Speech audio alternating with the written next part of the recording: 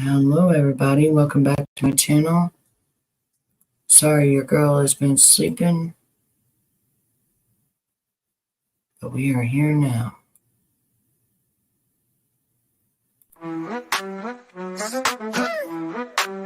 Betty on the streets, yeah, she brings the heat.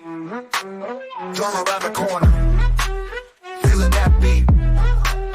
YouTube days, episodes unfold. Betty's got the scoop, stories untold. Navigating drama, twists and turns. Betty breaks it down, everyone learns. Go down low, she's got all the tea. Pull up to the screen, come and watch for free. Watch. Betty, on the go. Streaming live, don't miss the show. On the streets, she's our guide. Hip-hop dance, keep it locked inside. Every episode, every time, Betty's here, making it shine. Feel the rhythm, hit the floor. Betty's drama, always wanting more. Catch the vibe, she's in the groove. Pitch and twist, she's got the moves. Drama drops, beats keep going. Dance all night, energy showing. Betty, on the go. Streaming live, don't miss the show. On the streets, she's our guide. Hip-hop dance, keep it locked inside.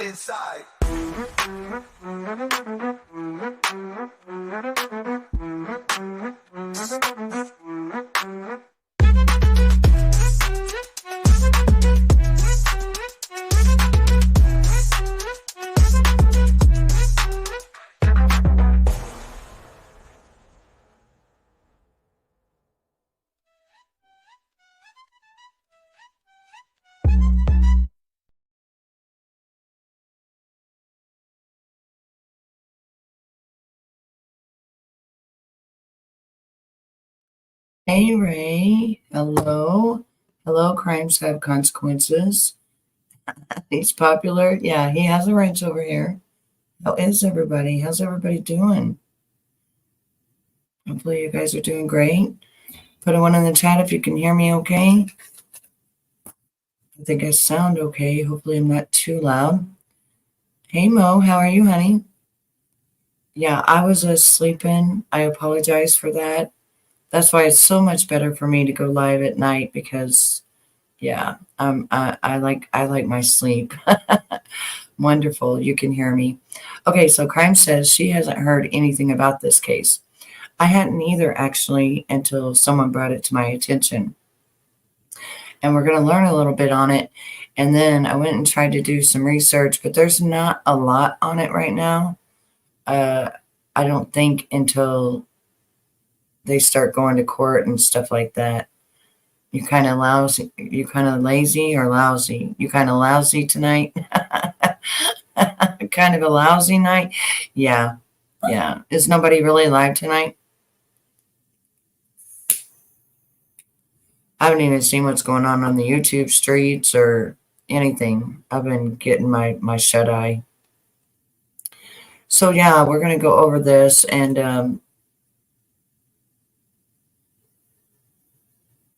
this was in Las Vegas, I believe, where it happened. And so we'll go over it. And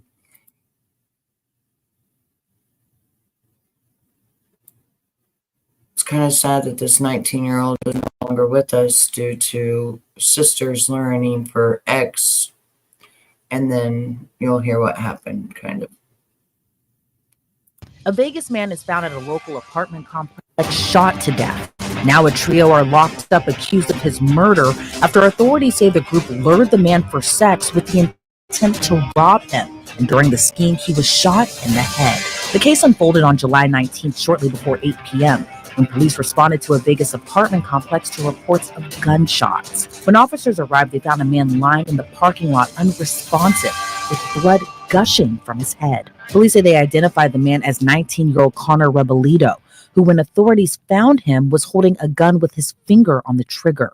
Officials pronounced Connor dead at the scene, and the coroner's office determined his cause of death to be a gunshot wound to the head. During the investigation, a resident in the apartment complex told police she was in her apartment in front of an open window when she saw Connor walking with a woman, when suddenly 3 men ran up and jumped the 19-year-old. The witness recounted all 3 of the men beat Connor, and one of the men had a gun and used it to pistol whip him several times. The witness said the woman stood nearby and did nothing to defuse the situation and ran away once bullets flew. According to police, during the fight, the man who pistol whipped Connor shot him 2 to 3 times. After the shooting, the 3 men ran off in different directions, with one of the men running to the woman who was with Connor. After police were alerted to the suspect's description, a plainclothes Las Vegas Metro PD detective in an unmarked police car went to the apartment complex when she noticed that behind her was a car following the same path through the complex. Police say as the detective continued to drive, she noticed a woman and 2 men who matched some of the physical and clothing descriptions of the suspects walk into the parking lot and wave her down as they appeared to be in a hurry. The detective reportedly realized the group thought she was a rideshare, so she continued driving and saw them enter the car behind her. So police followed the car and detained the occupants, which included 22-year-old Nathan Neva, a family member of his, and 23-year-old Skyler Bailey. Nathan Neva reportedly told police that he and the mother of his child, Skyler Bailey, were hanging out at a friend's place who lived in the complex with some other people when Connor showed up. According to police, Neva claimed 2 of the men at the apartment said Connor owed them money and wanted to rob him, but Neva claimed not to want to be a part of the plan. Neva claimed that the 2 men jumped Connor, but said he never actually saw a gun. So Neva then asked his relative to send him and Bailey a rideshare to pick them up. When it came to Skyler Bailey's account, she claimed to have met Connor a month before the shooting at a party and reportedly told police she was walking with Connor when the man ran up and jumped him. But when authorities spoke to those who knew Connor, it would lead them to piecing together more clues that would help crack the case. When detectives spoke with Connor's mother and girlfriend, they said on the night of his murder, Connor received a text message and told them he was meeting a friend and would be back in half an hour. And that would be the last time they saw him alive. Investigators also spoke with Connor's co-worker who revealed more. The co-worker told police that Connor was messaging a girl on Instagram by the name of Emily and was waiting to meet up and hook up with her. According to the co-worker, Connor and Emily were supposed to meet on July 16th, but Emily canceled. Then they were supposed to meet on July 18th, the day before Connor's murder, but Emily canceled after claiming to have gotten a flat tire. But the 2 would ultimately reschedule for July 19th, the day of Connor's murder. When police searched through Connor's, Nathan Neva's, and Skyler Bailey's phones, they found messages between Bailey and the Emily who Connor was messaging. Authorities confirmed Emily was 20-year-old Emily Rideout, who authorities discovered was Skyler Bailey's sister. When investigators looked through the messages between the sisters, police said it was apparent that Neva and Bailey were going through severe financial difficulties and had been evicted from their home with their children. On July 2nd, Bailey and Rideout texted each other about Connor's Instagram, with Rideout saying, "Okay, already done. Like I unfollowed you and removed you." And Bailey responded, "He got me blocked," and sent a screenshot of Connor's Instagram. On the same day, Rideout sent a screenshot of her conversation with Connor saying, "Only for y'all." And Bailey responded, "We win, you win." Then in another conversation, Rideout asked her sister, "How you know he even going to have the money on him?" And Bailey responded in part, "He likes to look flashy and show off." Police say from July 2nd to July 16th, there was constant communication between Connor and Emily and Bailey. Authorities say there were even instances where Bailey typed out messages for her sister to copy and send to Connor. Then on the day of the murder, Bailey instructed her sister to no longer reply to Connor because she was going to take over and text him directly from a different number.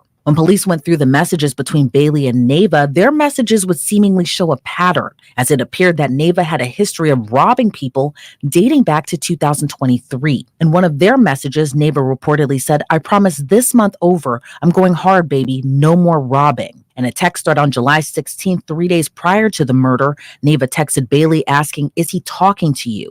And Bailey responded, "He's checking his messages," as well as, "I love you too, my stomach in knots." The day before the murder, Neva and Bailey were texting each other asking who they could borrow a gun from. Then on the day of the murder, Bailey texted Neva the address where Connor was later killed. Police uncovered more messages between Neva and a person under his contacts named Spaz Out, where Neva messaged him, "Bro, can you grab Ka already?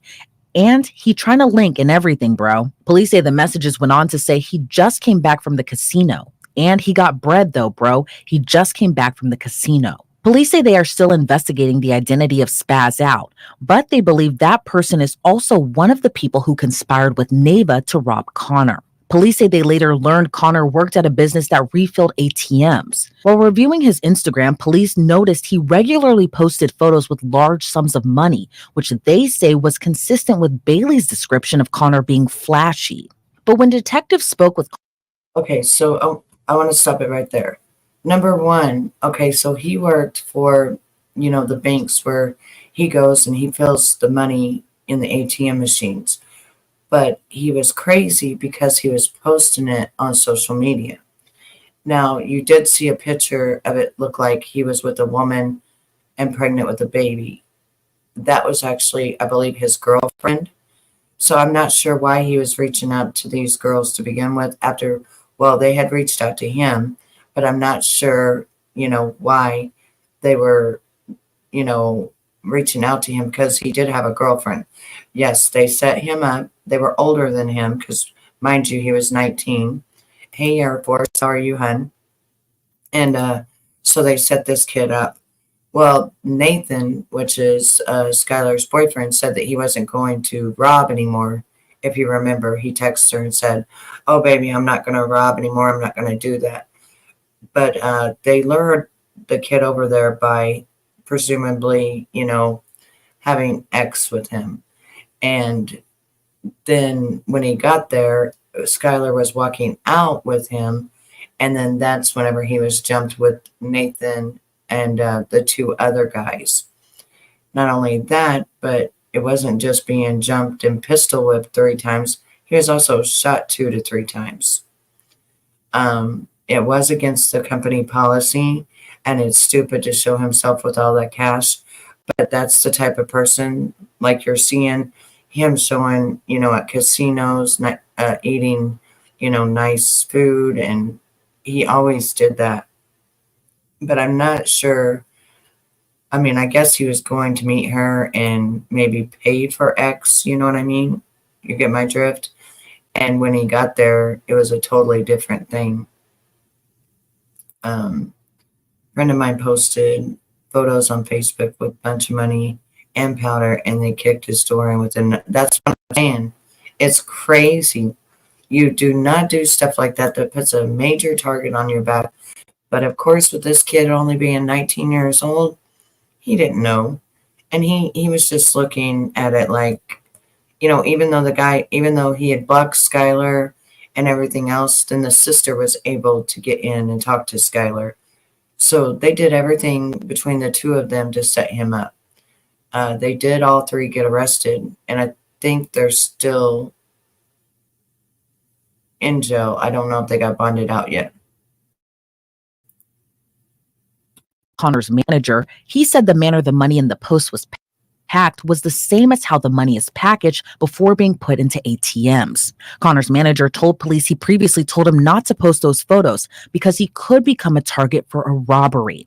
Nathan Neva, Skyler Bailey, and Emily Rideout were all arrested and charged with Connor's murder, as they now face charges of open murder, battery with the intent to commit robbery, and conspiracy to commit robbery. All right, we have a lot to break down in this case, so joining me to discuss it further is former prosecutor Melba Pearson. Now, Melba, thank you so much for joining me. To me, it seems like prosecutors may have a lot against the defendants here, especially when it comes to the conspiracy aspect, given it seems all 3 played a role in this murder. What are your thoughts about this case and about all 3 kind of playing into this murder as well too? Sadly, we've seen cases like this before, where often you'll have a group of people, usually several men and 1 woman, who would be basically the bait in order to entice someone for the purposes of a promise of a date, a promise of a relationship, and then unfortunately, at the time of their date, the person ends up being robbed. And of course, when you plan a robbery, lots of things get out of hand very quickly because you don't account for the adrenaline, you don't account for the reaction of the person, you don't react to how slowly the person may pull out their wallet or how quickly, or maybe they don't have money on them. So when all of those things come into play, it's very easy for what was supposed to be a simple quote unquote robbery end up escalating to the point of homicide. And so, incredibly tragic as this is, it is not that uncommon. But clearly, the defendants have given the prosecution a great deal in terms of the text messages. I mean, there's a treasure trove of information in terms of their planning, in terms of even one of the defendants feeling nervous and that they're only doing this because they have love for this person and that sort of thing. So there's going to be an uphill battle for the defense to try and say, well, they didn't know what was going to happen.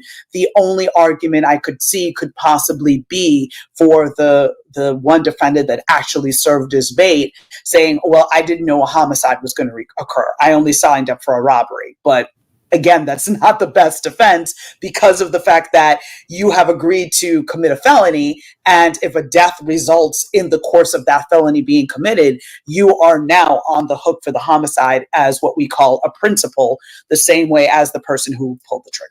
And investigators noted that Nathan Nava and Skyler Bailey were experiencing financial hardships. Do you think they intended to set up this robbery truly just for the money? And if so, why do you think Skyler allegedly dragged her sister into it? Because in my mind, I'm thinking, how much money did they truly believe they'd be able to take from the victim? Well, I think there were a few things that came into play here. The victim had a job refilling ATM machines and apparently would post on social media photos of him doing his work.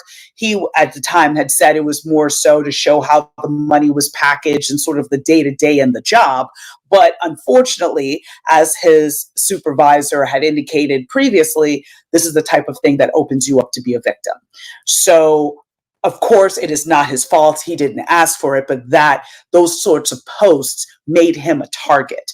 So I think there was definitely the money option, the money concerns drove this. I think she probably brought her sister in because of the fact that, whatever relationship she had with the other defendant, she may have thought her sister would have been more appropriate to be that bait, so to speak, in order to entice the victim to his robbery and eventually death.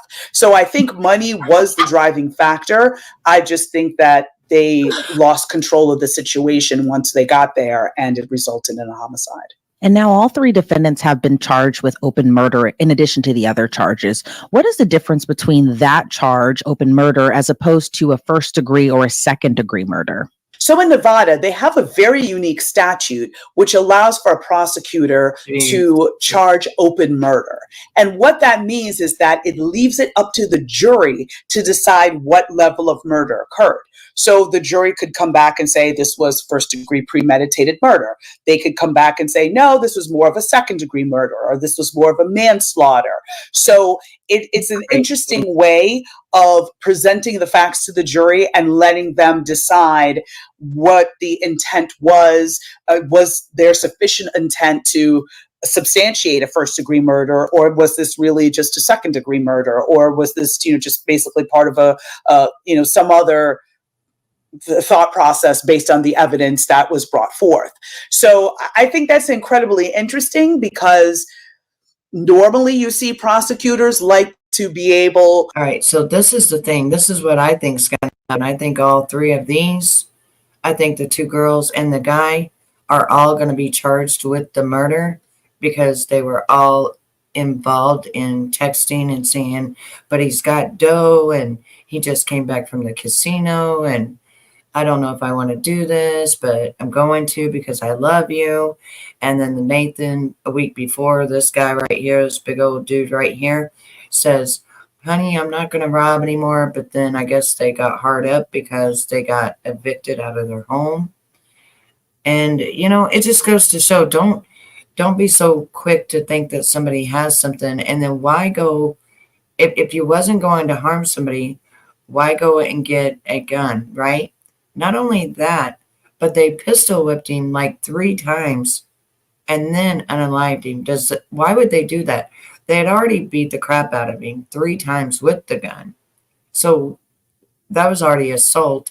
So why did they need to go ahead and actually pull that trigger? And it looks like both of the girls are now going to be indicted as well or go to a jury or whatever.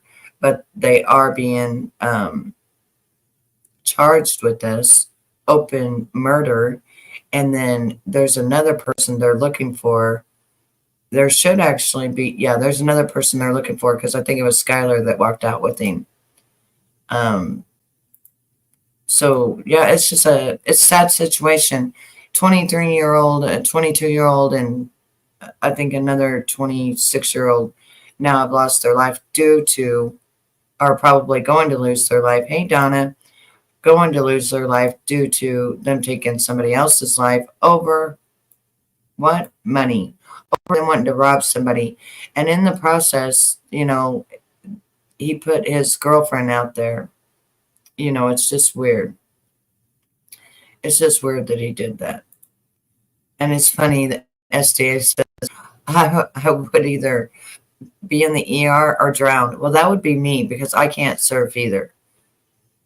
Because adrenaline makes you crazy, so you don't plan to pull it on a full, but you get high on powder and it just happens, and a lot of people don't know why. It's all about self-control. And well, see, that's the weird thing, though. They already pistol whipped the guy 3 times and probably already maybe unalived him by hitting him in the head like that, Yeah, they could have been something, but they wasted their life because of this man right here, which was also already a convicted felon for some things, and yeah, now they're going to spend the rest of their life in, behind bars, the 2 sisters. And because, this is a pretty strong case. Here we have a nice group that do windsurfing on ice, my kind of surfing, no sharks. That's funny. If you think you got to do that just to scare a person, then you take it too far. They don't plan to murk him, did they? No, I think they did plan, because they went and got a gun. And it wasn't good enough for them to pistol whip him 3 times. You know what I mean? It wasn't good enough for this guy and another guy to pistol whip him. So they're all now going to be charged with an open murder. Every one of them. Every one of them. Even the other sister who lured him there.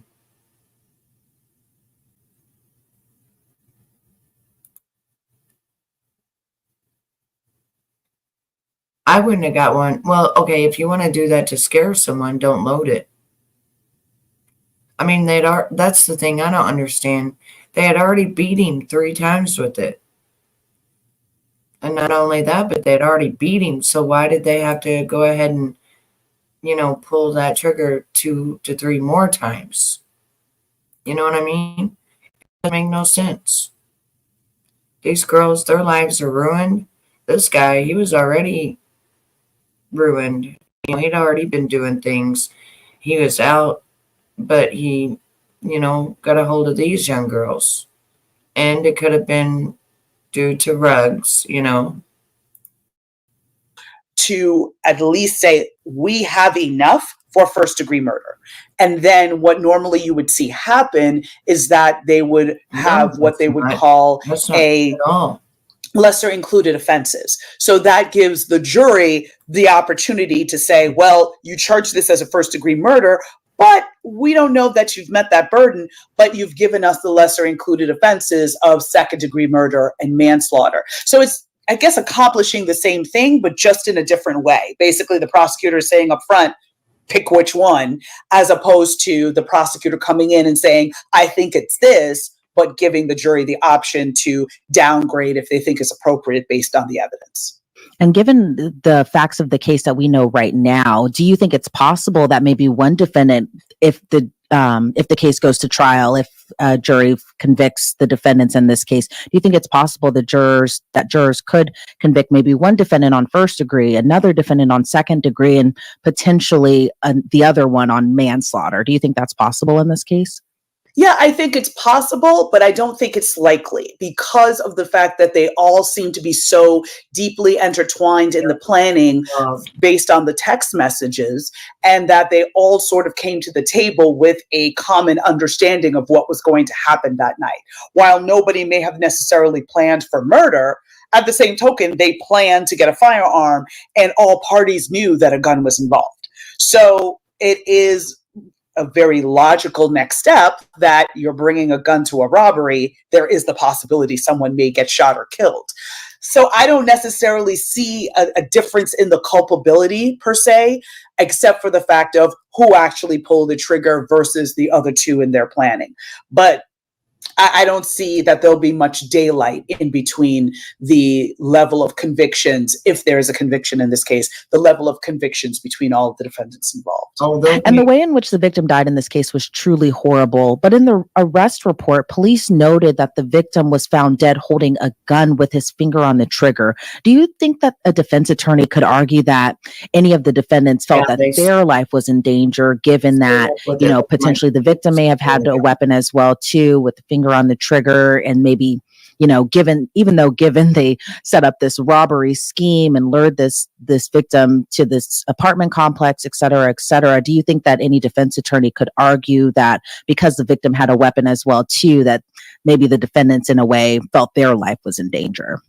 Well, the thing that comes to mind is the old adage, don't start none, won't be none. Right. And so to translate that into legalese, you can't claim stand your ground or self-defense protections if you were the instigator of the situation. So if you started the fight, or if you started in some sort of criminal conduct and now you're confronted with deadly force, you can't say, well, I had to shoot my victim because they weren't complying with my illegal requests, right? So I don't see a scenario where the defense can make an issue out of that. They will try, but I don't see an avenue where they can do so successfully based on the fact that the victim was protecting themselves against the wrongful actions of the defendant. And it just, unfortunately, in this scenario, the victim was not able to effectively protect themselves.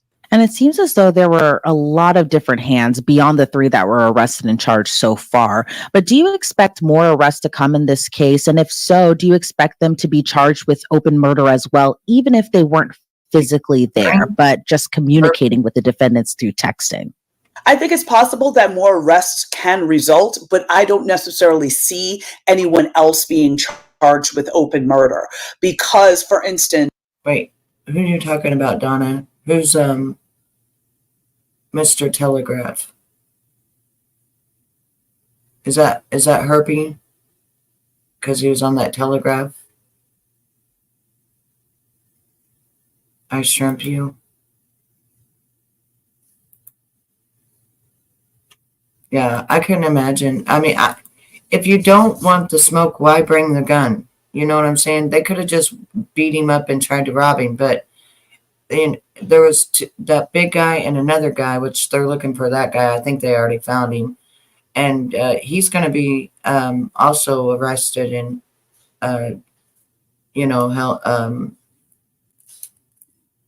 what do you call it? Arrested and charged with open murder as well. Oh, I didn't hear that. I did not hear that. I saw something about that, but I didn't see he was arrested. What was he arrested for? We might have to go look. And it's a good thing because he had those, those PDFs on there just running amok. You know what I'm talking about? Like Ernie showed. I'll have to check into that after we get done with this. I'm thinking of the person that provided the gun for this to all happen. Did they know what they were providing the gun for? It's all going to bear out based on the text messages. It might be just very cryptic, like, hey, we're just gonna, I need it for protection, or I'm gonna do something, don't ask questions. Okay, the person turns over the gun, they shouldn't necessarily be responsible for murder because they didn't know that was what the plan was. And so they may be charged with some other firearms offenses, but I don't know that they'd necessarily be charged with murder. Now, if there's other people that played a more active role in the planning or maybe try to help them in the aftermath, maybe dispose of evidence or something along those lines, again, I could see more charges resulting from that. But again, how much did they know and when did they know it are going to be the key questions in determining what level of charge is going to be filed. And Melba, do you expect this case to even go to trial? And if so, do you think that it's possible? You know, we have 3 defendants here who could be co-defendants all in this case together, but do you see any of them maybe flipping on one another, especially given the 2 of them are half-sisters? I definitely see this case, or at least several of the defendants pleading out. I don't see a scenario where all 3 are going to want to go to trial on this. Now, do I see sister turning against sister? It's possible. When it comes to rushing to the courthouse steps, the adage of blood being thicker than water kind of goes out the window with that. However, I could see that both of the sisters may be turning on the boyfriend, on the male defendant, on the shooter in this case, because again, they can sort of pin him as the mastermind and say, well, we just had to agree, or we felt that, it was just easier to go along with it, whatever the case may be. But I could see a scenario where they end up testifying against him. All right, Melba. Well, thank you so much for giving me your insight into this case. Before we sign you off, is there anything else you would like to add? No, just that, again, it's something to think about in terms of vetting whoever you're going to go out on a date with, or whoever you're going to meet up with. Okay, so hang on one second. So remember not too long ago when Ernie came out, showed the little boy sign, lover sign, and was in those rooms, and I said that's highly illegal, and yes, the FBI can get in there, and then, but you have to have encrypted stuff to get in there. Well, when you say that they wouldn't let the LE in there, that means he wouldn't let the LE know the encrypted way to get inside there, because there was so much illegal activity going on there, meaning PDF and all that gross stuff. So it's crazy. Zuckerberg is the one that opened all this up, because look what he has on his platform. I've actually seen cannibalism. I've seen kids being SOL'd, on that platform. So it's really weird. Let me go check that out for a second. Yeah, that I've seen the pew-pews on there. I've seen all kinds of stuff. But the main thing of why that guy wouldn't let it be open is because they would have found the same kind of rooms that Ernie was in.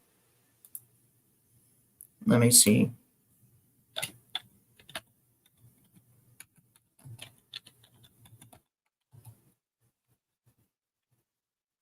Let's see here. What? Oh, so he's in France.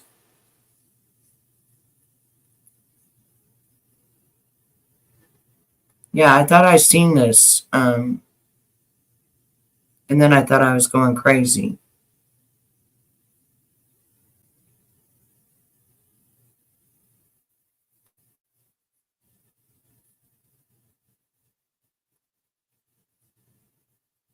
All right, let's see what we can find here.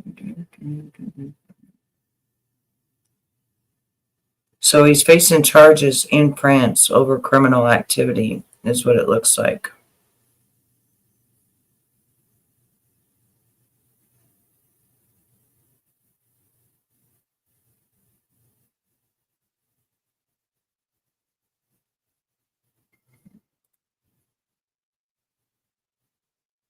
I don't even know how to say his name.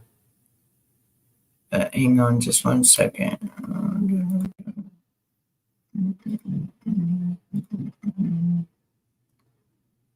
Let's see if I can share it and let you listen to the article on it.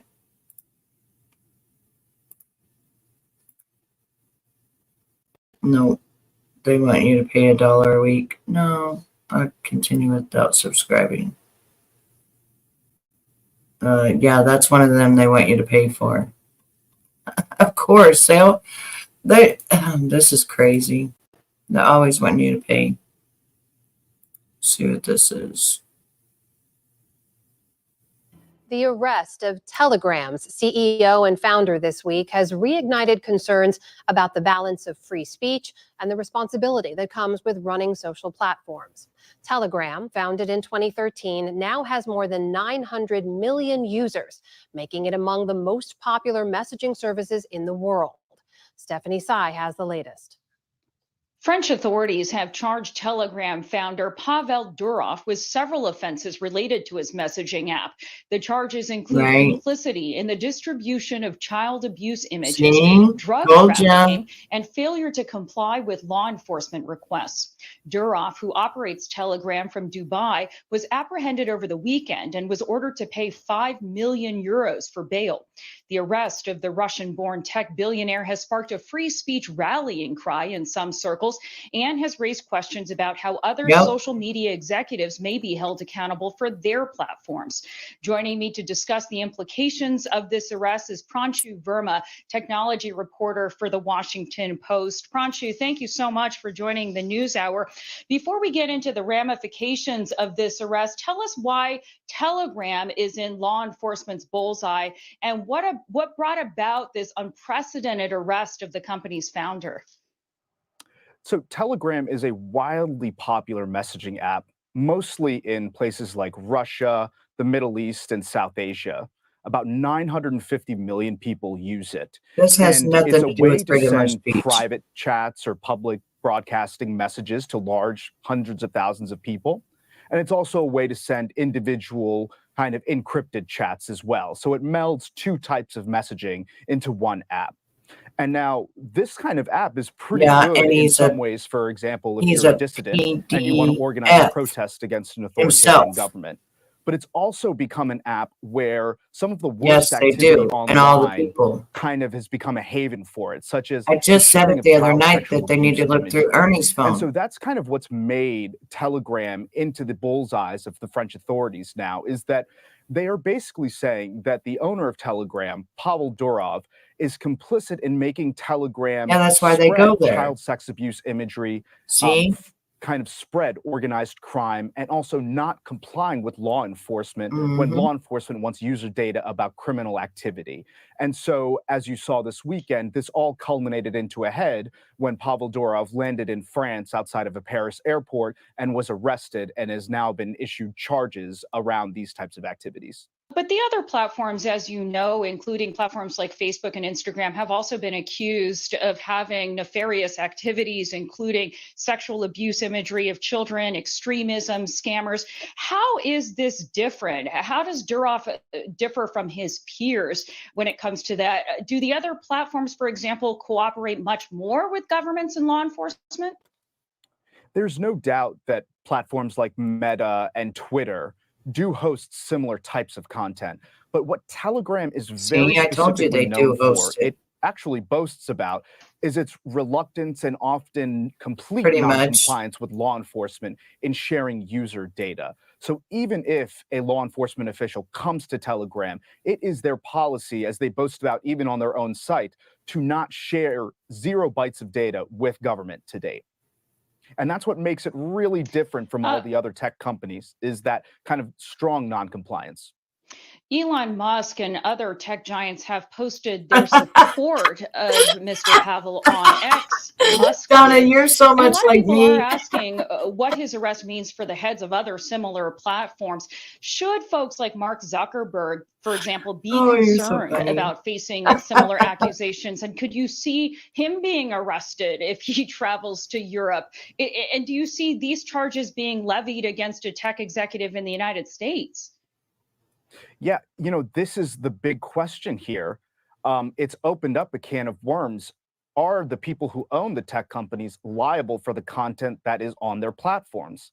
Now, in the United States, there's a rule in law that shields companies from being held liable for the content that they've put on their sites. But in Europe, there is a little bit more of a strength around holding tech companies accountable. And you've seen now, in this case, kind of the most muscular I'd be like, Donna, act get me out of a government of a government holding a private official of a company to account. And it is unlikely that we would see it in the United States, where somebody like a Mark Zuckerberg or an Elon Musk is, detained for what is on Facebook or on Twitter.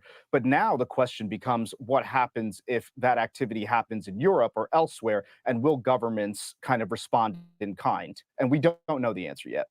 That is the Washington Post. Pranshu Verma joining us. Thank you so much. So that is so strange, Donna, that you gave me that information. I thought I had saw it, and then I thought I was crazy. It just came up in my newsfeed, and I was like, no, that can't be. So I didn't click on it.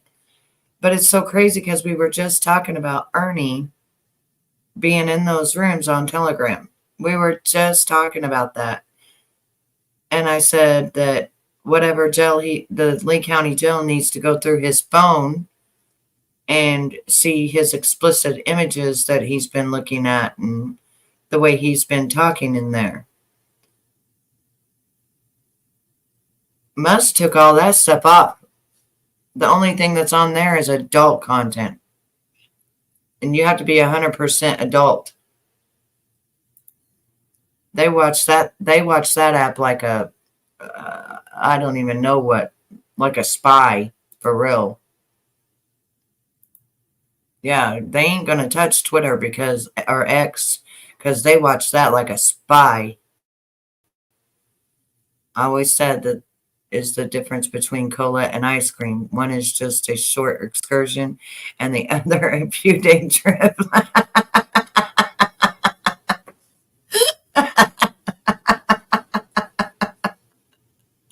You don't know what Telegram is?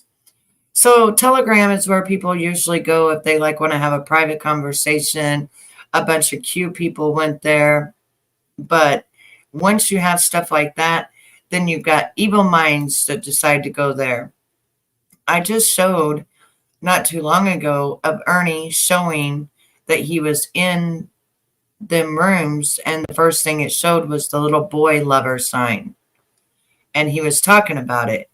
And I was like, somebody needs to look at his phone at the Lee County jail or at Kentucky jail and see what explicit materials are on there and what he has been saying. Because once they get onto that app, all they got to do is push the thing and then they're in and they can see everything.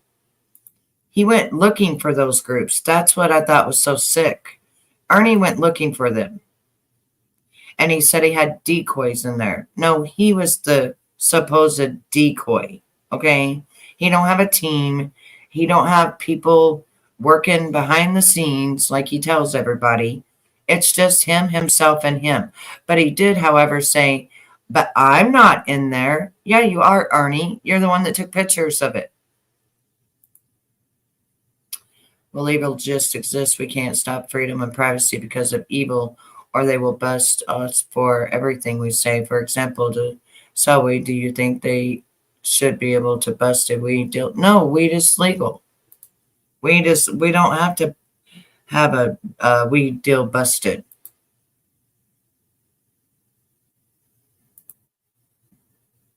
That's the problem. If you give the government the power to spy, they will take action against far less evil. No, this is legitimately what they were doing. And just like Ernie said, you have to go through encrypted stuff to get there. That's why he tried to say he wasn't in there, but there's nobody else that was in there but Ernie.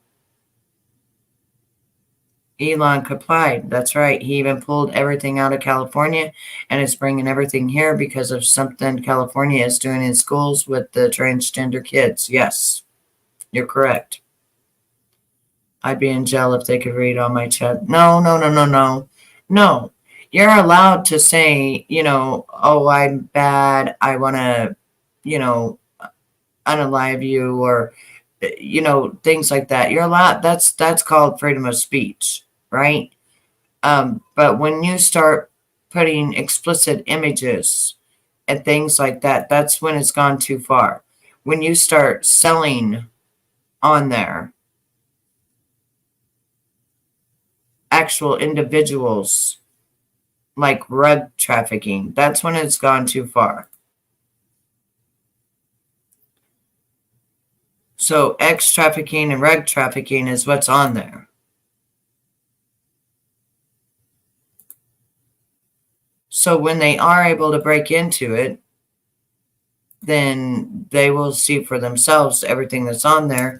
They will be able then to go and start arresting all the users because, like they said, they had 900 billion people. 900 billion. Think about that. That's all over the entire world. That's a lot of... You could take down a lot of PDFs, you know what I mean? You could take down a lot of them. A lot of them.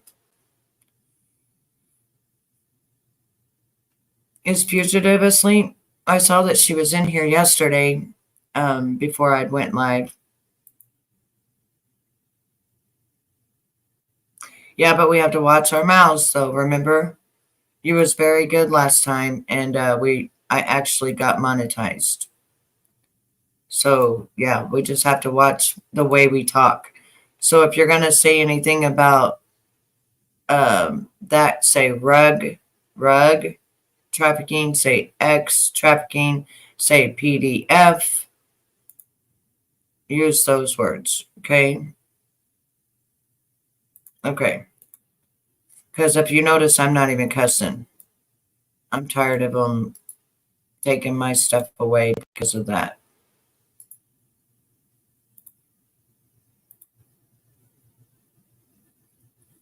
Correct.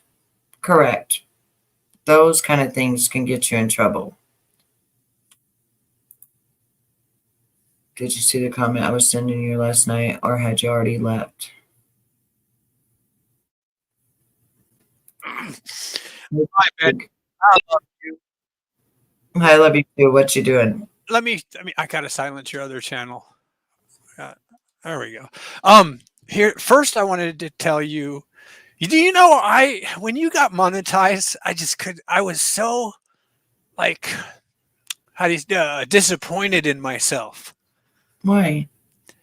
Because I saw that you worked for only a year and then you got yourself remonetized, but I was so proud. I just couldn't believe it. I was like, yes, Betty, with all that you were up against, you got yourself monetized. So I totally get why you're being so careful. I get it. Mm-hmm. But let me tell you something. This little situation right here, if they busted him for being a PDF, that would be great, right? No problem. But the problem is what they busted him for sets a precedent with Zuck, Musk, and then trust me, once they make it openly legal to go into these chats to bust criminals, they will go after everyone who talks about any criminal thing. So let's say you cheated on your taxes a little bit and you tell, your sister, like, hey, guess what, man? Well, they already have that. They already have. See, that's the thing. The government already watches stuff like that. If you know that, right? We're already being watched. Yes, but I do. When you go into secret, like major secret, where it has to be encrypted, you have to have certain passwords to get in and things like that. Like Ernie was saying, and then he wanted to reiterate he wasn't in there, but he was. Right? Yeah. That's when you start having the rug, the PDF, the selling, all of those things. They think they can be under the radar worldwide. Well, let me ask you a question. What about the situation where those two guys came into my house and hit me in the nose with a thing? Mm-hmm. And let's say after I chased him away, I went on Facebook and asked a friend to handle them. Not the MRDR thing, but just give them a spanking for their activities. Mm-hmm. Now they won't bust me for it, right? Because then they have to admit that they're spying on every little person. So I knew that now I didn't do that, but there's some things I've said on. I don't do encryption. You know why I don't do encryption? Right, but we're talking about actual illegal activities. So that's what Telegram was. I do plenty of illegal activities. No. They're just tiny. Yeah, They're like tiny. We're talking the stuff that is hidden away from the world. That's the reason Telegram was even built. Well, did you know that some things that you say are illegal? Did you know that? Oh, yeah. So if I were to say people should do something, then that's inciting. Now, it doesn't matter if I say it on YouTube in public or if I say it on Facebook. Now, imagine how I talk in private to my friends on Facebook. Damn, my friend in Mexico says, I can't even repeat it. But let's just say but the thing is, though, toxic. We're not talking about just normal, everyday talking about even about some small illegal things and things like that. We're talking about rugs, PDF, selling. Well, here's the thing. We have a big problem in Oregon right now because Oregon decriminalized small amounts of every drug. So then we had people from Seattle and all over the country that were homeless, like fentanyl users. They came to Portland, and now it's just destroyed. So is Seattle. Right. Because in Oregon everything is legal now as far as drugs. Yep, and everything. And the problem is, I think with Oregon they wanted to totally destroy it, and that was the first state for them to do it in. Does that make sense? So they thought they would start with one, see what happens and how it works out before they start going around the rest of the world. You know, the rest of the USA. When it comes to the Antifa thing, you're right.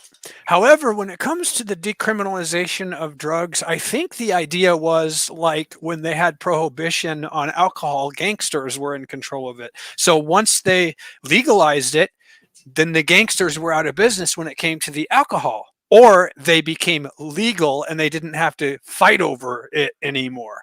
So there were liquor stores and things like that, but liquor stores still have to deal with it. I want to ask you, what is now that every rug in the world is legal there? Everyone. If it's a tiny amount. Right. But now what is the grape and the red rum cases like in Oregon? You mean SA? Grape. Yeah. Okay. And the rugs. What? Not rugs, but red rum. What? Now that everything is legal, how bad has the situation gotten? Not in that case, because basically the people are into fentanyl, so they're homeless and they're small time. And it probably has, I don't know. I think it's reversed. It did the exact opposite of what we always thought it would do, because we looked at what was the Amsterdam. See, Amsterdam, the crime rate dramatically dropped. Although this is one thing, marijuana was different. When marijuana was decriminalized and legalized, crime went down, drunk driving went down, all kinds of things like dropped that you could noticeably see. But once Oregon legalized like little amounts of every kind, then you got addicts from all over the country wanted to come here because they were getting harassed by cops. So maybe, and then what happens is the rug businessmen are still the same. They're still gangster. They still have to pack a piece, a pew-pew. And you were wondering, why did these people bring a pew-pew when they had three big men that they could have overpowered him? Because you can't two big men. Hey, fugitive. Hey, fugitive. Yeah. You can't overpower you can't overpower, if you're two big men, you ain't going to overpower a guy that has one pew-pew. That's why if I did that, which I would never do something like that because I don't like prison. However, if I did, you mean orange or blue don't look good on you? No. Oh my God. I've been in jail a couple times. I think all of my life, I've spent a total of 15, maybe 20 days in jail. 4 different occasions. So it was like 5-day stretches each time. What it was is it was attempts to get me, and it just never worked because I fought hard. Like if the government's going to come at me and say that I did something, I'm going to spend every freaking dime, sell everything I have, and when I get in that courtroom, I'm fighting for my life. And right, no, but you didn't tell me though. You didn't answer my question. Oh, what is the percentages of the red rooms now? And the red rooms, I don't understand what you mean by that. Are you talking about the thing Ernie was looking at? No, the red room. Red rum backwards spells what? Don't say it out loud. Let me. God, I'm dyslexic, and I should know this. Red rum backwards spells. Oh, I haven't looked. Let me look right now. If the rates have gone since up. all drugs are legal there, Okay, I just wonder, has the crime, like, has that went up? Has the theft went up? Has, like, what has went up since they legalized it in 2020? Well, guess what? All right, let me read it for you. The money saved by Measure 110 goes directly to state funding for addiction and recovery service. There is no evidence that Measure 110 was associated with the rise of crime. In fact, crime in Oregon was 14% lower in 2023 than 2020. So it dropped 14%. That's weird. So it dropped. But here's the thing. But okay, now I got another question. Yeah. So even though the crime dropped, did people's lives? How many people have let me check, because that is a huge problem. Yeah, because of the drugs. Because of a particular one. Mm-hmm. Mm-hmm. What is? Yeah, many years he was. Mm-hmm. Let me check. And since 2020, fatal OD involving illicit manufactured, you know what, the Fenty, has significantly risen throughout Oregon.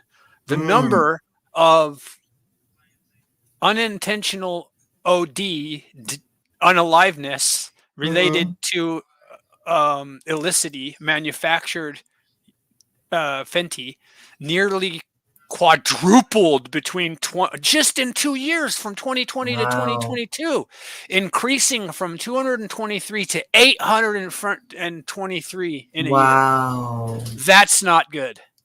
Okay, so that there leads me to believe my suspicion all along is that when they made everything legal, then the Chinese was able to get it there, and that's called population control in my eyes.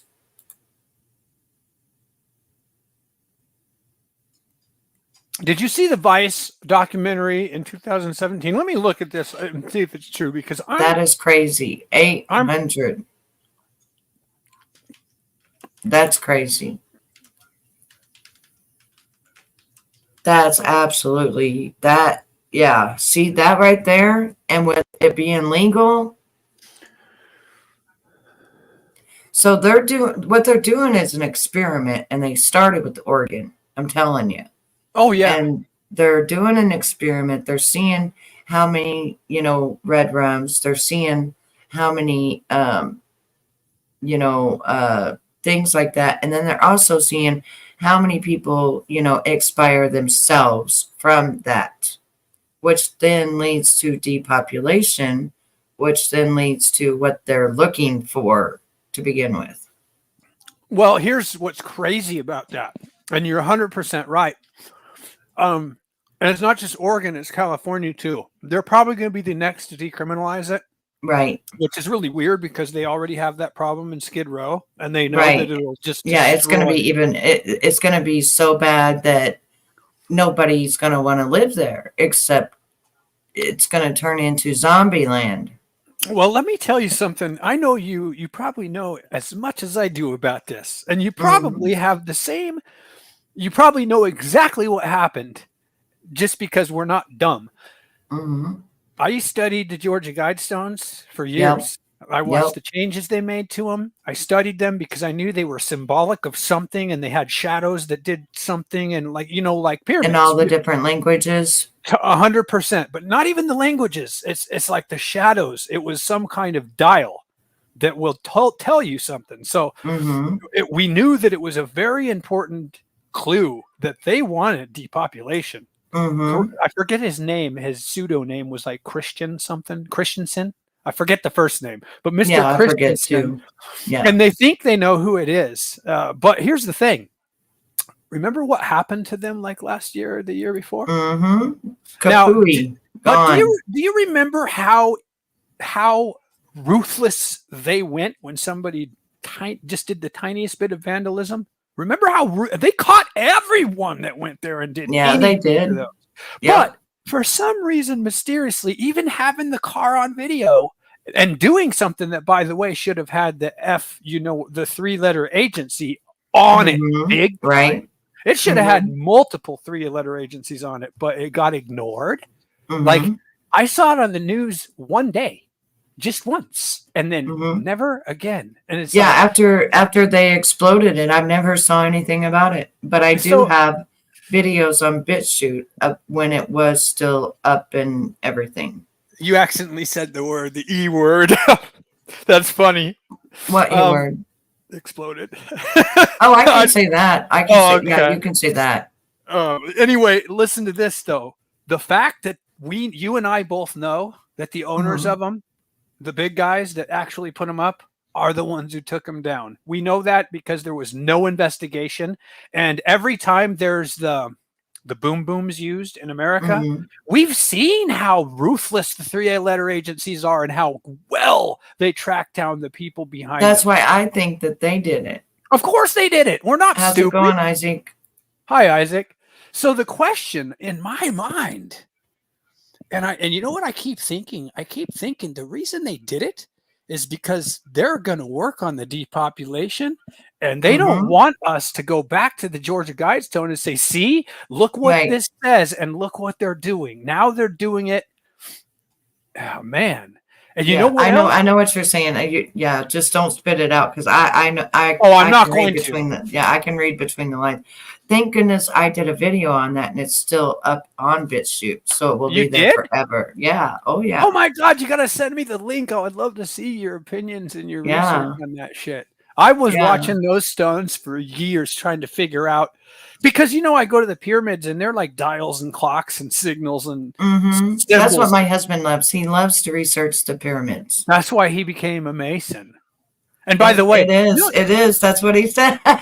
Look, I've been in the lodge, and I went to the lodge for 2 years. I'm not a Mason, but here's the thing.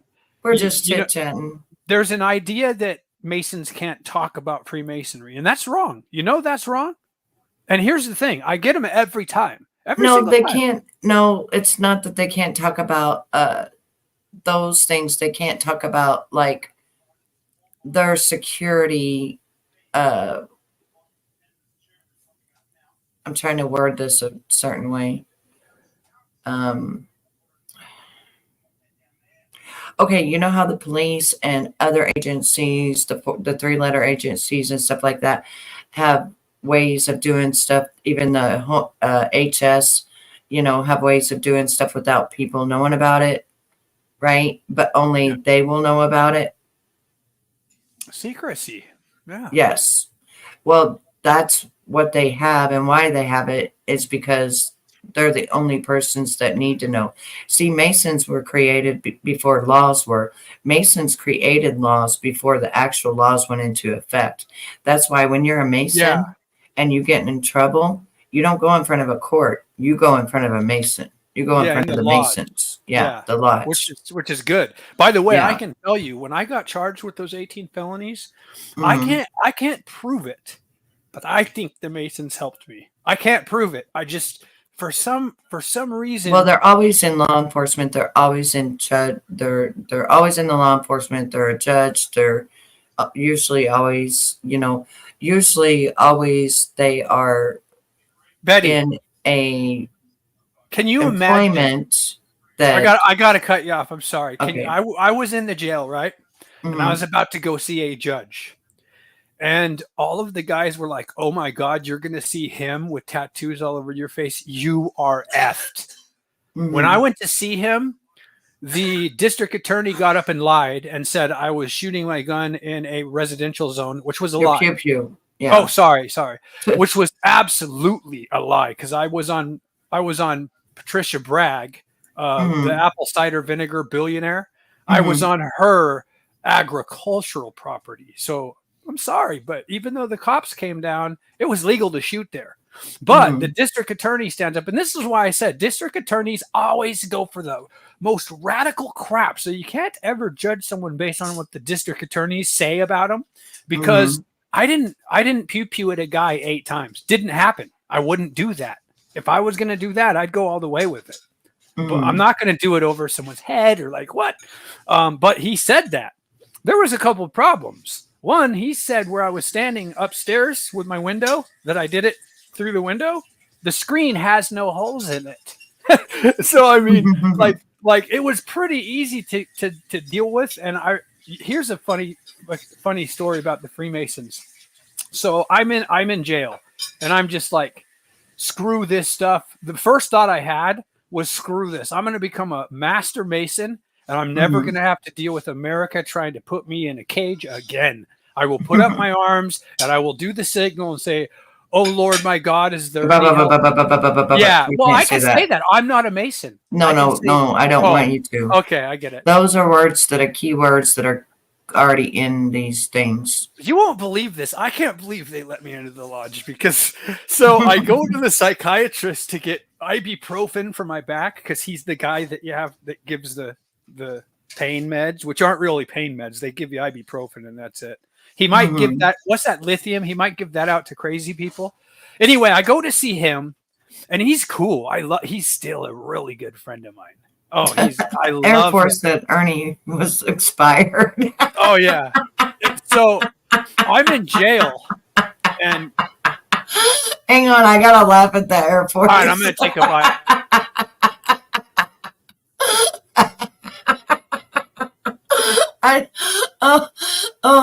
I don't mean to laugh, but he did expire off YouTube, didn't he? Dude, that's great. Dude, that. And I went back.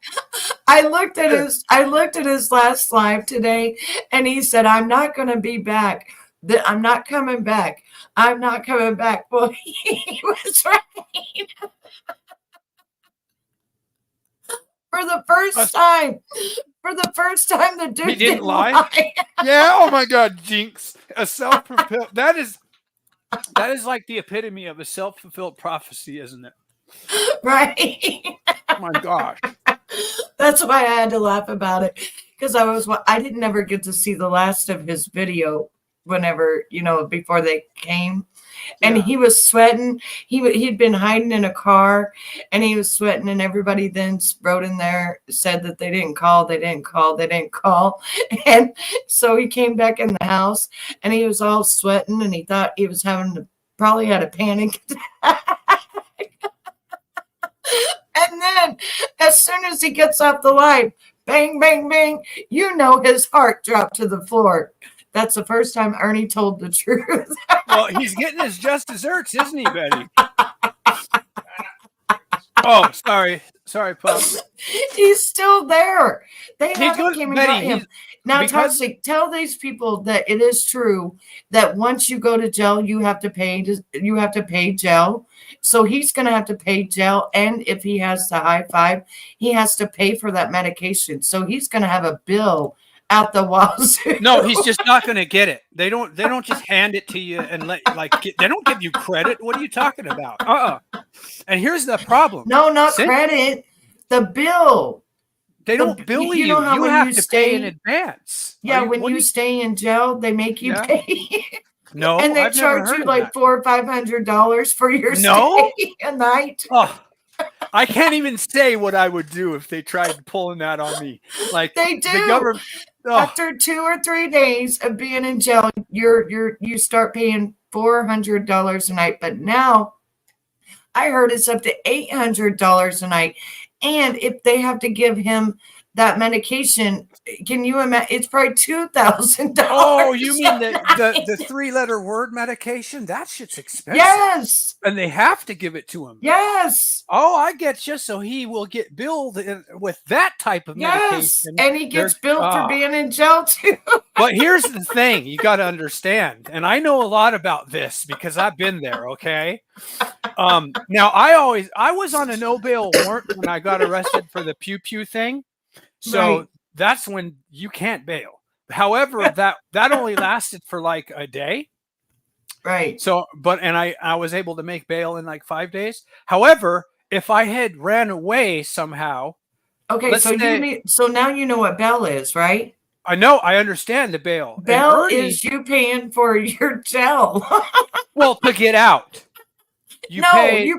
It pays for your stay in jail is what I'm saying. Not your bail. No. Yes, it does. A bail bondsman is a completely separate company than the jails. You don't pay the jail. No, I know that, but that's why you have a bill. That's why they set a bond and stuff, because it actually pays for you. Oh, so to be in jail.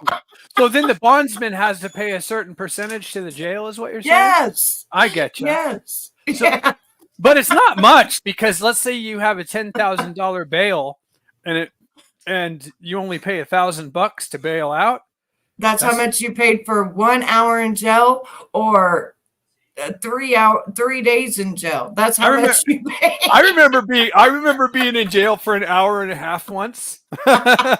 Oh God, an hour and a half is how long it took me to get out. But here, check this out. And how much was your bond? $150. Okay, so you paid $150 for an hour. That was for a felony for self-defense and really hurting somebody. But I didn't mean to. It was just a blink of an eye reaction, and it was a little too hard. And it would But that's the thing that sucks. That's why people don't realize people that go to jail and they sit there and wait in jail, not prison, but jail. Well, you have to pay to be in jail. I love jail. You have a bill.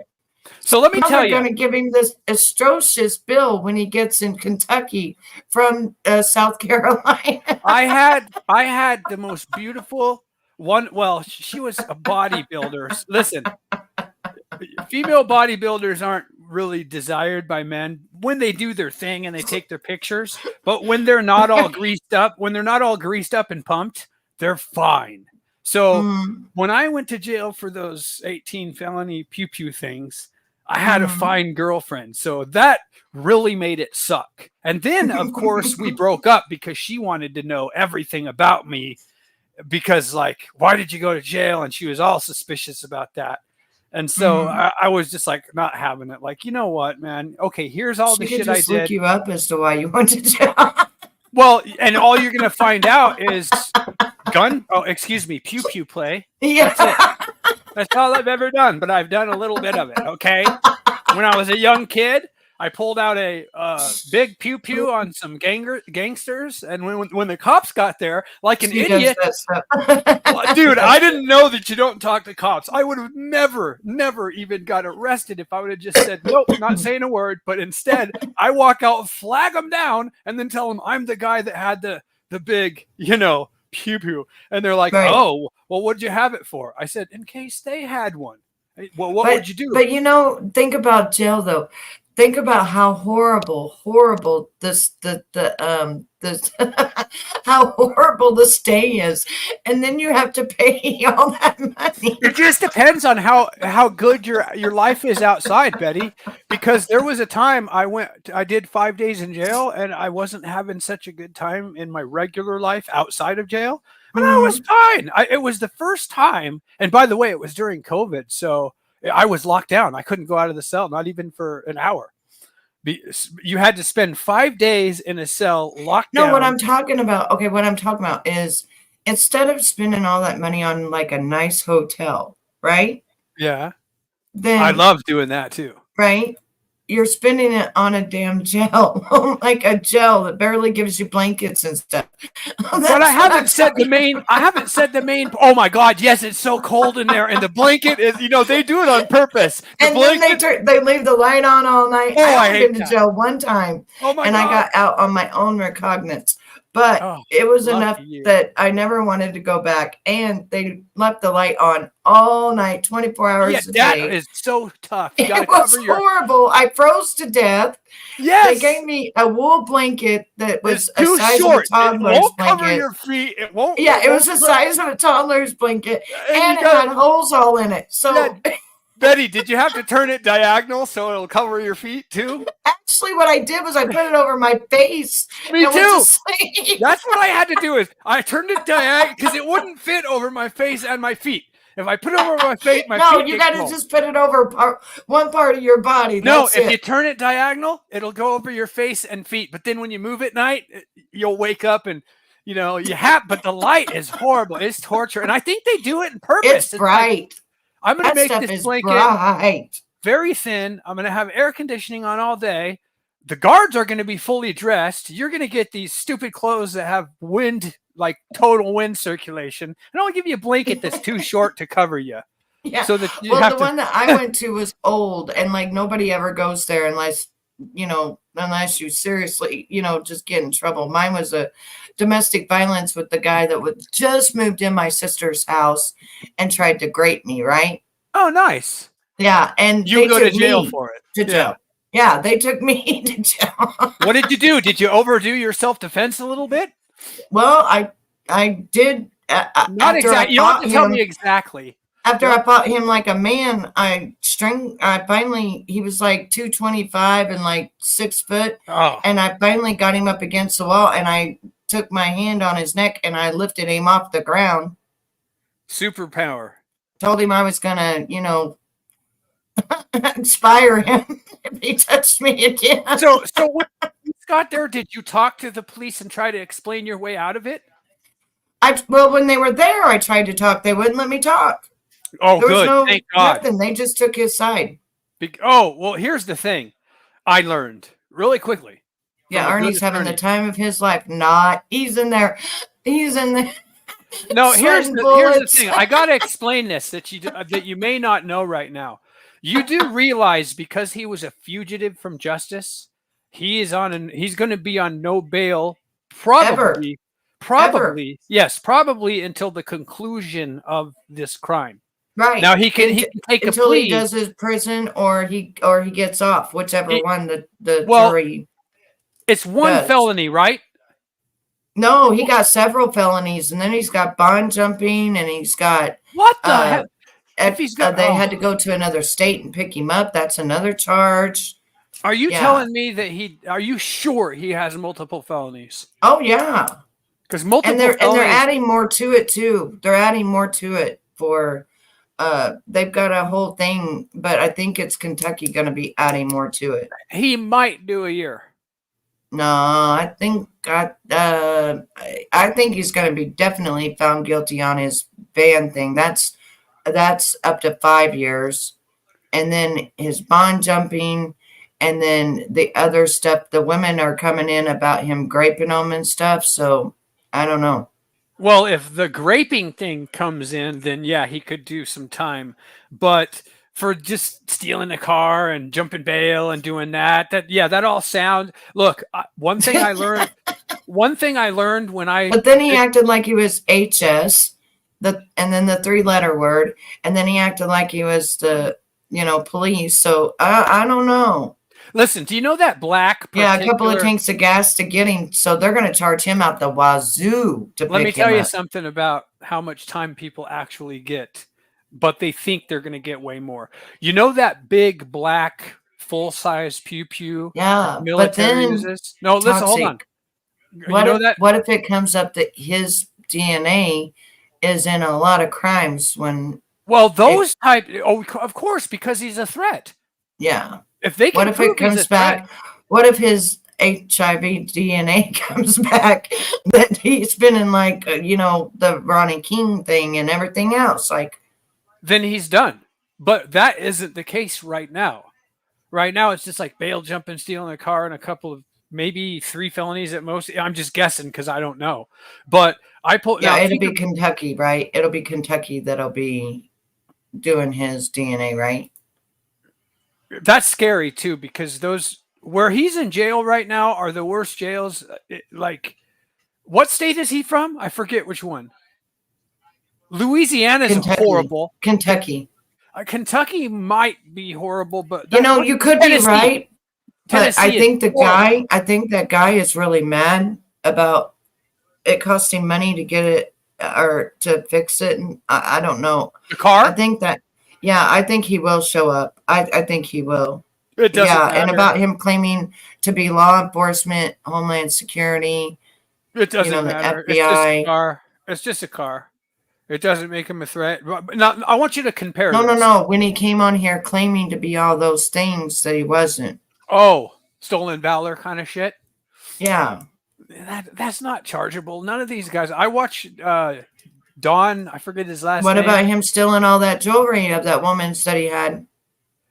100. I know charges on him for sure.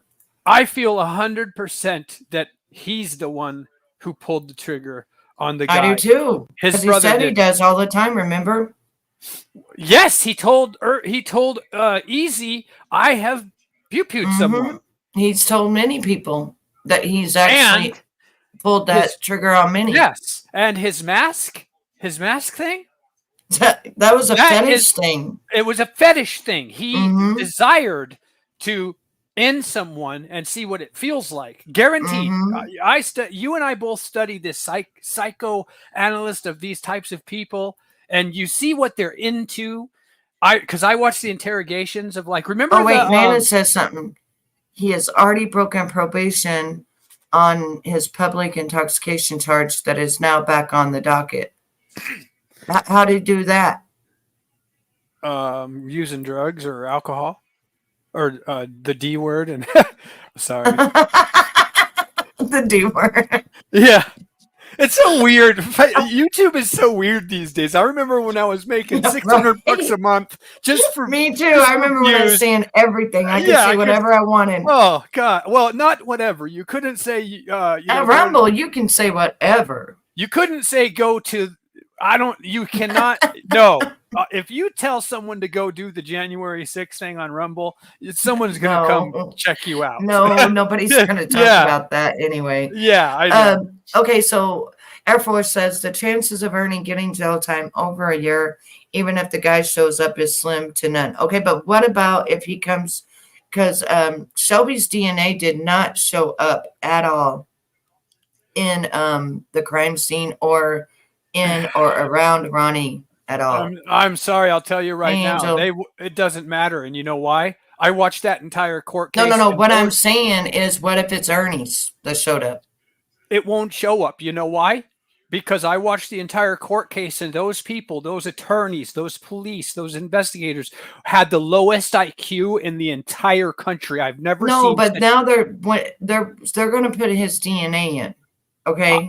Once because he never wanted them to take it. These guys are dumb. They couldn't figure out. Once they put the DNA in, it might pull up other crimes we don't even know about, like women that would come up missing every time he was around.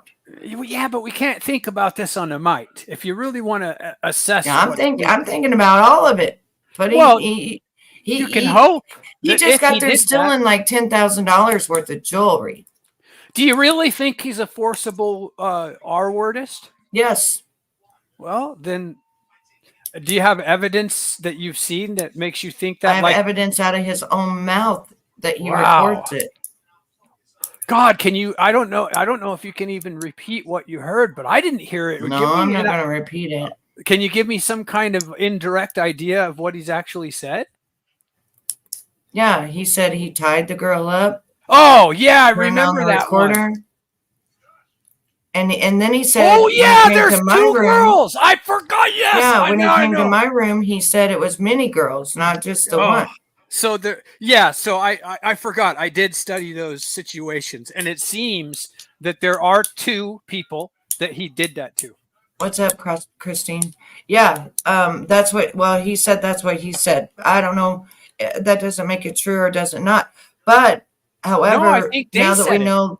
Also, that he's the GAPAY, it could also come back that he might have unalived men. Who knows? Nobody knows. Nobody knows. Come on.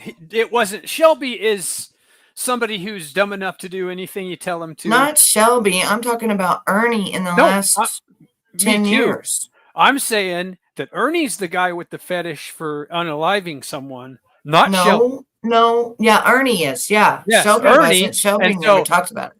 Ernie comes up with the idea, hey, let me tell Jimbo that I need your help. And because Ernie was the one who knew right where the pew-pew was. Yep. Shit. So he tells Shelby how to he get did. a He said he pew-pewed one of Kemper's friends in the between the eyes. Ernie said that. Ernie says a lot of lies, but the one I do believe he did that old man there. That was not, I do not believe that. Yeah, but he calls everybody brother, innocent until proven guilty. So what I'm trying to say about that is when he said, I just let my brother, he calls everybody in the world brother. His brother wasn't out of prison. His brother was in jail at that time. But he also said, and then the next time he had 2 black dudes, is what he said. And you know what? People shouldn't even be called black because did you know that everybody's the color of wheat? Go look up wheat, and everybody in the world is a color of wheat. I don't care. There's black people and white people. Who cares? No, they're the color of wheat. Go look up wheat. Go look up wheat. Good. Go look up all the colors of wheat. And care. We, as people, are the colors of wheat. Do you believe in past lives?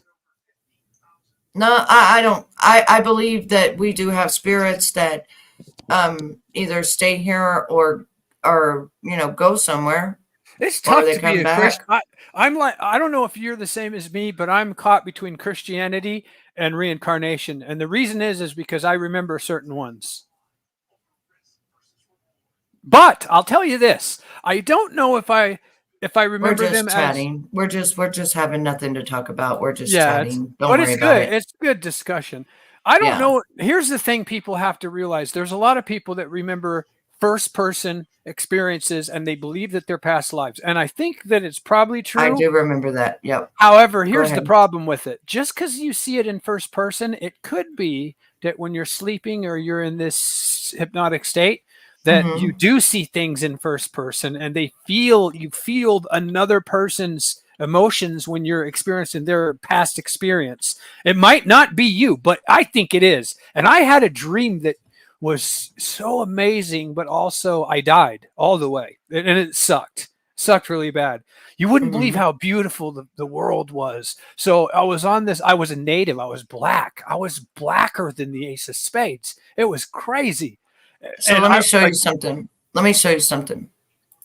A lot of people don't know this, but these are the colors of wheat. Okay? Here. This is all the colors of wheat. Holy crap. We are the colors of wheat. All people are the colors. All people are the colors of wheat. I got to tell you. I got to tell you about this. There's no black. That was okay, but I was this one. I was the one all the way to the left, and actually way darker than that. Not way darker. But that's what I'm trying. That's what I've been trying to tell people for a long time, is that the government decided what they were going to be called and stuff. But we are all the color of wheat. All of us, every nationality. Ashes, no, I don't think he's having withdrawals from going live on YouTube, but I think he's really worried about people laughing at him. Oh, I'll laugh all the way to my bank. That's probably going to be in his head the whole time he's in jail. Is like, look, now that Nicolina, all his enemies are laughing at him. And you got to let that stuff go. But I got to tell you about this because it's so amazing. I wish I could show you. Oh, yeah, he got arrested. Yes. He is in North Carolina, Lee County Jail. Did you get the file? I have the file if you want it. No, I haven't.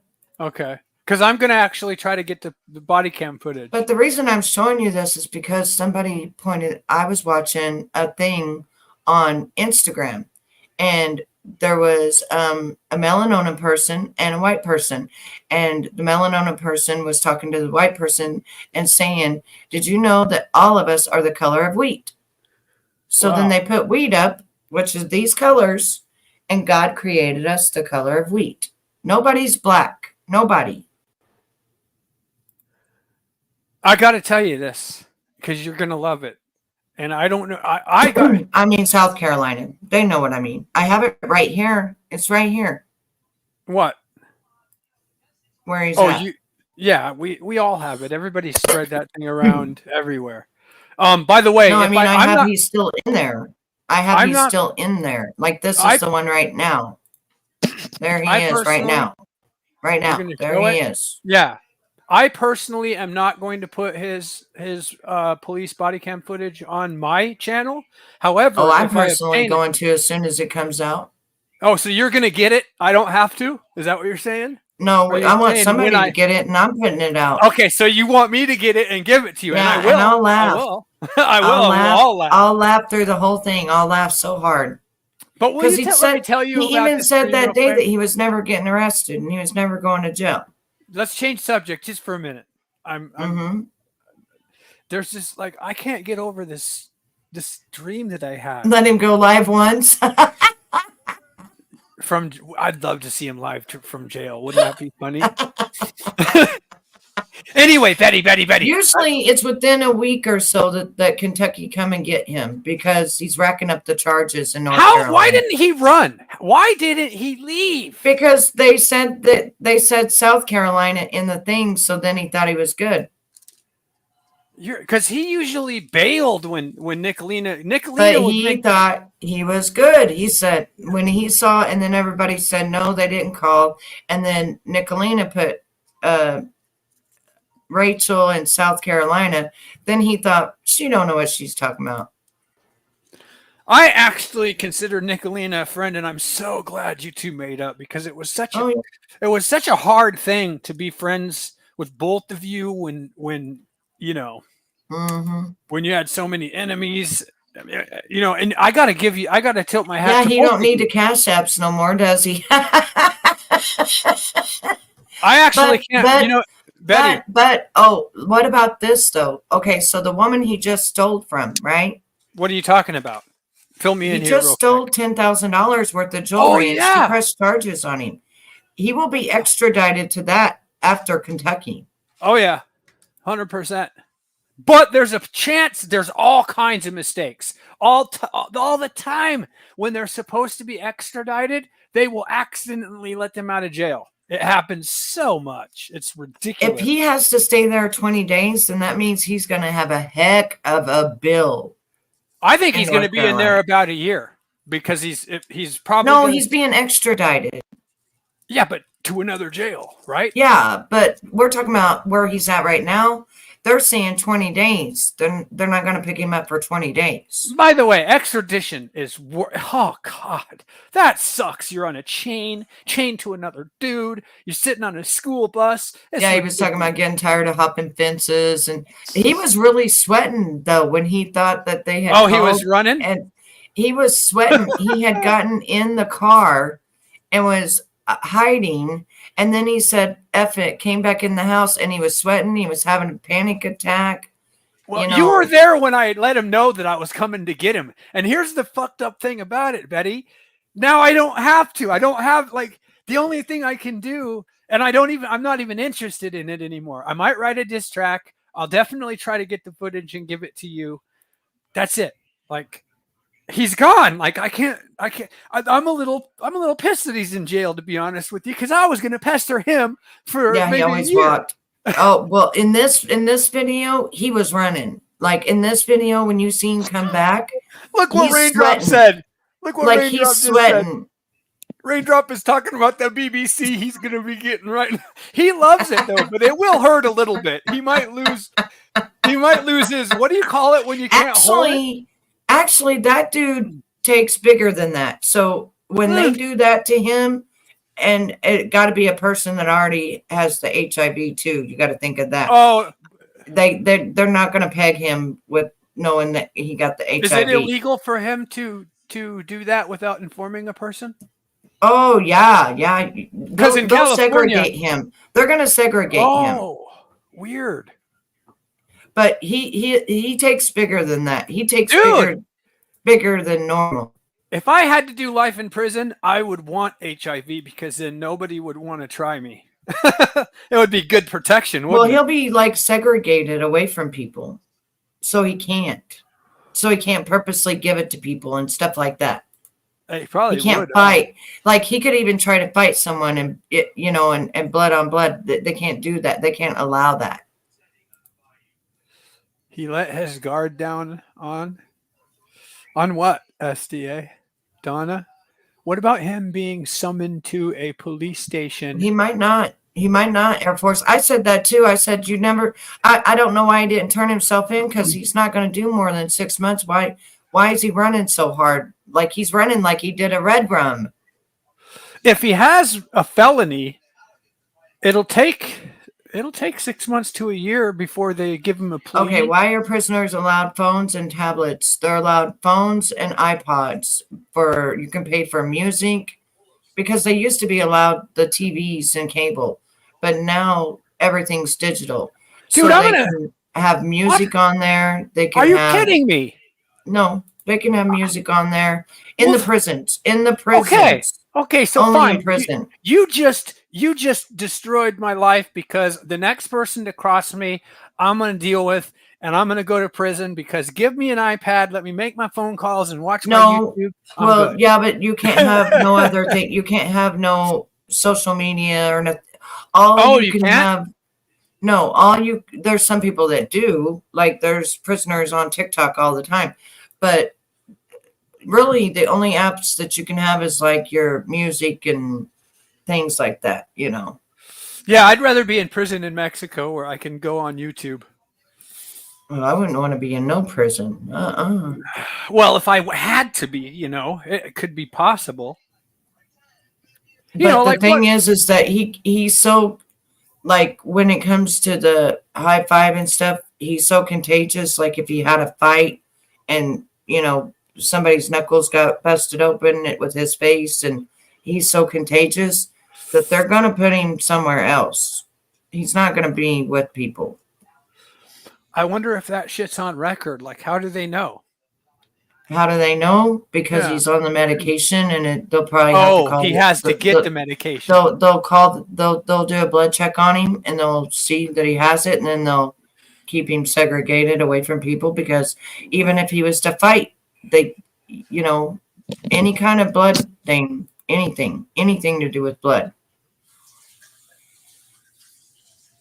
He'll probably have to be by himself. He'll probably be mad because he likes to bend over and he likes the big ones. So he'll be mad. I'm sorry. I had to go grab a glass of water. I'm drinking water now. Water's good. Yeah. What about Fred whenever he was in jail talking on live with Ziggy? Yeah, she paid, and it's a call where it's kind of like it's a video chat and you have to pay for it. How many people you got in chat right now? 25. Okay, I want to ask you all something. How many of you have died completely all the way in your dreams? That's an interesting question, because most people wake up as soon as... Yeah, I've always woke up in my dreams, but I'm going to get some coffee. You hold down the fort and you be good boy. I will. Okay, thank you. I'll be right back. Now I'll tell the story about a first-person dream I had. It was beautiful. Okay. I was a native person. I was really dark-skinned. I had this like what do you call it? Twine belt with a bag like made of twine around the belt and hanging off my side. And there were these like big steel rusted poles that were hundreds of feet tall. And the ocean had an extremely high tide and extremely low tide. Like we're talking 100 feet high tide and then 100 feet low tide. At low tide, me and these other Aboriginal kind of people, we would climb these poles and like pick these shellfish off of the poles. And I was like maybe 150 feet, maybe even 100 yards. I was really high on this pole, and there was a little perch where you could stand on. And I was standing on that perch doing something, and I slipped and fell to my death. And I fell, and as I was falling, I saw the rocks that I was about to impact, and I instantly overcame with fear, like, oh my God, this is going to hurt. And I hoped that unalived me, because if it just really broke me up, I was going to lay there and suffer a lot. I instantly went black. Like as soon as I hit the ground, it was blackness. And then I'm still thinking. I didn't see anything, but I'm still thinking. And I'm like, well, did I just really die? And then, of course, I remember that I'm at home sleeping. And when I woke up, it was so weird because I've never had a dream where I was a different person before. I've had like flashback memories of being different people, but never like that. That was the coolest. I mean, I died, and it was also the scary. When I saw the rocks coming at my face at Mach 2, that was really scary. But I was only scared for a couple seconds. But the ocean was so beautiful and blue, and the rocks and the low tide, it was so cool. What a cool death I had. I mean, if that happened to me in some other life, is there anybody else who's had past life kind of dreams and been other people? Ernie's first mistake was going on social media.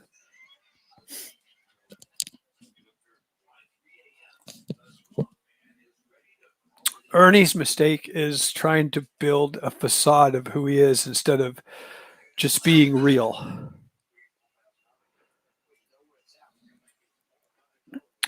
I mean, I catch some shit on YouTube because when people cross me, I'm a real jerk. So it's pretty quiet on me right now, though. I mean, Easy's not talking about me. I did a diss track about him for fun, but like just a few people laughed about it, whatever. I'm not really fighting with anybody. Well, there's a couple people that don't like the things I have to say and might say some bad things about me, but I don't give a shit. They're just low intelligent, single digit IQ, and I just don't care. The problem with Ernie is he seems to really care what people say about him, and this facade, and this, instead of just being real about what he's done and who he is, he's got to be Dog the bounty hunter, and it's completely fake. All you got to do is see his picture with his stupid Crocodile Dundee hat and wearing his like bulletproof vest and crap like that. I have a picture of me wearing a vest and stuff all militarized up with a couple of pew-pews, but I mean, I wasn't sitting there saying, yeah, I was in the military. I was just like, yeah, I used to collect the stuff and it looked cool, so I took a picture. Heck, it was a tax write-off. What was a tax write-off, Air Force? Let me scroll up. No, Ray, I'm not. Heck, it was a tax write-off.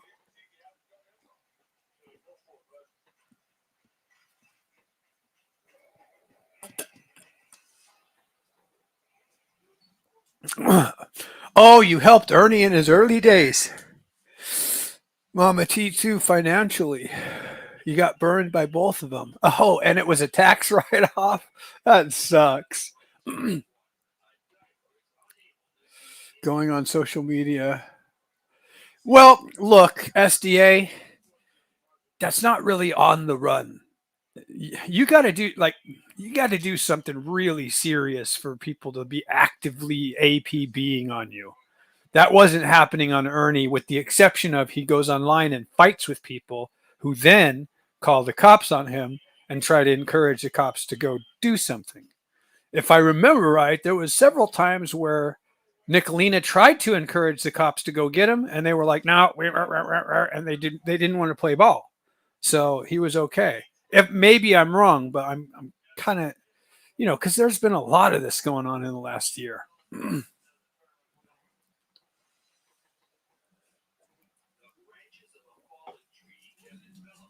You guys all used to donate to us helping Ernie, 3,500 to Ernie and 15 to, holy crap. And how much of a time frame? Is that just one person, Air Force, or was that the whole of all of you?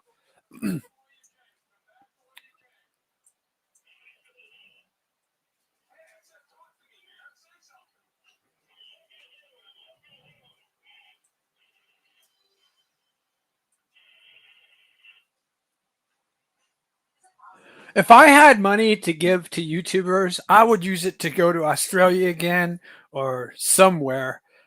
I'm not gonna. I have done a couple of super chats, but maybe in my whole life I might have done 4 or 5 super chats. That's it. I have been a member of Edwin's Generations. I like Edwin. He's a good kid. He's only 10 years younger than me, but he's just a really good-hearted human being. And for some reason, he entertains me. I can watch his entire live stream. And it's pretty interesting now, you know, when I go to his live stream, he greets me now. And just because he recognizes me, because I've been watching him for so many years. I think it's been like 6 years. I've been back when he was with Seer, if anybody knows what I'm talking about. Toxic, that was my wife and I. Damn! I can't believe that. You were believing his BS stories. Wait a minute. Let me ask you something, Air Force. Why did you donate to him? Was it because you believed he was trying to rescue kids? And Toxic Angel visit us in New Zealand. Oh my God.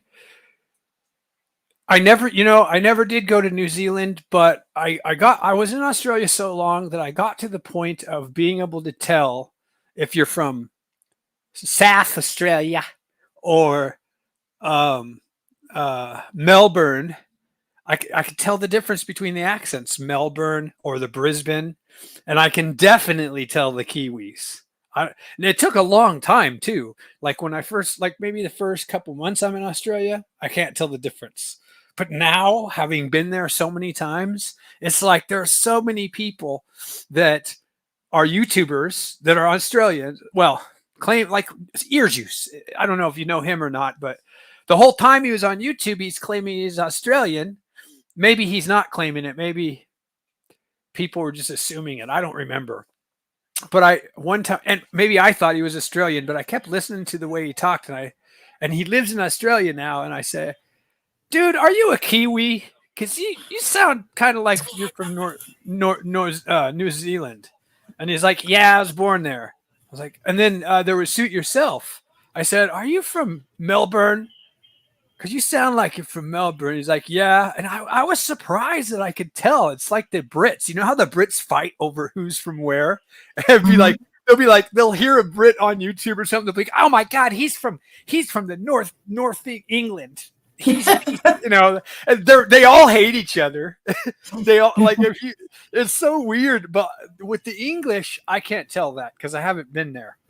I think you have to spend at least 6 to 8 months, maybe a year in a country before you know where the different accents are from. Otherwise, it all sounds the same to you. Like I'll bet Betty would think a New Zealand accent and Australian accent is exactly the same. No, they're different. Really? You can tell? Yeah. Yeah. Uh-huh. I'm a Kiwi. I know, innocent. I love Kiwis. You know why? Because I was a pineapple. Seriously. When they look at my tattoos and I'm surfing and some Kiwi with a tattoo on his face says, where you from, mate? I'm like, I'm a pineapple, bro. You're a Kiwi. Let's get together. I have never met a Kiwi that I didn't like. The Maori, I love the Maori. They're every one of them. They're big, they're scary, and for some reason they love me. So tell me about your dream. Did you almost expire, or did you? I totally expired.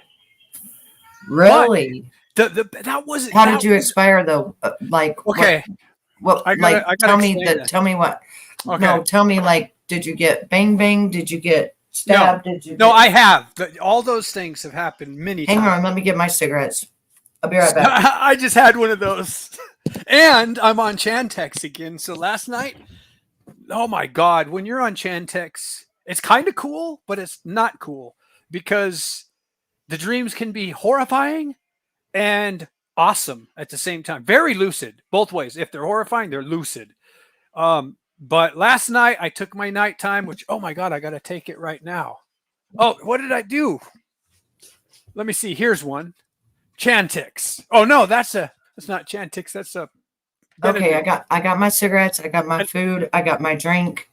Thank you for reminding me to take Chantix. Chantix. Uh-huh. Because I'm still smoking. I'm smoking like 3 times a day. Well, I have to. I'm gonna smoke. It don't matter. How many times do you smoke a day?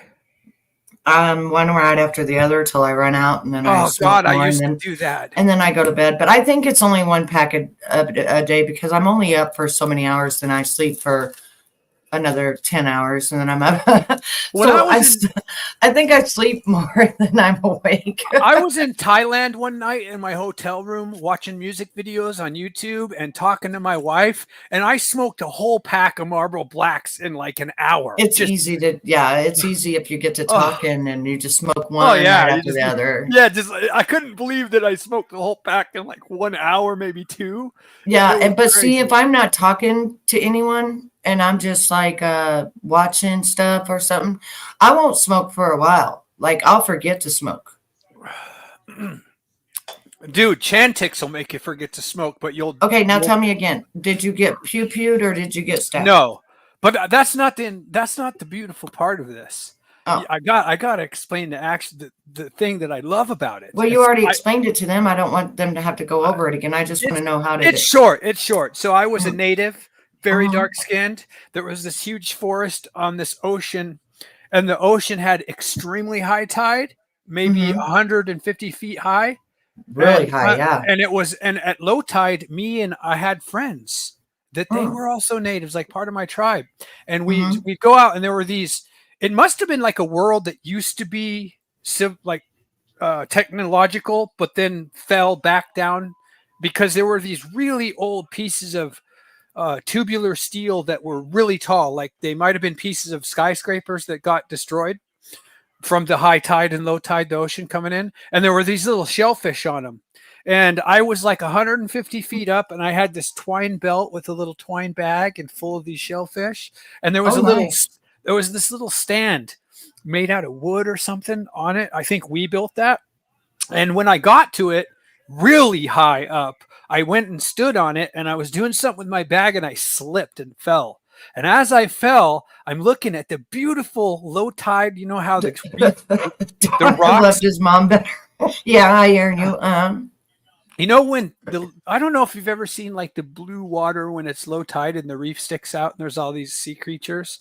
It was beautiful, and I remember as I'm falling thinking it's beautiful, but I hope I expire, because if I just get a wound, I'm going to suffer bad because this is about to hurt. So I was overcome with I was overcome with fear. So when I hit, it was instant. I had no pain. I just went completely black. Then all of a sudden, I think, okay, if I'm expired, then why am I still able to think? And then I started thinking back, and I remembered I was at home in bed. So then I just how funny! It's hard, and I've had that happen. So you fell. Fell.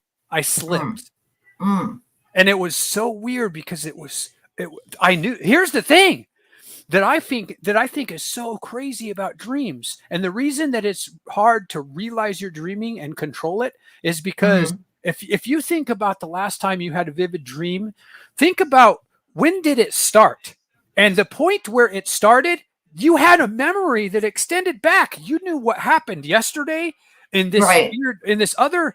Like it might be a different house that you. When you have reoccurring dreams, the reoccurring ones, yes.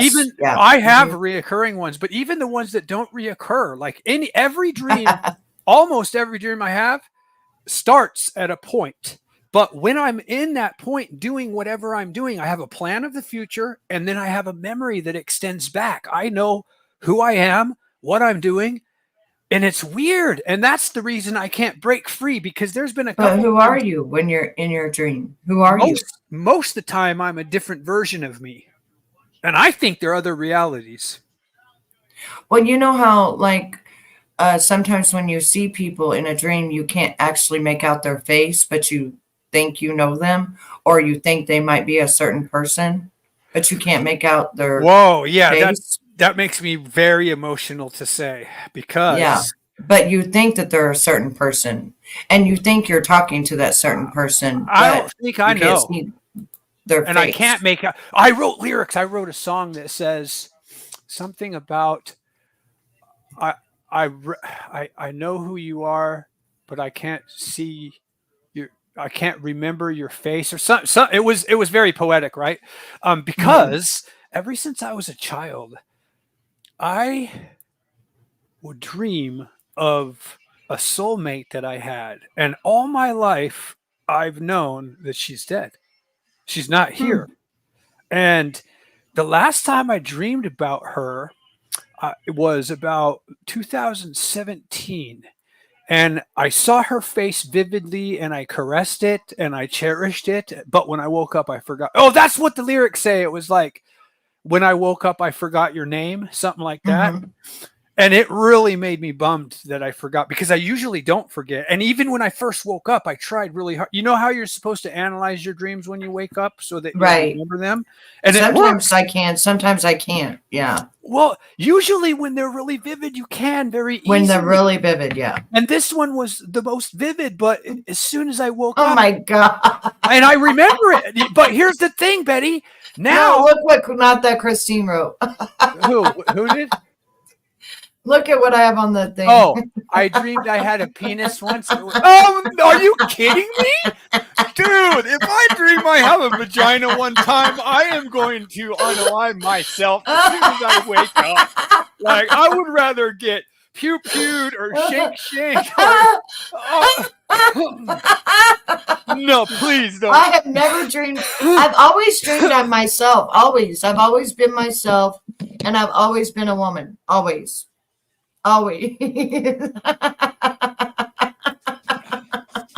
Betty, I love your out-of-body experience. I can't believe how I've studied over 200 of them. I know Eben. You know Eben Alexander? Me? Pamela Reynolds. Okay, the two best out of NDE experiences are Pam Reynolds and Eben Alexander. Someone who knows those names by heart is someone who's very keen on NDEs. Out of the some 200 that I've studied, maybe 60 to 80% see the vivid tulips and the green field and the hill and the tree. Isn't that crazy? Did you know that? I did not know that. No. Yes, you should. You know, I think you would have major realizations about your own experience if you look up NDEs and listen to multiple ones to the point where you get to ones that have seen the identical same thing you've seen. That's what I was trying to do a couple of months ago, and I really couldn't find any like mine. Maybe I'm not looking in the right place yet. Maybe it wasn't time for me. Maybe you need to show me. I will say this for anybody who's listening: if you're grieving at a loss of a friend or a family member, somebody who's passed away, I can tell you from experience that sitting down on YouTube and watching these NDEs over and over again, it has done so much for me. Yeah, now, they really do help. I'm still probably going to grieve really hard when certain people in my life pass. I even talked to my mom today, who's 82, and I said, Mom, like, I really want to go before you. I don't want to be 52. Wow, that's so nice that she's still here. You're so lucky. I know. I get jealous of people that have their parents still. I know. I'm so lucky. My dad's 71. My mom's 82. My mom right now has a heart monitor for.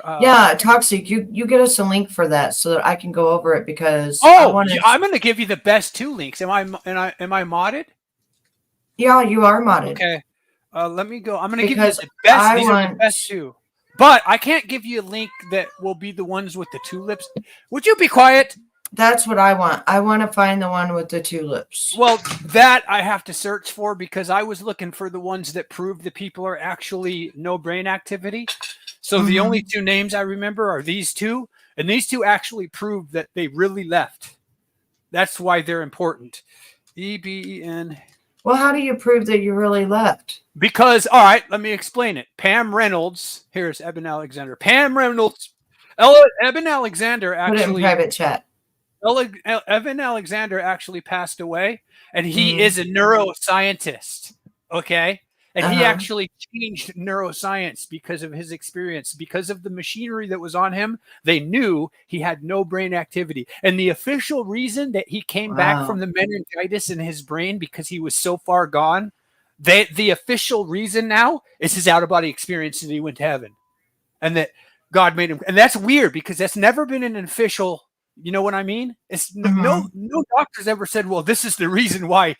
We've never seen someone come back from that much brain.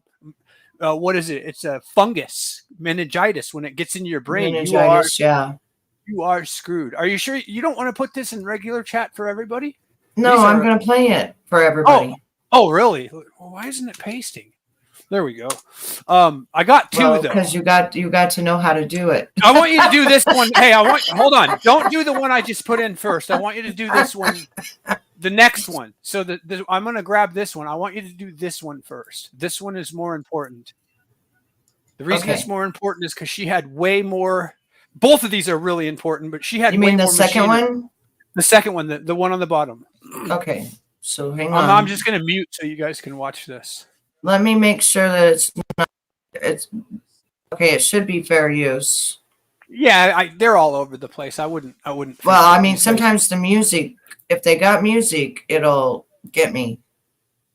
I do hear a little music, but it just sounds like fair use music. It doesn't sound like any. Yeah, she only has 30. Well, I look at the subscribers and then stuff like that, and that kind of helps me, determine. Know if you can post it without a problem. Yeah, usually. I do that too. We'll see. Hopefully. But here we go.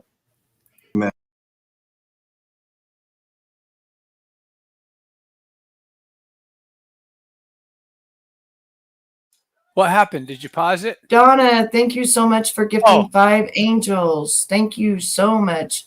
Now, who are the angels? Who got the angel gifts? Does it say? I don't have my phone here. It's still in the bedroom. Let me look. Betty, there you go. I'm gonna have to mute you. I gotta mute you. Okay, let's mute me. Does it say? It must be innocent until proven guilty. Looks like Paula Sidney, Navy wife, MGA. Oh, and that's all I see. 1, 2, 3, 4. There's got to be 5 of them. I don't see the 5th one. Ray and Kat. Ray, innocent, Catlin. Catlin's here. Oh, Catlin, because she's a mod, you can't see it. I can't see it. Oh, she was gifted a membership. I wasn't reading the things. I was just looking for green names. How stupid. So it's Ray, innocent, Catlin, and who else did you say? Paula Sidney. I love the last name. Oh, okay. Thank you so much, my angel Donna. Thank you. Okay, we'll go back to it now. Sorry. No problem. I do hear the music in it. I hope it don't shut us down. Let me know if it shuts us down or not, because I better go get my phone, because I don't know. I better go get my phone. No, I got you. I'm watching you on YouTube right now. So okay, good. Okay, I'll let you know. Good. Okay. Somebody gave good advice. For fair use, you do need to pause it from time to time and make comments on it. Who said that? Yeah, I was going to. Okay. It was Ray. Let's make a comment right now. I can explain this a little better. So the difference between my dad's brain aneurysm and Pam's is my dad's was in his frontal lobe, and it was huge, and they were able to coil it. But for some reason, when they're in the back of the brain, when doctors have tried to do the different procedures that they're able to do, they burst, and they completely. Yeah, my grandma's burst. She had a brain aneurysm, didn't find out until that night, and it burst on her. Yeah. Did she pass? Oh God, so many people I know passed away, and my dad was so lucky that he got MRE and found it. But go ahead. Yeah, let's try to stop it when there's something interesting that we can talk about, just for the TOI. Okay. All right. Yeah, that sounds good. They said my grandma was losing blood, and this was back in the 80s, so they didn't have all the technology they have now. And so they took her in, and then that night they called and said, if you want to see her alive, you have to come here. And it was weird. I dreamed she died the night before, And I was wearing the same thing. And then whenever I went up there, she died while I was in the room with her. She died in front of me. So then you understand, if you had these dreams that people pass often, yes, then you can understand why somebody might tattoo the eye of Horus over their left eye. Right. And I did dream it, and I was wearing the same thing and everything. It was so weird. Even though I already had my outfit picked out, right, for that night before, and then, you know, I was going to wear it the next day. In my dream, I was wearing that outfit, and she died in the hospital. And then that morning, I got up, put my outfit on that I had laid out, but in my dream, I was already wearing it. And it didn't dawn on me because I didn't even know she was going to the hospital. Nobody told me. So I went to school and everything. And when I got home, we got a call about 7 o'clock, and it said, if you want to see your grandma before she expires, you know, you need to come up here. Oh, and so aside from the dream, this took you by surprise? Yes, because wow. The dream, I was wearing the same clothes that I was going to wear the next day. And then I was in the hospital and my grandma died. And then I didn't know that the next day she was going to the hospital to get work done to see what was going on. And then that night when they called at 7 and said, you need to come up here, I looked at everybody and I said, she's going to die. They was like, no, she's not. And then when we got up there, everybody went in, and then I went in by myself, and she died in front of me. She died with me. And you didn't know the dream was precog when it happened, did you? No, because I didn't know my grandma was sick, and I thought it was the weirdest thing that I was dreaming of the clothes I was going to wear that I already had laid out previously, right? Because I laid my clothes out the night before. I thought that was strange. And then I thought it was strange that I didn't know she was even going to the hospital or nothing. I didn't know nothing. Hold on. Listen to this, SDA. I didn't know this about her. I died when I was 3 months old for 1 minute. My mom brought me back. I don't know what this word is. Asthma attack. Okay, Asthma.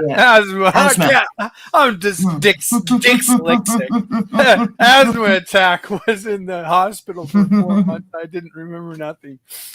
Raindrop had an uncle that had brain aneurysm and passed. Yeah. We also had a cousin that passed. He was driving a vehicle and the aneurysm busted. We didn't know it either. So yeah, those aneurysms sneak up on you. Well, they have them for years and years and years, not even know it. Yeah, it happens about people. I've noticed a lot of people I know that got those were like 40s or 50s. And I think Dad was like in his 50s. How old were you when you first knew you had an aneurysm, Pop? How old were you? 60? 61. I'll have to look up and tell you what my grandmother was, because she died, so I'll look it up. Hang on. My dad was so lucky because they just caught it in time. Amen. Because yeah. When they scanned it, it was as big as they ever get. Like what was it, 9 centimeters or something like that? 8? So she was born in 1909. She died in 1990. Wow. So how old would she have been? Sounds like she'd have been in her 80s. Yeah. Let's see, 1909 to 1990.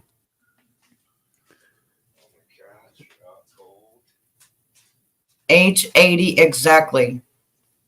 Well, my grandmother was 80 when she died.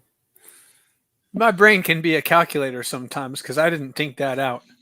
Yeah, age 80 exactly to the T. And then, okay, she died January the 23rd, 1990, right? The dream was on the 22nd, 1990. And then get this, a month later, exactly, my grandfather died a month later from her just being gone. He died February 7th, 1990.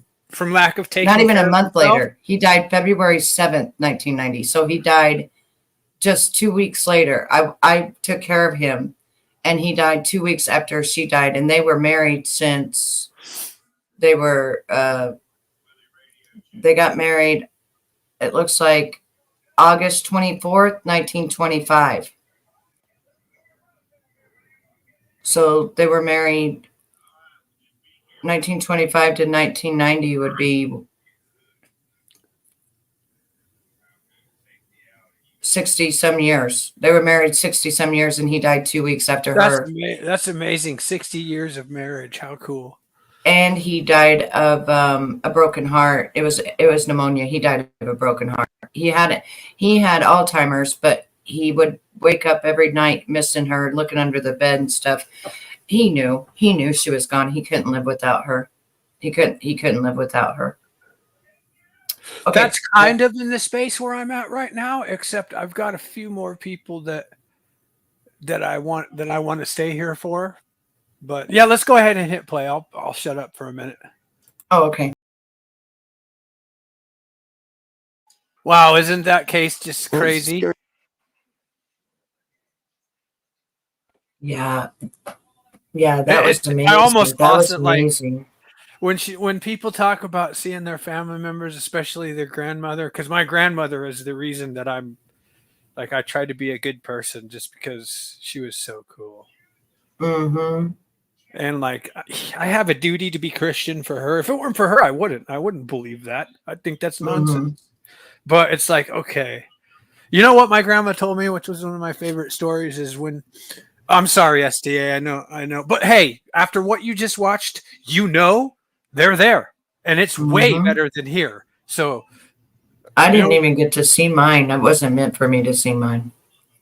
Yeah. Just me and God. It's weird. It's like there's this Brahma, and the way they think about the world that we're in now, reality, when you're in this physical realm, is thought is idea that needs to be created by hand, right? It's because it's physical. But once you lose the body and you're nothing but consciousness, thought becomes reality instantly. So if you think of the beach, boom, you're there. So the heaven that's there is the one you create with your mind, and your family will be there. And it's not necessarily your conscious. It's like going to be still subconscious, because people don't say, oh, I want to see grandma. It just seems what happens to each individual happens. However, I would have loved to have seen my mom, because my mom was deceased. By the way, did you feel the gravity that she was talking about? Remember, she said it was like going over a hill real quick. No, and I didn't see the light either. I came out of like a Rome tunnel. I walked through that, and then it was like daytime, and then there was the tulips. You walked. I never had a vortex pulling on me or nothing like that. Well, the only thing I could feel that scared me was when the sun came down, about blinded me, and I could feel the heat off of it. Wow, that's crazy. You can't look at that sun. You can't look at that. That I knew it would blind me. So I turned my head, and then I could feel the heat off of that sun. And he didn't have me standing there very long either, because it would have burnt me too. So it was long enough for him to say, go back to that tree and eat that fruit. And then after I ate the fruit, then he said, go tell my people I'm coming. And then the sun went back up. Well, shit, the chat is definitely not into this conversation. They're talking about somebody that's a dishonest I think they're person. talking about Easy and Stephanie and how they scammed people, saying that she stole his Cash App because he needed people to start sending him money. And so he, and now she's probably got a different account and all this and everything. Yeah. Yeah, that's who they're talking about. Who's Stephanie? Stephanie Jaded. Jaded Raven? Yeah. Really? So Jaded Raven and Easy are bumping heads now? Well, they did a couple of weeks ago. Supposedly she stole money. I'm glad you like it, Angel. She stole money, or stole his Cash App, or ran off or something.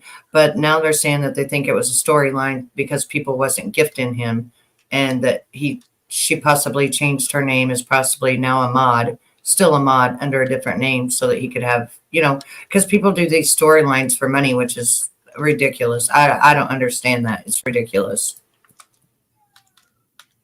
Hey, Martella, how are you, honey? I want to say something real quick to Angel, because she's really interested in our topic. Angel, if you spend, so what I did is I I don't know why. I just got really interested in it. So I did this huge binge on NDEs. And of course, I can remember Eben Alexander and Pam Reynolds because they're the most important ones. Why are they the most important ones? Because they had no possibility of having a dream. No, it was really weird. Toxic. We were doing it at the same time. I didn't mean to interrupt you, but I wanted to tell you before I forgot. We were doing that at the same time, and I was going live and showing them. What? The NDAs. Oh, we were? Yeah, we were researching at the same exact time, and I was going live and showing them, but nobody knew my channel, so there was only like 4 people here, 5 people. The NDAs are just crazy because with what happened to me, which really was like, wow, these things are real. Oh, I'm sorry, Markella. I'm okay. I said hello to everyone when I came in, but it was, oh, hi, Markella. The NDAs, when right. You don't necessarily have the big epiphany that these things are absolutely real until you see about 100 of them. When you see like as many as I have. Yeah, I've seen several that went to hell. I've gone to hell, but I wasn't dead. But I've gone to hell. I've seen several that went to hell, and then I've seen 4 or 5 that went to heaven. But all their experiences were all different, but kind of the same. But none with the tulips, and none like what I saw. Yes, no, I've heard at least 20 with the tulips, and they all say the same thing. But there is a song out, and it's called "The Field of Tulips." Yeah, and it's talking about heaven, and I didn't even know that until somebody told me like 5 years ago. What do you think it means, though? Why do you see a field of tulips that are so vivid and bright? I don't know, because I don't even. That was one of the questions that one guy asked me on Flow State's panel. He said, have you ever had tulips given to you? Is tulips your favorite flower? And I said, no. Yeah, it's like I never see tulips. People. I'm not around tulips. I never get tulips. No, I don't know. I know it's but weird. They're tulips, and they bounce back up. They bounce right back up. Well, in that song that somebody told me to go listen to, I did, and it was almost like my journey in heaven. So do you think the writer of that song knew about that? Yes, I believe they went to heaven. Wow. Because, like I said, I've seen probably about 25 people who they go through the tunnel first. Usually that's very common. But then when they come out of the tunnel, one of the first things they see is this huge field of tulips. And every one of them says it's the most vivid red I've ever seen. Yes, the most beautiful colors. It's like 500 times magnified that we have. I mean, I don't know how to explain it, but I've never seen anything of these colors. And they were all colors. They were every color. But it just means that in this world, we have dull colors. They're so dulled down. The physical world is a dulled world. With the exception that pain is definitely not dull. That's the vivid thing we have here, which I don't know why. But even their colors, even like the red color here is dull. Everything is dull. Like, if people actually seen how beautiful, like the actual color's supposed to be, it's only dull if it would almost blind you. It's only dull if you've been to where you've been. People don't realize how dull. Yeah, I didn't realize it before. Yeah, exactly. Before, I never thought it was dull. I thought they were bright, bold colors, and now every time I see something, it's like, that's really dull. I know. But you know what? You're not the only person that says that, because everybody else didn't realize the colors were dull either until they saw the field of tulips, and then they were like, "Wow, it's so." And it's a long field. It's a big, huge field, and you have to walk a long ways. Well, most of those people fly over it. It's really I walked. Yes, Isn't that weird? I walked. It is very weird because I don't think I've ever heard that before, which is right. It's weird. I walked. I walked. You know what it means? I think as a symbolist, because I've heard so many, and I have out of body experiences, and when I do, I don't have feet or legs. I think you are. I think you are very connected to your body.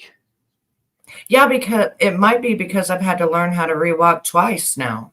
I didn't have feet or legs twice. Interesting.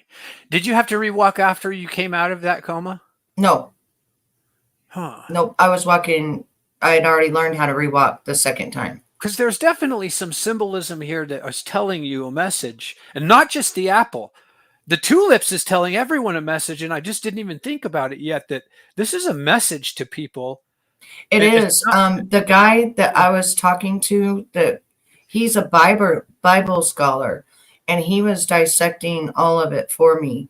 And he kept going back and asking me different questions. He knew I wasn't lying because he would go back and ask me a different question, and I'd come back with the same thing. But it's recorded on flow states. I need to go and get that and bring it out and put it on my channel sometime and go over it, because I don't remember now what he said except the floor. When I said that the floor was a gold, but it's illuminating gold and you can see yourself. Then he brought something out that said that in the Bible it says there's a glass floor in heaven, a glass floor. I'd love to see that quote. Yeah, if I can go, I could go to Flow States right now, and I could go look for that live if you want me to. No, don't do it live. Just we'll just continue. No, I want to do it live sometime though, because people ask me to talk about my NDA all the time, and I've talked about it, but at least this guy was there to dissect it for me, and now I can't remember what he said. It would be interesting when you find it to find this guy, add him, and get him, you and I, and anybody else who's interested in this. Not Flow State. She wants to see it. I need to go look for it. Yeah, let me go look for it. Okay. Go ahead and talk. I don't think Flow State's panel's the place to talk about this, because Flow State is. No, but we did for some reason. He tends to get very argument. No, he was quiet. Everything was quiet, and just this guy was talking to me. How long ago was it? 2 months ago, maybe. Because it just seems like every time the subject of life after death comes up on his channel, there's like half that are just like completely. He had a scholar on there though that I didn't know about. That was on there. There's a couple of them that I really like. The one he had a Bible scholar on there. The night that I was there, and Sasquatch is brilliant. I wasn't even supposed to be there, to be honest with you. I was supposed to actually be. How are you going to find it? What was it called? Because I know what it looked. I know what the name was. Oh, good. Izzy, is that you? I like you, Angel Eyes. There's 2 angels up in these D's YouTube streets. Okay, read Revelations. I will. I'm on another page, so I'm not seeing who's here. I'm going to read Revelations 4:6. Let me see. Who's here? Izzy SKA. Scott. Hey, Izzy. How are you, hon? Okay, let's see who just said. Revelations 4:6. Okay, I will. With my dyslexic ass. Yeah, the guy pulled it up. What, you got it pulled up before me? No, I haven't pulled it up yet. The throne in heaven. Okay. 4. Do you want me to do 5? You want me to do 6? I watched as the Lamb opened the first of the 7 seals. Then I heard one of the 4 living creatures say in a voice like thunder, "Come." I looked, and there before me was a white horse. This is the pale horse, isn't it? Yeah. Its rider held a bow. It talks about it. I got to tell you something about this. Its rider held a bow and was given a crown, and he rode out as a conqueror bent on conquest. Okay, I got to stop right here. Who was it that asked that? Ray. Ray, check this out. So the word for the first time, the Greek word, and I believe the Old Testament came from Aramaic. I could be talking about the New Testament. One of them was definitely Aramaic. Maybe the Old Testament was Hebrew.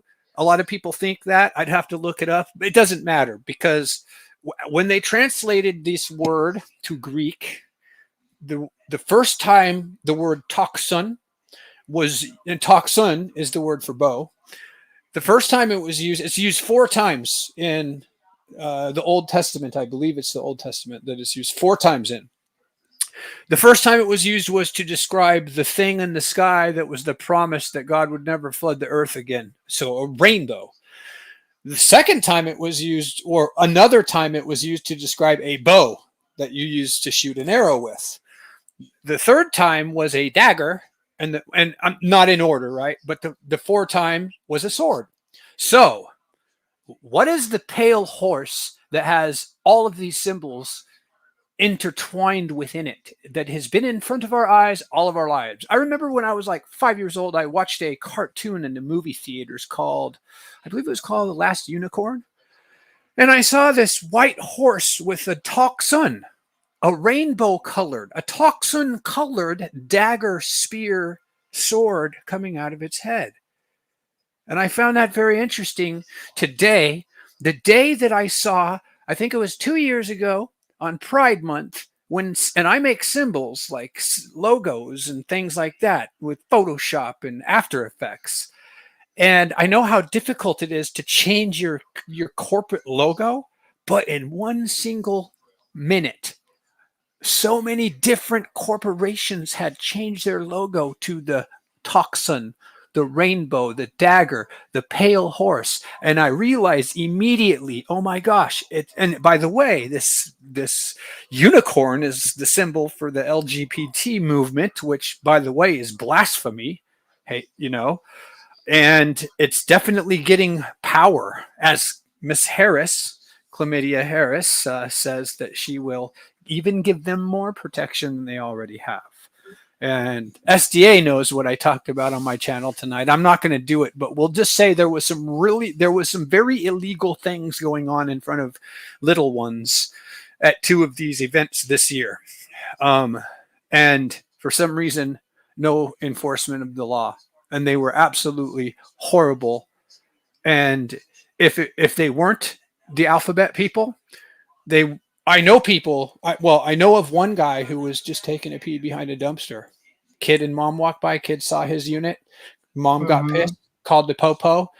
He won't file as a SA offender, and he's done a lot of prison time for not filing, but he refuses. He'll never do it in his life. So he's doing a lot of different stretches because they'll let him out and say, you got to, and then he won't. But the point being is, if you're not in the protected alphabet group, you can't do what they did in San Francisco, and I don't remember the other city, but 2 cities, how can I say, just to say man-on-man action. And when you're talking in the middle of the road and there's children, it's only 8 to 10 feet away. So why aren't we Republicans, or me, I would call myself, what do you call when you're not Republican or Democrat? Independent. As an independent, I would still go on the Republican side, but I think Republicans must be cowards and lazy because no one has gone and protested at the San Francisco police station and demanded action on that, because that's not LGBT, that's BDSM. Anyway, right. I didn't mean to go off on that, but I mean, when you talk about the pale horse and the unicorn and the symbolism of a horse that has, the word toxin was for rainbow, so the horn is rainbow colored. It is a dagger, and it's a bow. Now, there's no bow except for the color represents the bow and the rainbow, and the horn also represents a dagger and a sword. So legitimately, the horn is, you would describe it in Greek as a toxin, and in all 4 cases of it, bow, the colors, and the fact that it's a sharp object. And it's on a pale horse that is now gaining power in what I consider America to become. America has become Mystery Babylon. And if there's anything that convinced me of Revelations, something I would have never believed in a million years, is what's going on with the perversion with OF and Korn. I watch the whatever podcast quite frequently, and I'm shocked at what happens. And you know what? It reminds me so much of the symbolism in Adam and Eve. Adam couldn't be corrupted to eat the apple. So what happens? They corrupt the woman. For some reason, her emotional side makes her easier to tempt to come over and take the easy path. So then what does America do? They follow the same thing that the snake did. They say, okay, if you don't want to go work for a living and go do all the hard things in university, what you can do is work for this corn company, and you can do this if you're a pretty woman, and it gives them an easy path to do. And by the way, here's the thing. I think they say, I'm not hurting anybody. I've heard this so many times. I'm not hurting anybody. Yes, you are. You're hurting marriages. You're hurting relationships. You're hurting you're hurting children because people that get into that have to go deeper sometimes. Not everybody, but it happens. And so, yes, what you're doing leads to evil, and it is evil. And so Mystery Babylon was explained as, in the future, when there is an army of 2 billion people that can march from let's see, if you're in Israel, what direction is China? Is it east? Yes, would China be east of Israel? Does anybody know? I'm pretty sure China's east of Israel, and the fact that it has 2 billion people, 2 billion army now is really strange, given that that's, I believe, what Revelation says. And you would have thought that if you lived back in that day in, Rome or wherever, in Greece, that when if you had read these revelations, you would have been like, 2 billion? There's only like 2 million people in the world right now. Like, what are you talking about? This is insanity, but it was only 2 years ago when I saw all those logos change at once that I just had this epiphany, like, oh my God, the decriminalization of PDF is actually going to happen. That's my prediction. Oh, I did see a premonition. The Pope is going to wear a rainbow garment, and when that happens, you're going to know that the S is going to hit the fan. I saw it with my own eyes.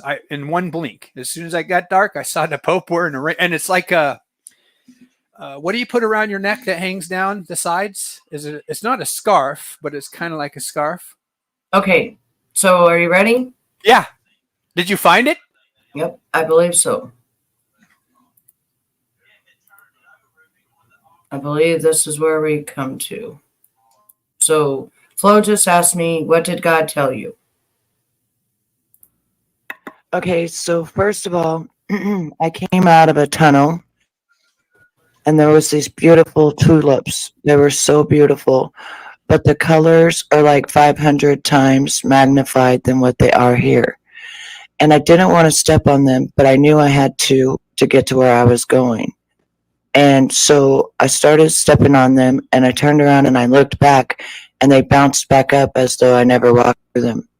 So I continued walking for a long time through these tulips, and I got to the golden brick road, but it's not what you think.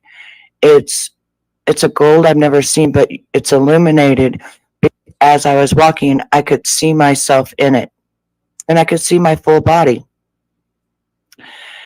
And then I walked past this big tree, and it was like 20 feet up in the air. Even the first twig was probably 10 feet up in the air. It had a stream that was clear. The water was crystal clear. It was just so beautiful. It's even more beautiful than Destin, Florida. Like, it was just I like Destin, Florida. Yeah, it's so beautiful. The water was so beautiful. It was like a stream. And then I kept walking, and I looked over to my left, and it was a little house, like nothing, not a mansion or nothing, but just a house. And it had all these different gems on it. And the first gem was like my birthstone. And then there was, I could see my kids' gems, and then I could see a couple more gems, and I didn't know what they were. Now today, they're actually my grandkids. Well, then I noticed, so I was like, wow, I have a house. That's cool. And so I walked down a little bit more further, and all of a sudden the sun came all the way to the ground.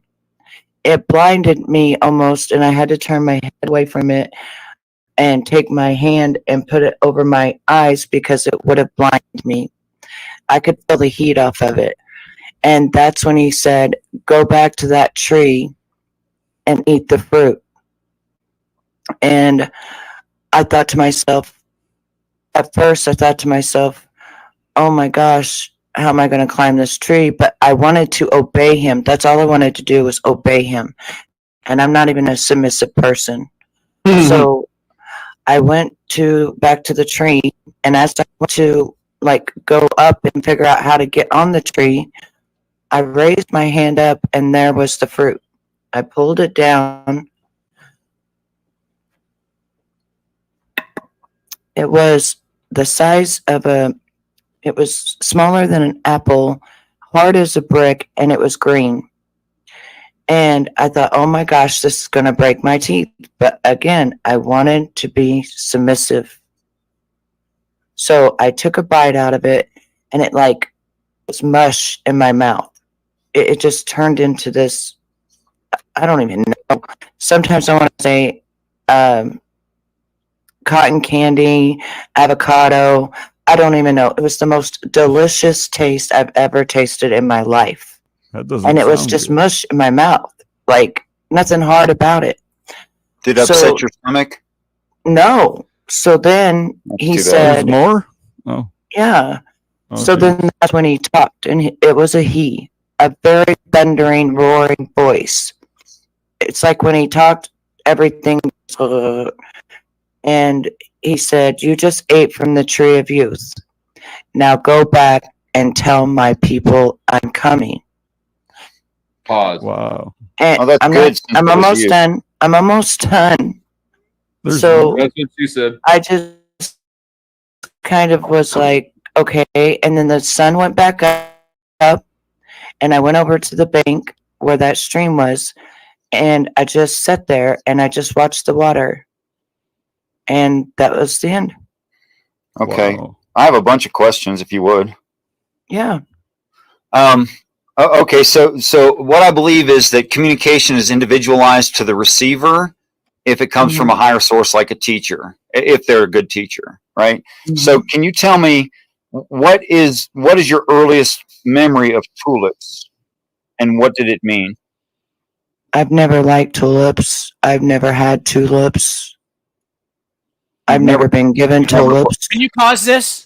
So actually, your opinion of tulips, as far as you know, as far back as you can remember, is Yes, like right now.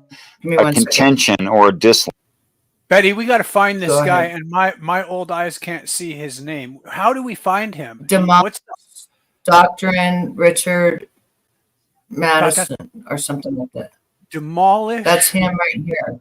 Demolish _Doctrine Richard Madison, but SEN. All right, He's a scholar. He's a Bible scholar, and I didn't even know this. Right? Is it demolish or I'm demolished? I'm going to find it right now. Is it demolish or demolished? Demolish. Okay, demolish. What else? Underscore No ED. Madison? Yeah, demolish _doctrine, because he has a doctrine in the Bible. Doctrine, Richard. How do you spell doctrine? DOCTRINE? RINE. Richard. And then anything after Richard? Madison, MADSEN. Madison. God, I hope we can find this guy. This guy is cool. I want to talk to him, and you want to. He's actually a doctrine. He's actually. I know he is. He's brilliant. Yeah. Wait till he tells about my experience. Oh, I got him. I'm gonna put. Can I post his link in your chat? Yes, please put it in the chat and in the back chat, so I can sub up to him. 471 videos. This here, I'll put it in front and back. That sounded bad, didn't it? Oops. Didn't mean front to. And back. Yeah.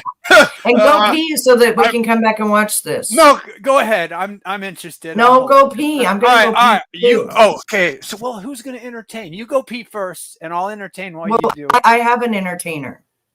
Who? What do you mean, who? If you're going to go pee, how's someone? Yeah, I have an entertainer. We're good. Okay. Okay, entertain. I'm gone. I'm going to mute so you don't hear it. Right. I'm just kidding. I have an entertainer. Goodness, what are we going to do with him? All right, here's your entertainment. Betty on the streets, yeah, she brings the heat. Drawn around the corner, feeling that beat. YouTube days at episodes unfold. Betty's got the scoop, stories untold. Navigating drama, twists and turns. Betty breaks it down, everyone learns. Go down low, she's got all the tea. Pull up to the screen, come and watch for free. Watch. Betty, on the go. Streaming live, don't miss the show. On the streets, she's our guide. Hip-hop dance, keep it locked inside. Every episode, every time. Betty's here, making it shine. Feel the rhythm, hit the floor. Betty's drama, always wanting more. Catch the vibe, she's in the groove. Switch and twist, she's got the moves. Drama drops, beats keep going. Dance all night, energy showing. Betty, on the go. Streaming live, don't miss the Okay, I'm back, and I'm oh yes, I'm taking sure notes, she man. has the purple tulips. I made some discoveries, dude. You got to keep playing this. I got to hear what he says. But after this is done, I've made some major discoveries about what you saw and why. And I know that these are exactly what you saw. And just because now there's some things I missed about the tulips, but the main thing I understand completely. So let's hear the rest of this guy's dissection. Okay, and everybody who subs up to him, will you comment that Daze sent you, please? So he knows he got raided by me. Because he needs some subs, it looks like, to get to where he's going. He's a scholar for the Bible. I can't wait to talk to him. He's going to be amazing. And I'm going to tell him he streamed 23 hours ago. I'm going to tell him I subbed up, and hopefully, and my friends did too. I'm going to say I subbed up. Remember, I'm the one. Let's see. Where are you commenting to? To about my the first video 23 hours ago. He was live. And then you just put under the 23-hour ago video, if whoever subs up to him, just put Daze sent you and he'll know. Or put Betty Boop sent you. Because mine's Betty Boop 75 is what it shows up. And that way he knows that at least, you know, I sent people to sub up to him. Yeah, he was live 23 hours ago. So if you can do that on his 23-hour ago video, that would be awesome, everybody. He just needs a few more subs. I just told him Betty sent me, and I love your combo about NDE, and I really want to get you, I, and Betty together. I'm a symbolist. You're awesome, and much respect you had for this lady who's my friend. He did, because he did have a lot of respect for you about this. Because see, I'm on a panel full of trolls, and so is he. But I'm being serious, and they were going to troll me until it got serious. Watch. All right, we're going to play it. Yeah? No, they're beautiful. I've just never been around them. Like, I've seen them on pictures, but I've never even touched a tulip. Yeah, I'm asking about you, how you feel about tulips. What tulips? I think they're beautiful. Like I told you, I didn't want to. Okay. All right. So, did you not hear what I said? I saw a beautiful, whole field of tulips. They were so beautiful. The color was 500 times magnified what we have here, and I didn't want to walk on them, but I had to walk on them to get to where I was going. But they sprung back up. Yeah. Yes. I turned around and looked behind me, and they sprung up like I didn't even walk on them. Right. And when you said you looked down into the golden path, it was reflective. You could see your body in it. What did that mean to you? It was, I thought to myself, everybody talks about a golden road. It's gold, but it's a gold I've never seen in my life. And being able to see myself It was almost like it was a mirror reflection. Something Right, I so- never thought. Yeah, well, I don't know how much you know the Book of Revelation, but that's how it's recalled in the Book of Revelation. And a I've floor, never read the Book of like- Revelation. I suspected as much. They're revealing some of the Book of Revelation to you in this whole thing. That there's a floor like glass, like unto crystal, and the floor of solid gold. Really? So, yes, ma'am. Okay, so when you said tree at the first experience of the tree by the stream, Yeah. you referred back to it. So it's the tree of the fruit of youth, or the tree of eternal life. Is That's the one you're what I talking learned about. when I got back, and I Right. explained what happened. Yeah, I learned that, but I didn't even know there was a tree of youth. Yeah, I knew well, there was a tree of life, but not a tree of youth. So that's Well, why I was that's- confused. That's why that's what I'm picking up on, is that this is a revelation to you to teach you more and things you didn't know, which means it's informational, it's falsifiable in reality, and it's outside of your experience, which definitionally makes it informational. Okay, so the stream that it was beside the tree, what did you feel the stream? What do streams mean to you? Like, how do you feel about streams? Beautiful, calming. Water always calms me. Water calms you. Okay. It's very soothing. Like, I love the ocean. I love the lake. Mm-hmm. I love When you get to water. the house was encrusted in gems, and yes, Just I on the- heard about. Just on the door and on like the Door. front of it. It wasn't encrusted. It just, they were just placed and they were big and beautiful. But the Okay. house was normal. It was little, just a normal house. So it's a normal little house, but the front of it, including the door, has gemstones on it. And Yes. what do gemstones mean to you? Because I just see pretty rocks. Beauty. It means beauty. It means beauty. Okay. Is that different than pretty? Right. It's the same thing as pretty rocks. The beauty. They're beautiful. So I guess Okay. the answer is yes. All right. Yeah. So when the sun came down to the earth and it was blinding and you had to look away from it, was there anything about the sun that was anthropomorphic to you, that it had personality or intellect, or was it just the sun? As it came down, I knew it was God. You knew it was God. It did have intellect. It was the God. Okay. And you were told to return to the tree and to the fruit, and you felt like that was truth, and that you were compelled to obey it, right? Yes. And I that's felt submissive like I never felt in my life. now. Did you feel submissive because you felt like you were lesser? Did you feel submissive because you felt like this was the right thing? Why? I felt like he was my superior and the one you that felt like it. created me. Like, it was so, I don't know how to explain it to you, but it was, I just wanted to please him. Right. So it's could I say something like it was a righteous submission? It was the right thing to do. Yeah, but it wasn't like I wanted to. It just, my mind did I it. get that. I'm not trying to We're force. trying to dom you. Say yes, Daddy. I'm not trying to dom anybody. I'm trying to understand. Look, I've heard bullshit dreams, and I've heard prophetic dreams. Mhm. And something that I've learned how to do over the years is to help a person understand their own experience better.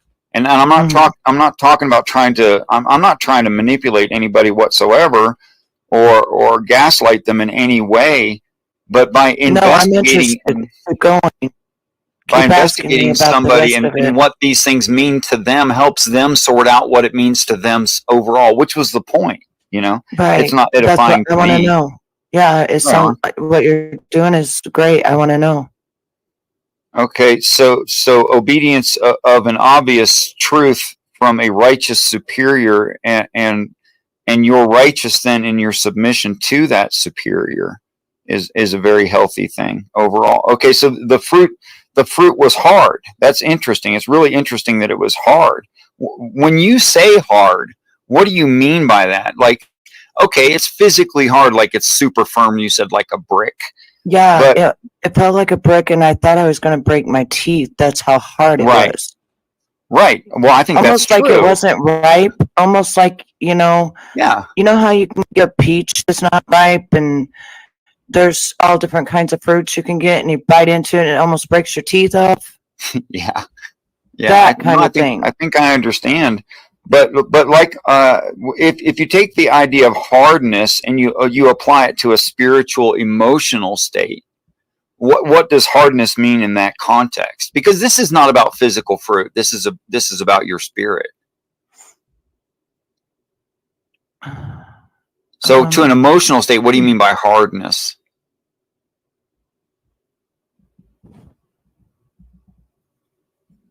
It would have meant I would have looked at it, at whatever it is, and thought, oh my gosh, that's going to hurt me. And then I tried it, and it was the best for me. That's correct. Okay. Could I say something like it's difficult for us to change? Could I say something like we don't always want the truth if what we have accepted right now is easier and we're used to it, and that can be a very difficult thing to do? Okay, I'm writing down notes as I go, so I'm there. When you're trying to write at the same time. Right. Well, not the comments, but I actually have a text folder open where I'm trying to decode, some things that are really important in this vision. So I lost what you're talking about right now. Are you talking about the taste of the fruit? No, why it was hard. Oh, okay. What does hardness mean to me? I already have that one. I'll explain it after he's done. Go ahead. Okay. Or hard to accept, or it causes a hardness in us. Is that fair? Yeah, that's very fair. And then when we learn new truths and it grows us, we find that in retrospect, it was actually, you could say, delicious, soft, felt good in the mouth, was very satisfying, even though we thought it was going to be difficult. Does that make sense? Yes. Okay. And this was concerning youth, which I find interesting. So it's like hardness, and then when you consume it or take it in or absorb it or digest it, it results in a youthfulness, right? Yes. What do you make of that? What does that mean to you?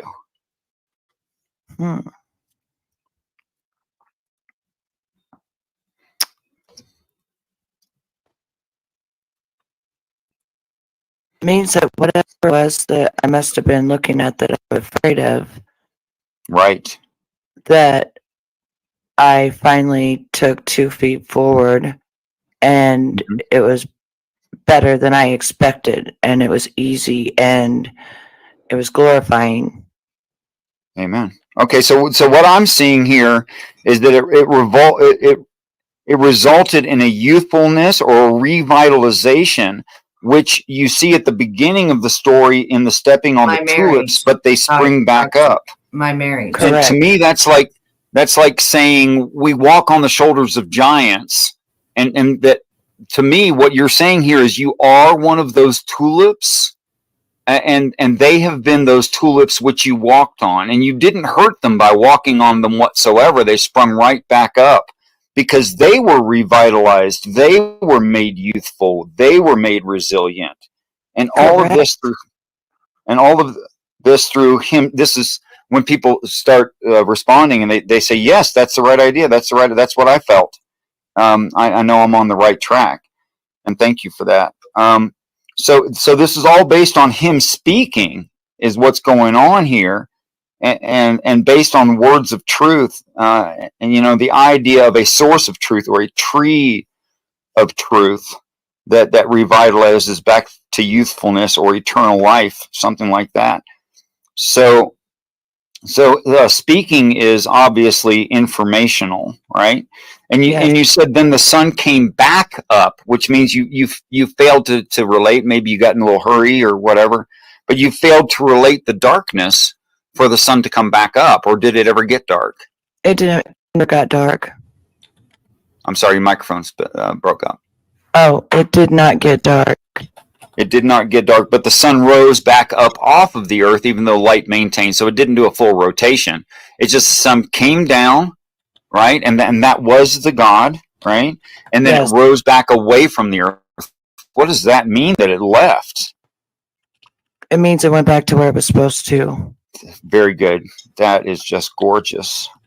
And the overall result for you was a feeling of peacefulness, you said? Oh, yes. That's why I sat by the stream and just watched how beautiful the water was. I didn't want to So leave. the sun returning to where it belongs or going back to its work means that its work there was done, or there was a sense of completeness for you? Yes. All right. Well, I hope that helped. Yeah, you helped me a lot. Thank you. You're welcome. So I have a couple of questions for you, Betty. In this experience, first one would be the time frame for your life when it occurred, specifically here in the physical form. Like, so when did this happen to you? March 15th, 2016. So 2016 in March. Gotcha. And so the other question that I had for you is the message you were delivered. What was the message? He said, "Go tell my people I'm coming." Okay. That's what I had thought I heard, or I believed I had heard that. So that's an interesting point. And certainly hope it's well received. I was confused because I didn't know who his people were. That is a good question. And every time I talk about God, I get made fun of or something like that, you know. So I don't know. I just tell people now, you don't even got 5 minutes. So, you know, how do you want to go out in this world? What's the last thing, you know, that you do before you leave this world is going to matter at the end, and you're not even promised 5 minutes. Right. So you also mentioned, if I guess I could go further, that there was a length, a period of time that you were out. What was the length of time on that? I have no idea. Oh, you No, know. I was brain dead for 4 days. Right. That's what. Yeah. Okay. So 4 days, 4 whole days, you were Yes. out. Gotcha. Yes. And so I'm assuming that you were on some type of I was life on support. breathing. I was on life machine. Gotcha. All right. Yeah, I was just curious about the experience itself, and then of course, you know, that message that was to be delivered, as it is. It made me not afraid to die. Also, it made me feel like I can't wait to get back there. I don't want to leave my family, but when I was there, I was all alone. So it let me know that I'm going alone. Nobody's going with me. I did not meet my loved ones that have passed over. Even my mom, I didn't even meet her. Nobody. I was alone, just with God. And that was okay. That was okay with, you know, the fact that you were just there by yourself. Yeah, it was fine. Yeah, it didn't bother me. I just noticed that I was the only one there. Dennis, that's amazing. I wish a speedy recovery.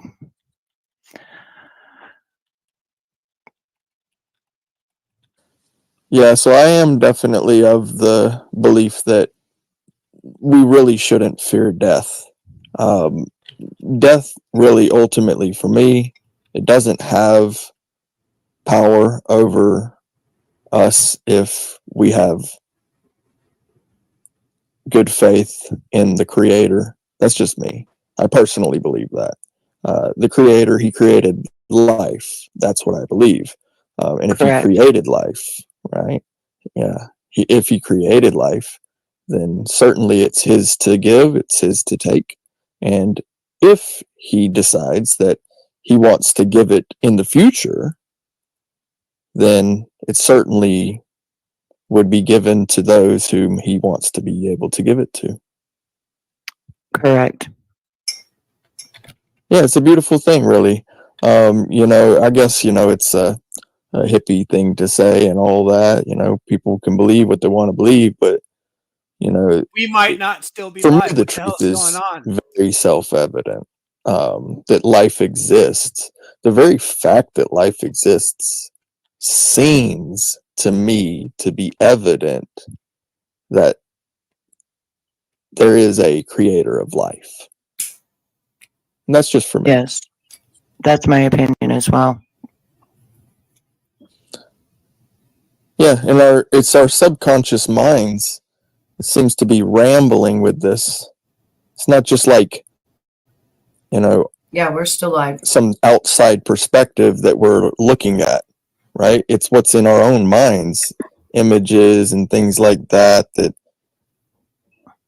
when we look or we hear sounds, and the The other guy sounds will be back in a minute. create He's actually looking it a up. type like I of said. melody or tone, it seems to be evident that there's something more, something that created all of the things that we're seeing, the things that we're hearing. And that's just self-evident to me. Well, yes and no on that, because back in the 1900s, they didn't have nearly what we have. So, even though they were created, they wasn't as intelligent as the brain is now. And even 20 years from now, they're going to be more intelligent. The kids are, the people are. More things are going to be built. So, I think that society has came a very long way, even though they've known about computers 30 years before we did, phones 30 years before we did. Everything we have, they know for 30 years before we do. Right. Yeah. So the knowledge just, it seems to be gaining, I guess you could Yes. say. Yes. Right. Mm-hmm. Yeah. The things that we would have never known had it not been for all these advances in technology and industry. And Right. Because think about the horse and the buggy, right? right. I mean, there's some people that still do that because they still believe in it. They're called the Amish and things like that. But however, look how far we came to when they first built the first car, when Ford first built the first car. Yeah. Yeah, absolutely. I mean, computers, we've got these, little devices, the phones with the internets on it and all of that. And I mean, obviously the molecules were always there. We've just kind of arranged them into a fashion where we can actually increase our studies, increase our knowledge. Yeah, I believe that people got smarter and started thinking outside the box with their thoughts. That somebody said earlier that thoughts don't matter, when thoughts absolutely do matter, and they can make a difference in this world, because it only takes one man to build an army, and thoughts are what turn things into projects, actions, reactions. Your thoughts is the most important thing. Could I go back? I had to go pray, but could I go back a few Please minutes back for now. Betty if I'm being too rude to you, Brick? Not at all. Please do. I want to show you something you don't know that is true in reality, and that was shown to you in that for confirmation, Betty. Okay. Flo, could I share a screen, or should I just read it? Awesome. Thank you so much. So here you are. I did a search of the word gold. Okay. Uh-huh. And you'll find all these golds are the same if you check me. but I'm just going to show you the word gold itself and what it means. And I think this is going to be very edifying for you personally. Okay, so there you go. It means to shimmer. I bet you didn't know that. I had no idea. Yes, ma'am. That's all. That's all. Thank you. What means to shimmer? The word gold. It means she was talking about her seeing her reflection in the gold. It was a bright gold. It wasn't how we think of gold. She's absolutely right in the Hebrew. Wow. And it gives me also, goosebumps everywhere. Oh my goodness. You're welcome. And if I look up floor heaven,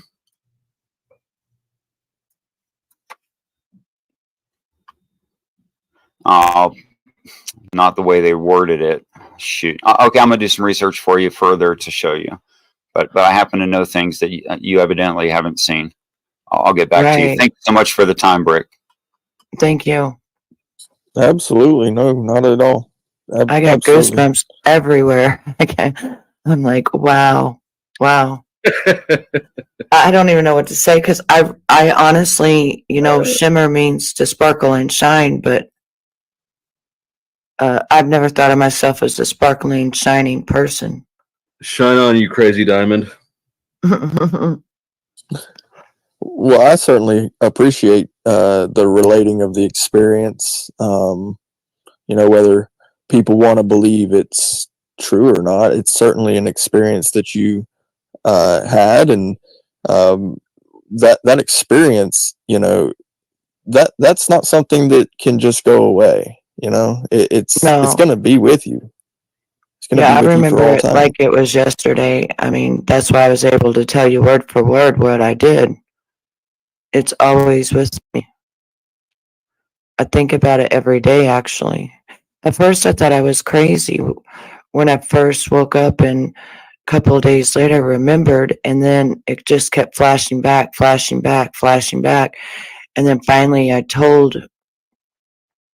believe it was my husband now, I told him, and he kind of laughed it off, and I told a couple other people, and then I went to some of the rooms and stuff around here, and I would talk about it, and then finally, sometimes they'd just shut up and not talk when I said, I know there's a God, I've been to heaven. When I put the picture of me on life support, and I put it on TikTok, and I said, don't tell me there's not a heaven, that hit like 56,000 people, and they want me to make a series on it, and I haven't. Could I show you this? That I just looked up the word glass, and went to the book of Revelation. And if I could just read these, I think they're going to mean a lot to you personally. And I saw, as it were, a sea of glass mingled with fire, and them that had gotten the victory over the beast, and over his image, and over his mark, and over the number of his name, stand on the sea of glass, having the harps of God. And the building of the wall of it was jasper, and the city was pure gold, like unto clear glass. And the 12 gates were 12 pearls. Every several gate was of one pearl, and the street of the city pure gold, as it were transparent glass. That's what it looked like, transparent glass. Yes, ma'am, I get it. You in your experience, you were quoting of the book. It was quoting to you the book of Revelation. That's why he said, tell my people I'm coming. That's right. It's about yes, very good. And you know something else that's strange? I'm going to be 49 years old next month, and I look younger than I did when I was 30. I keep aging backwards.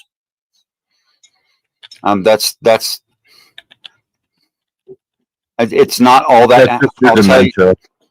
I'll tell you a little story. I was born flat-footed. My military record has me as flat-footed at age 51, unbeknownst to me, over the course of a winter where I was wearing shoes all the time. I didn't realize, I had not realized that my body had been changed, and I had developed arches. Wow. There is no medical precedent for that. Right. I didn't do anything different. I didn't wear different shoes. I didn't exercise, nothing. Well, people are always saying when I take my modeling pictures, oh, you've got filters. I don't even know what filters are. Well, I'm sure you do by now, but No, you're not using them either way. Anything about filters. I don't know what it means Then is, how do you know that you don't use them? because I've never seen anything that says a filter. Well, the idea of a filter is it's to smear imperfections in the skin from the photograph by manipulation of digits, of pixels. That's the idea. Okay. She knows what the fuck it is. No, I don't. Like smearing pixels. That's why then how would you know that this is something that you should? That this would be. This is a good time to pause it, Betty, since he's butting in and know what being a one was jerk. if you didn't know what one was. Can you pause because it? I don't. Because yeah, Okay, it's just really strange because I kept telling him I don't know.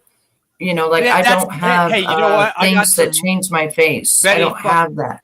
Flow State's he's Flow State, bro. I love the guy. Sometimes I don't really hate the guy, but I call it love-hate because I have a bipolar relationship. I was just talking about surfing, which he loves, and he kicked me for it because, I mean, what else? Right, Angel. That's what I'm talking about. Like, I don't look like my age. Am I too loud, Pop? And it's almost like God wanted me to look younger because maybe I can reach younger people. That's what I was thinking. Can I tell you these things that I come across now? I've got some really interesting. Okay, the one problem that he had with the tulips is he didn't know a mass amount of NDE experiencers see the tulips, and every single one that I've ever seen who's seen that field of tulips says the same thing about the bright colors. They're so like enthralled about the bright, vivid red. So that means he was thinking that the tulips meant something specific to you. The fact that so many people see them means it means something specific to humanity in general. It means something very important that so many people see those, and we haven't figured it out yet because people haven't really looked at them as a symbol. Yeah, and I don't even know like what this. Do you know anything? Did you research about tulips yet? Well, I never did. Even after this, I'll do that later because I was actually you had a very unusual experience with the tulips that I've never heard of before because everybody else flew over them. Okay. I couldn't fly. I could not fly. You had to step on them and you didn't want to step on them. I didn't want to hurt them. I can tell you right now that represented people in your life. You may have had to step on people in your life and you didn't want to. Like telling on my grandpa, putting him in prison. Whatever you've done in life that's caused harm to someone else, even if they deserved it, it didn't matter because the material world isn't as finite as infinity, where we see. That's the only thing I could think of because other than that, I don't try. That's it. Because you got something very personal out of the tulip story that nobody else gets. They just fly over it, and the only thing they get out of it is, oh, it's vivid red. I've never seen such vivid before. That's it. You got that too, and I'll try to figure out what that means later. But fucking walking through them and having a fear come over you. I don't want to do this. So there's been many times in your life where you didn't want to do this. It's telling you sometimes you're going to have to do things to people that you don't want to do that may hurt them. Right. But they'll stand back up just like the tulips. And it may be in the afterlife that they stand up like that. It doesn't matter when, because reality isn't finite. But I know I did not. I had to think really hard, like for 5 minutes because they were too beautiful. Okay. So now it was 2016. Okay. Now so I would have been 40. The worry about your teeth. What are we at? 24. I would have been 41. Were you worried about your teeth at that time? Did you have them still? No, they had already been ripped out. Okay, so then you had a past experience with them. When you bit the apple, you were afraid to hurt your teeth. So you definitely had feelings, but when you trusted and you bit it, it was like, even though I had the false teeth, I still didn't want to break them. Oh, you had them in the out of body Yes, experience? yeah, Okay. because I got those teeth in my accident happened in 2012, and then I didn't get these really expensive ones until 2019. Wow, that's good. And I even Okay. went a month on YouTube live for a month without my teeth to show people that you can have an accident and have your teeth ripped out, but you're still a beautiful person. And I would go live for a whole month without my teeth. Your teeth, rather they're real or fake, are very important to you. But yes, I seen water. There was a lake, there was a stream there, and it was very beautiful. And then I walked past it, but then when everything was done, I sat down and I was looking at it, and then I was back, and I woke up to my mom's voice, who was deceased. we'll get there because water represents the flowing state of everything. And it's very peaceful. Oh, no, I know you don't mean anything bad, but I have had to grow. I've had to grow, and I've had to learn how to take criticism on this platform, Angel, and I've had to learn how to let things just fly over the side of me, roll off of me, not take things so personal, not take YouTube so literal, because I wasn't ever used to people talking so mean to me or about me in my life like that, like in person. So I had to learn how to react, I guess you could say, to the way that people talk to me and treat me, whether they treat me bad. I had to learn how to react in a different way so that I didn't become the bully or look like a bad person because of me not understanding before. Yeah, that's what it was. Yeah. Yeah. So the tulips, that's the tulips representation, is that you've had to, you're still gonna, the whole life that you live until the end of this, you're going to have to step on people that cross you, and it's okay. It's not a big deal. It'll go away. And maybe it's just best to do it softly. I did when I took those steps. Remember, No, I'm I talking said, about in life, like when somebody yeah. pisses you off. Well, when I did it in with the tulips, I took the 2 steps and then I looked back to see, and they had popped back up because if they would have died, I don't know if I would have went further. Well, look at the situation with you and Nick Lena. It's like the tulips that pop back up, isn't it? Right. There you go. Okay, so the next thing, tell my people I'm coming. I can tell you right now, because you got this message, you need to definitely do more Christianity and Revelations. You have to. I know, he told but you to. It seems like nobody wants to come, or they Doesn't matter. This is your mission. And by the way, remember what they said. They'll mock us. They won't listen to us. We're going to be stepped on, but still do it. And if I had what you had, the experience, and God told me this, I think that's all I'd be doing. I'm not saying you're not doing enough. I'm just saying maybe. No, I started doing that, and then I got made fun of, mocked, and I don't give a shit. You're going to get that. Remember what the like, Bible says. You need to expect that. And just, it's cool. It's cool. It's like tulips rising. You're the tulip too. You'll rise when those people step on you because you're talking about his return. And by the way, all of this pain that you have from the children suffering because of the things that are going on that we would love to end, the way to deal with it is to not research. And I'm getting this from what you were told by the light. It's not, it does the same thing to you that it does to me. It fills me full of anger and rage. And it's not, and I think this message tells you that the way to solve that, it's not like it's a problem you can't solve. This is a problem for him to solve.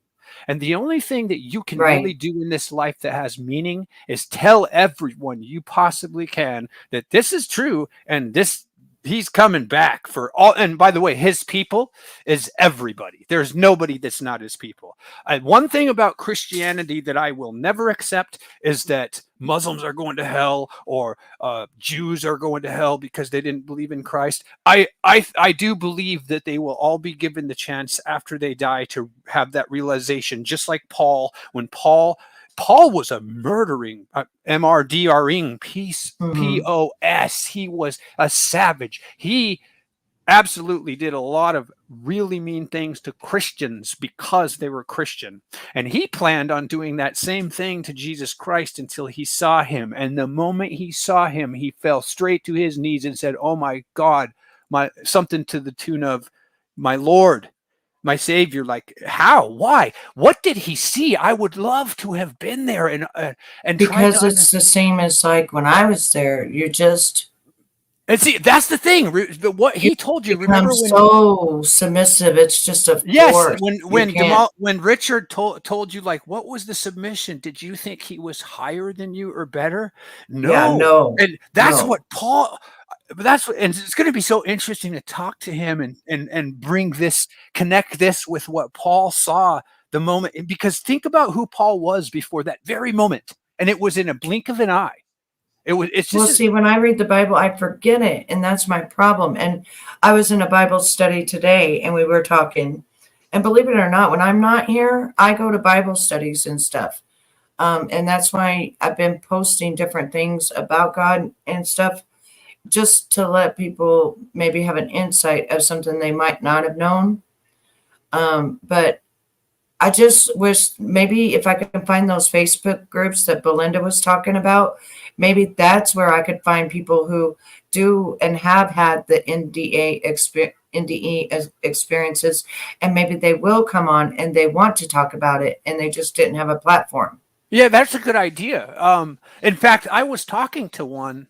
I have one on Facebook she had a very interesting one.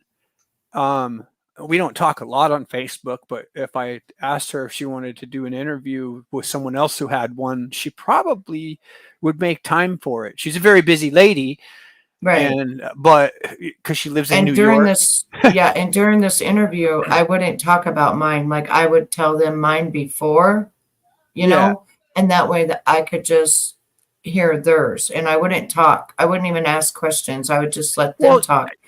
You do that first, and then she would probably want to hear about what yours was like. I can't remember if she saw the tulips. Well, what I would do is first I would tell her mine so that she knows that, yes, I did, in fact, have an NDE experience, right? Yeah. I would tell her mine first, and then, you know, that way that she knows, and then she could come on my channel and talk about hers, but we would have mine out of the way so mine wouldn't be on here. She's interesting. I wouldn't be going back and forth saying, "Oh yeah, I saw that. Yeah. Oh yeah, I saw that." You know, instead I would be just letting her tell her story. Exactly, and if you have questions in intermediate areas, you try to keep it on the topic and not distract her. And because sometimes she'll say something that you'll have a question about, like, wait a minute, that's interesting. Can you go a little deeper in that? But one thing that I found really interesting is she went back in time to the point before her life, and she kind of visualized it as being in a grocery aisle with a shopping cart, and she was picking out all of these things that was, oh, by the way, she died from an OD. Yes, she was an addict. Which is crazy that she's willing to admit that in totally public. And by the way, get this. When she came out of I've never heard this happen before because addicts have horrible withdrawals. So what happened? I think she met Jesus she met something that healed her, because when she came out of it, she totally quit and she didn't have any withdrawal symptoms at all.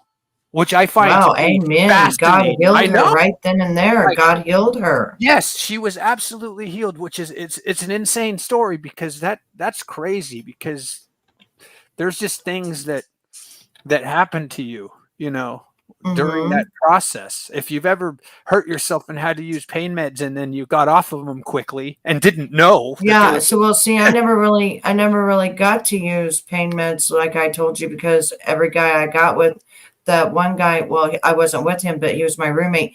He used them and gave me the Tylenol and tried to kill me, and then almost succeeded. And then before that, I was married to a guy who stole all my medicine. So I never got addicted and never had it. Okay, let me get back to the notes. So the gems. They represent fortune most because obvious diamonds do not last forever. That's a sales trick. So it's not about forever. The gems represent fortune, which when you finish your duty in this world, you'll have that.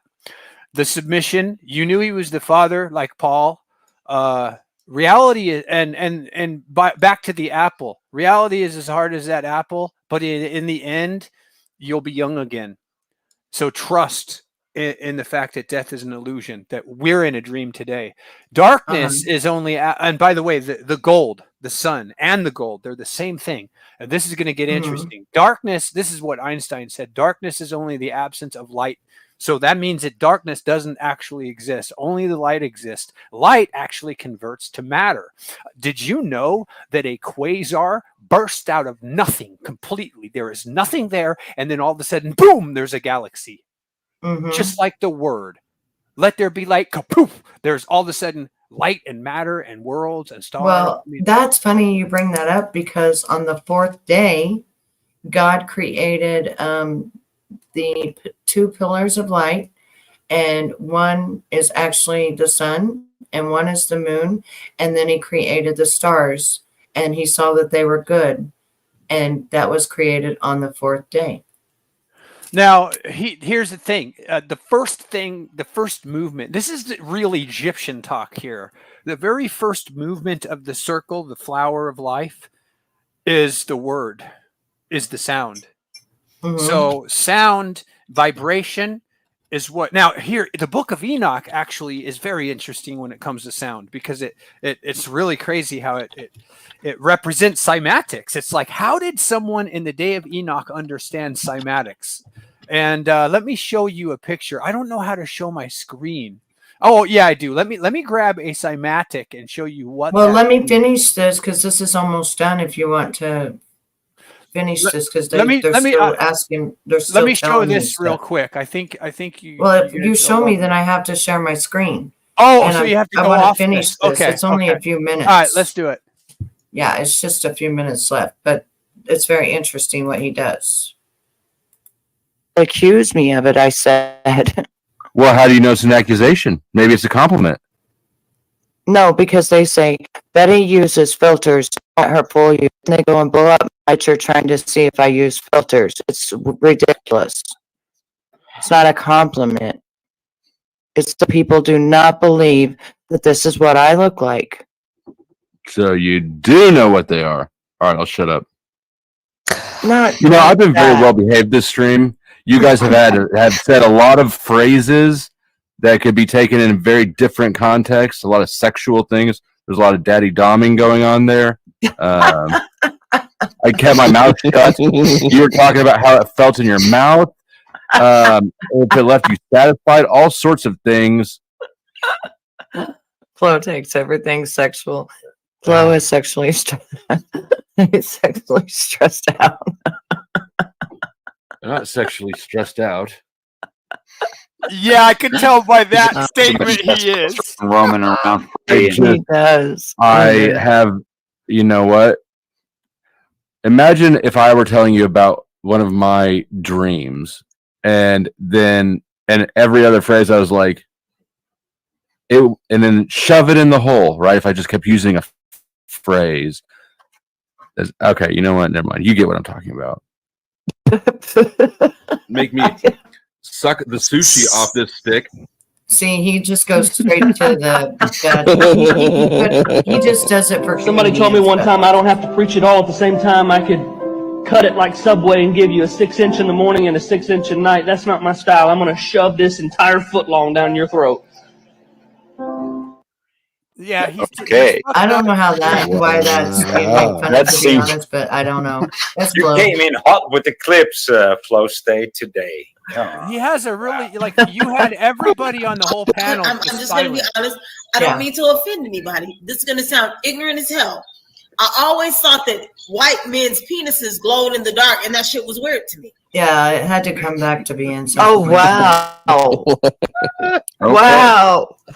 Well, come on, dude. You take it like a personal, and I don't think he. Just she was like, and I haven't seen one before, and I don't want to. It scares me Right. What is no, that's when I was like, you could barely see anything in the dark with the white man. Hide it. Does she think all white men are vampires that sparkle and glow? What the hell is this? I don't. That's why we need to hide it quick. And I'm drier than the fiery pits of hell. Well, my penis does glow in the dark. So am I the only one that noticed that Harrison fell asleep? I noticed that. Noticed it. Don't say his name. Yeah. Don't say his name and wake And him up. that's the Come way on. he is. He's like that. Poor guy. He worked 12 hours. As you've He seen, I smashed down food. And now he's out like a light. Well, here, can you pause it for a second? I want to say something. It's about almost done. Let it Looks finish kinda out. sexy. Let I it mean, the finish out, peach love. color and I everything, think you know, because and the the- guy. Oh, I know what I'm gonna. I should just play this song. I put a new MAGA song in the private chat for you. Really edifying to her personal experience. And Jill's just not going to ever have the kind of And that's why I kept my mouth shut. I sacrificed my one line. I've sacrificed so many one-liners for Betty's edification. I know you did. Thank you, Flo, because that was for me too. I appreciate it. See, he's just never going to get that sense of humanitarian empathy and love for each other.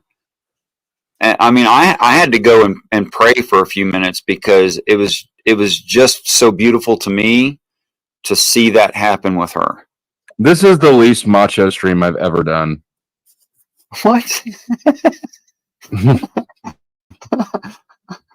And I think what's not macho about that? He's literally pissing me what's off. not right macho now. about praying? No, but I thought men were the providers, and men were there to lift up others and to be strong enough to pray, to guide, join a person in their pain and in their joy. No, but the thing that was not macho about it is that he was boasting about his praying. You know, that's not macho. You pray in private. See, you don't. I'm not boasting about it. I just said I needed to. That's not Because he's a boasting. Christian and he's you spreading did. the word like he's supposed to. Okay, if you say so, it's fine. Okay, boy. So here's the thing about the prayer thing. So I find myself in prayer quite often. There are times when I might need to go to a place by myself, but there are times when I'm just in a crowd and I can, simply just in my mind, I'm, speaking with my creator. But ultimately, if I want to tell somebody about that, I can definitely tell somebody about that. Oh yeah, by the way, I was, in prayer. I can, and there's nothing wrong with that. Yeah, I mean, it's still edification for the person who I'm speaking to, or for the glory of the creator. Like, so that's it's really kind of a necessary thing too when you're trying to relate an experience, or even just like bringing a certain civility to conversation, right? To let people know that you're viewing things through a certain light, right? And I don't know if this is all hippie stuff saying it's like blah blah blah, right? But I do know that this is a stream about being macho, right? So if it is macho, or if it's That's not, already fucked off. 4 o'clock. Yeah, I do have a question for Richard, though. I do. Are you there, Richard? Yes, ma'am. Okay, so I was in there telling my husband how you had broken down me going to heaven and how it reflected into my life. You know what I think the fruit was? Me getting married. I thought it was going to be one way, and it turned out to be actually the best thing I ever did. And I waited 6.5 years. At that point in 2016, it would have been, I just met him only like 2 months prior. That's interesting. Well, I would just hope that you guys have developed and continue to develop in your loving relationship, and that Don't go live. that you guys would lean on each other's strengths and give each other whatever strength the other one needs. That's why we fit so well. And like, I can joke around, I can be myself. He doesn't collect my thoughts, feelings, actions, and I don't him.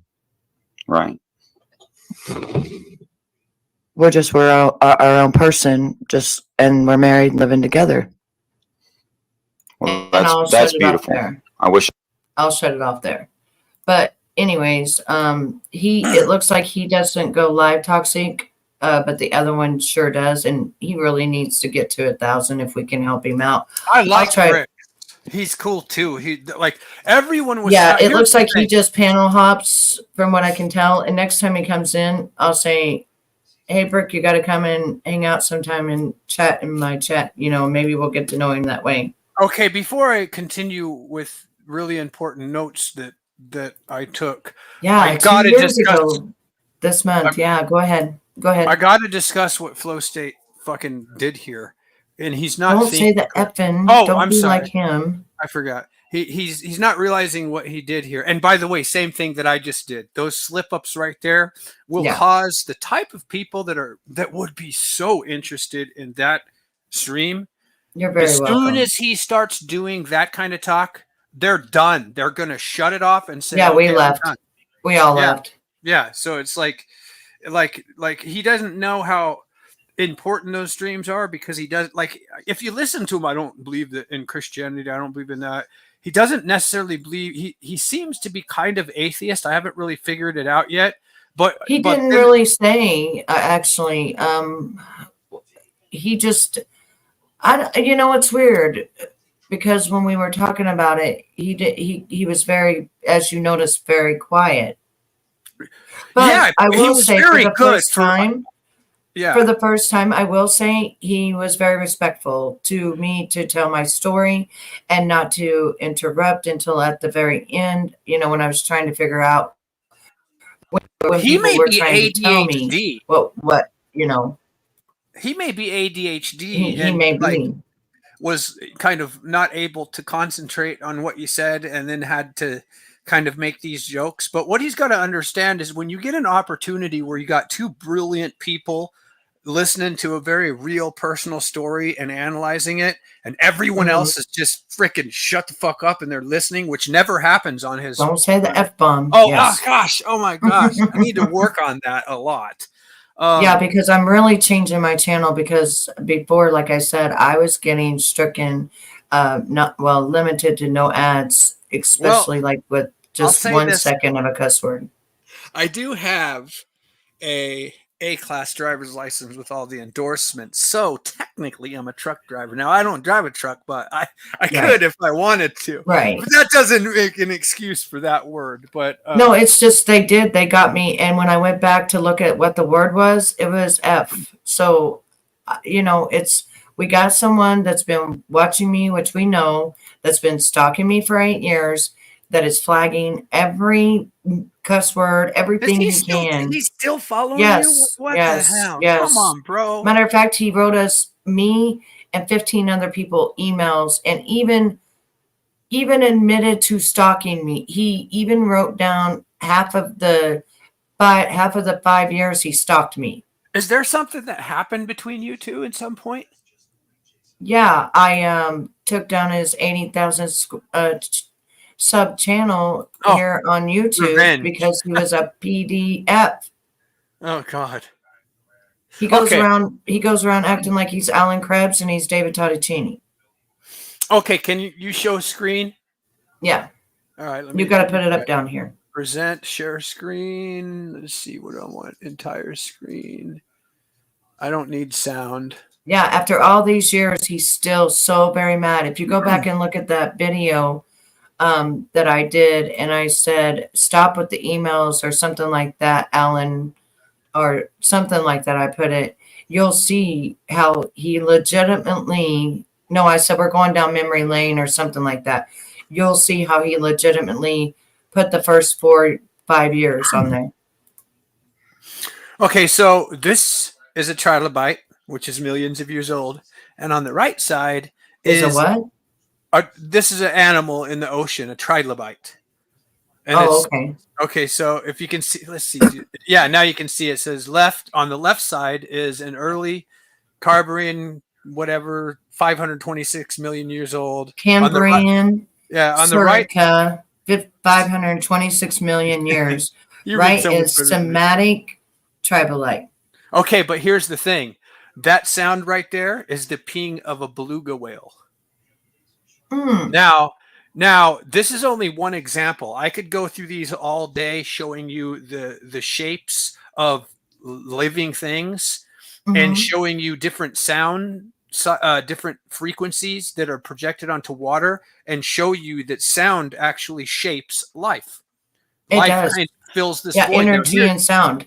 Yep. Here's where I'm going with this. The Book of Enoch, the one that we have, the Enoch 1, there's 3 different ones. One came from I gotta find mine. It's still Africa. Away. What's that? What's that place in Africa that think the Ark of the Covenant's at? I can't remember. Yeah, I can't either. So, but that's where one of the books of Enoch is, but we can't verify its age. But the oldest one we know of came from the Dead Sea Scrolls, and it predates Jesus Christ by, I think, I'm just going to throw out 120 years. It's somewhere around that. When it was copied onto paper. However, it was copied from a document that was pre-flood, and in the very beginning, to the point where when the angels descended onto the Mount Hermon, and this is what people get wrong all the time. They didn't descend from Mount Hermon. They descended onto the top of Mount Hermon, which means they came from the sky.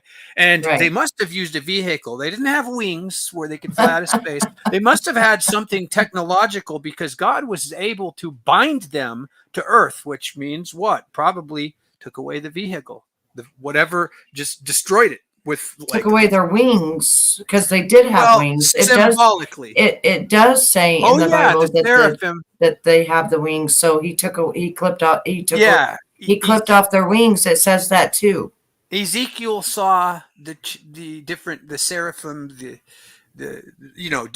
different angels. One set of angels had wings. One was like wheels with eyeballs on it that I've actually seen. In any event, let me get back to this. So God's word. So the Book of Enoch says that when God created the universe, the worlds, the stars, and the moon, that his first angel in our Christian book is called Lucifer, but in the ancient Enochian book, they call him, I believe it's Samael, or I believe it's actually, what they first called him was Lord Godriel, and then they changed that to Lord God, and then they changed that to God. I'm just talking about the book. Our Heavenly Father is his actual name, is what they say. I'm not talking about God. I'm talking about Lucifer. Yeah, Lucifer's name is, he put as Lord Godriel. Oh, and so he tried to place himself as God. Yes. Okay. And then he put Lord God, and then he just put God. And I found that out through a Bible scholar on YouTube years ago. And then I found out that the word God has nothing to do with our Heavenly Father, that it has everything. They were trying to trick us because that's what Lucifer wanted. Well, where I was going with this is, the one we call Lucifer, which is the head angel and the most beautiful. Yes. Him and his angels used their music to shape the beings of the world. Isn't that interesting? That's why they're over the music here on Earth. And so when they fell, they hid their light. Like when a star collapses on itself and turns black. Yes. And it's really interesting. And now I think that's why people write and say that Lucifer is ugly, because when he got thrown out of heaven, maybe God made him ugly. Maybe God made him the most ugly creature you ever seen. Well, maybe he's not beautiful anymore. And maybe somebody's seen that. I've seen him twice. By going to hell. I have. You know what I'm saying? Because I've heard their stories, and they say that they're evil looking, and they're, nothing good at all. So, well, yeah, totally. Maybe that's what it is. And I'm stupid, and I'm going to tell you why. So, in my out of body experiences since I was about 3 years old, and I know that I was 3 when I started them because my mom was fat with her belly with my baby sister. So I know people can't believe that I remember when I was 3, but I remember my mom getting a black eye and crying when she was pregnant with my baby sister. And I was very sad that my mom's husband hit her in the face. I'll never forget that. And maybe that's why I don't hit women. But the point being is, I was having out of body experiences at that time all my life. I always went up. I was always so curious about the stars in the sky, and I always go flying around. I realized a couple months ago this happened twice to me. I realized I never went down and saw if I could go to the core of Earth or not. So one day, and that's so stupid of me because I didn't expect to see what I saw when I went down there. I didn't believe in like the like this mythical hell that people say is down below. And so here's what I saw. So what I did, I floated out of my body and I said, okay, I'm going to go down instead of up. So I go down and I can go right through the ground like nothing. When I get down there, I see like lava glowing like when you see bright yellow golden lava, but it's shaped like people, and they're screaming horrible screams.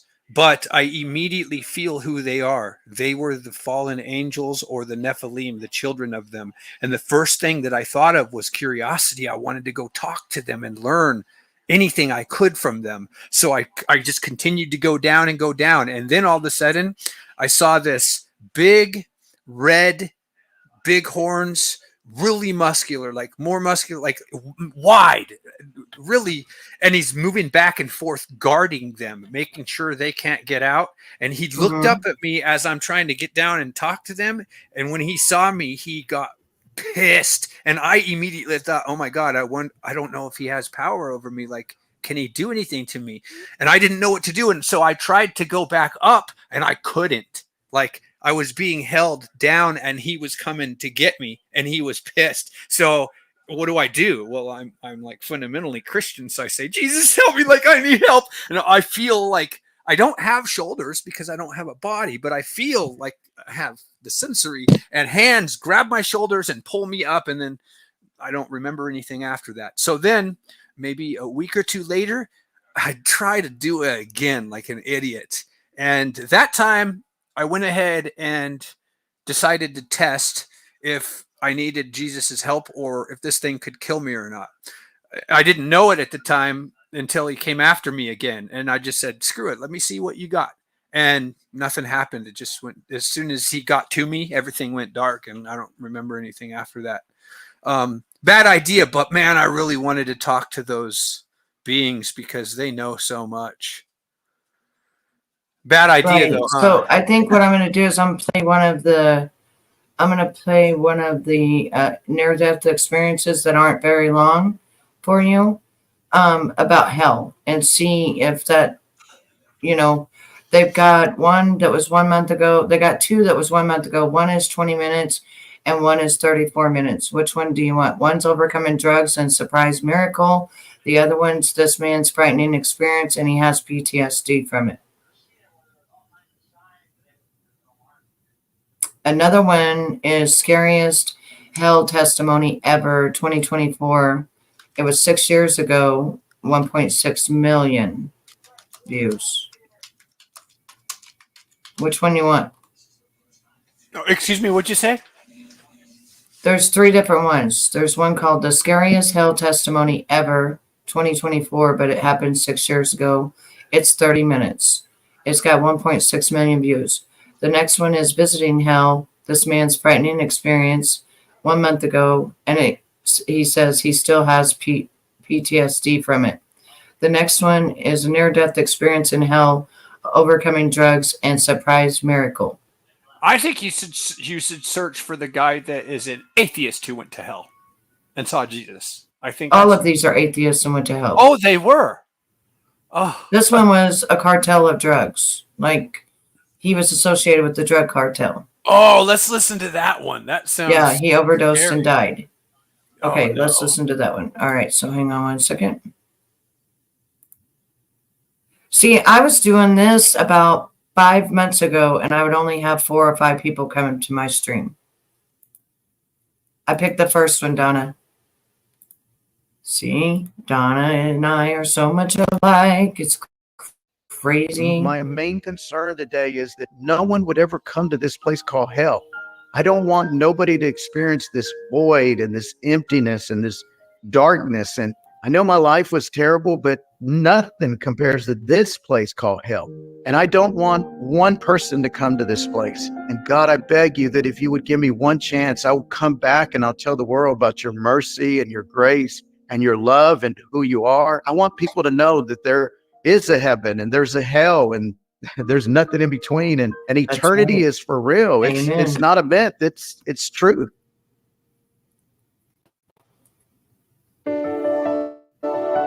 You can be like this guy. I'm going to do it. I wanted to change my channel to NDE experiences, and I'm going to do it. Welcome to this episode of Heaven Encounters. My guest today, Paul Ojeda. He went to hell after he died.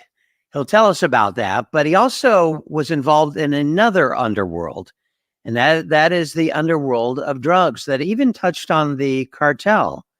He'll tell us all about that and how he came to know Jesus as his Lord and his Savior, to today when he pastors one of the largest churches in Austin, Texas, as its senior pastor. So, Paul, it's great to have you with us today.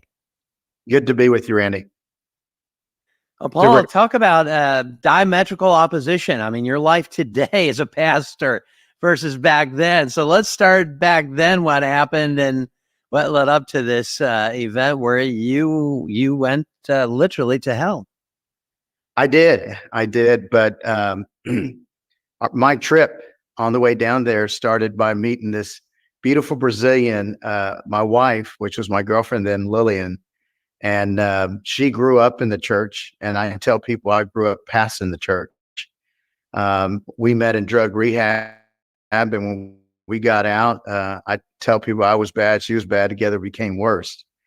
Randy, I didn't have a relationship with God, didn't really know God, but when we got out of the rehab, she was involved with some Colombian big drug dealers, and the FBI came down from New York to Texas looking for her. And so she was well connected in that underground world.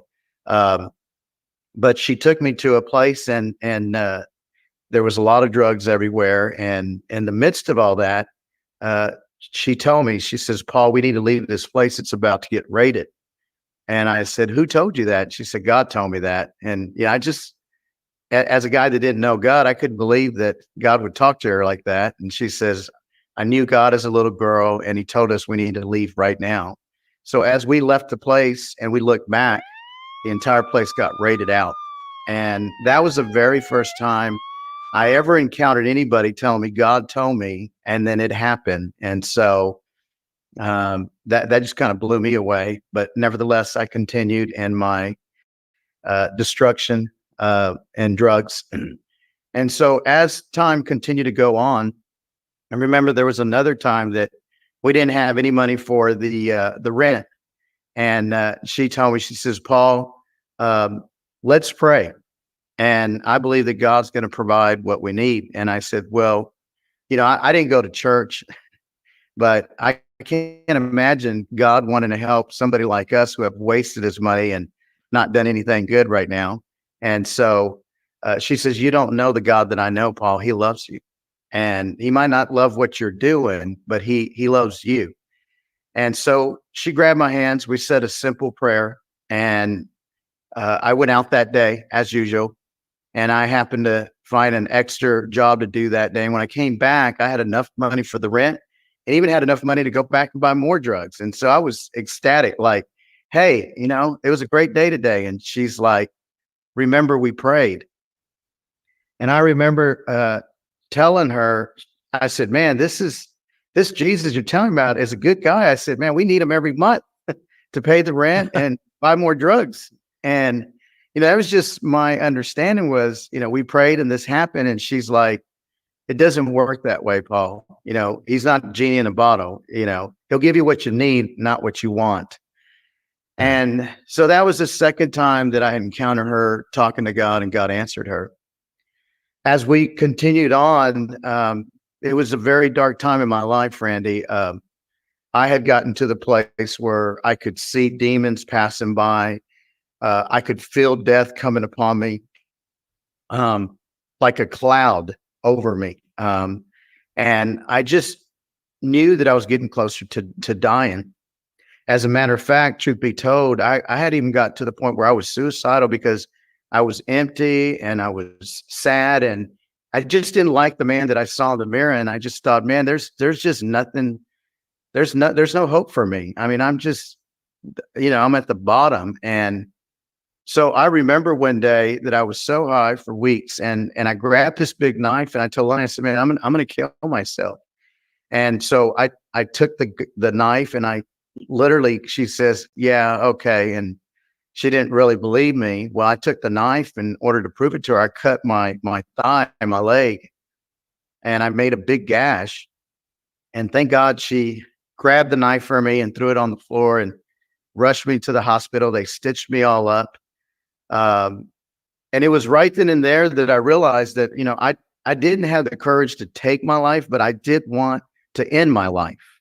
And so as it continued, we continued to do more drugs. And I mean, it was just had escalated to the point that I was a plumber, and I had went to a plumbing call, and I was at a house, and I blacked out. I OD'd on my drugs when I was there. I just kind of blacked out. They called the ambulance. They took me to the hospital. When I arrived at the hospital, the nurse says, Paul, at the rate you're going, you're going to be dead in a week. You need to stop immediately. It's a miracle you're not dead right now. And I remember that when she said that, like a light bulb went off, and said, that's all I got to do. I just got to go back out and get more, and my life will be over with.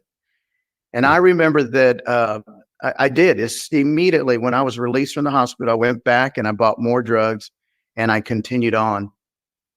As I sat in the apartment there that we had, and sitting on the floor, and to the point that I was paralyzed and paranoid and yearning upon myself, couldn't get up to do anything.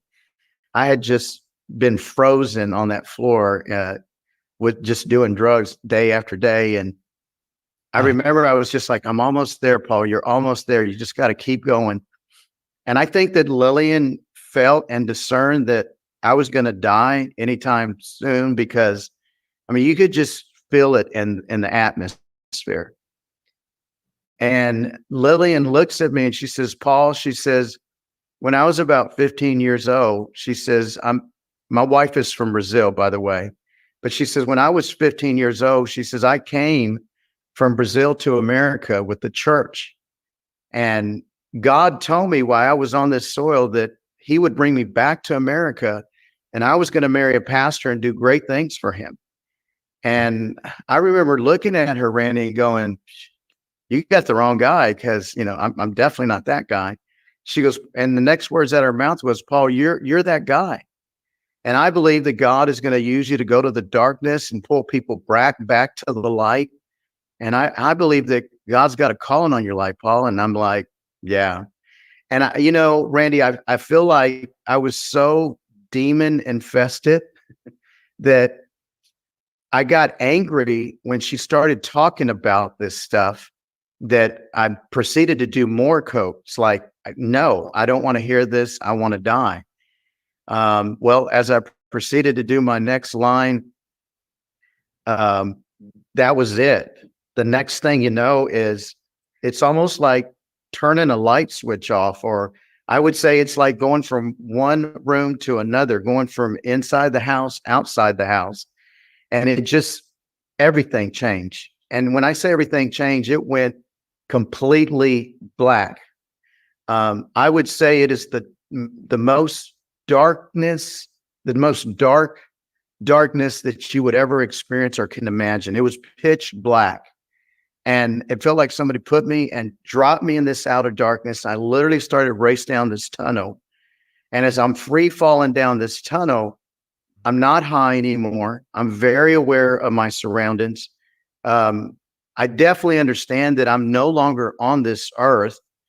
Like a time change. I went from now to eternity, and everything was so much bigger, if you would. It was like massive. The place where I was at was huge, like beyond this earth. And so as I start to free fall down this tunnel, immediately, I don't know how, but immediately I just knew I was headed to hell. Without a shadow of a doubt, I knew that the destination where I was headed was hell. I would describe it like getting in an elevator and pushing. You're on the 9th floor and you push ground floor, and you know you're going down. You haven't been to the ground floor, but you know where you're going because you've pushed the button.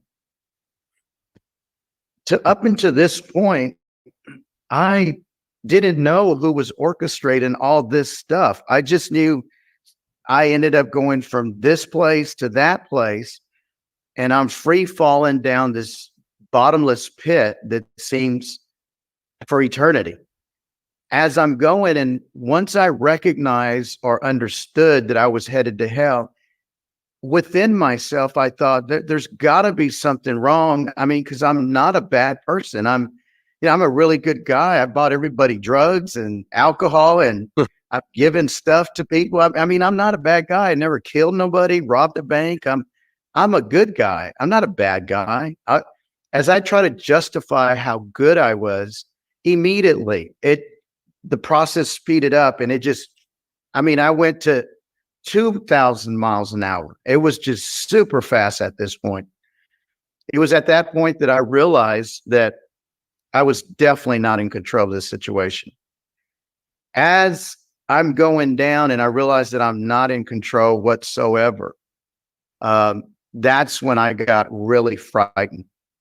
And I just thought to myself, how do I turn this thing around? I mean, I don't want to go to hell. And as it went deeper and deeper and deeper, my fear grew to the point that I began to cry out with desperation to the Lord. And I remember that I told the Lord, I just cried and I said, God, if you are out there, I said, Lord, help. Please, God, help me. I mean, right then and there, I shouted, if you're there and you exist, I need you, God. And all of a sudden, the Spirit of the Lord comes right next to me. And it was like this rushing wind, and this presence was right beside me. People have often asked me, they said, well, did everything stop or what happened? I want to say that I didn't leave that dark place. What happened was everything fell to the wayside, and his presence overtook everything. And it was almost like him and I are now having this conversation. He's like, you called me and I'm here, son. And Randy, when God came next to me, I'll never forget this as long as I live. He said, Paul, what have you done with the life that I have given to you?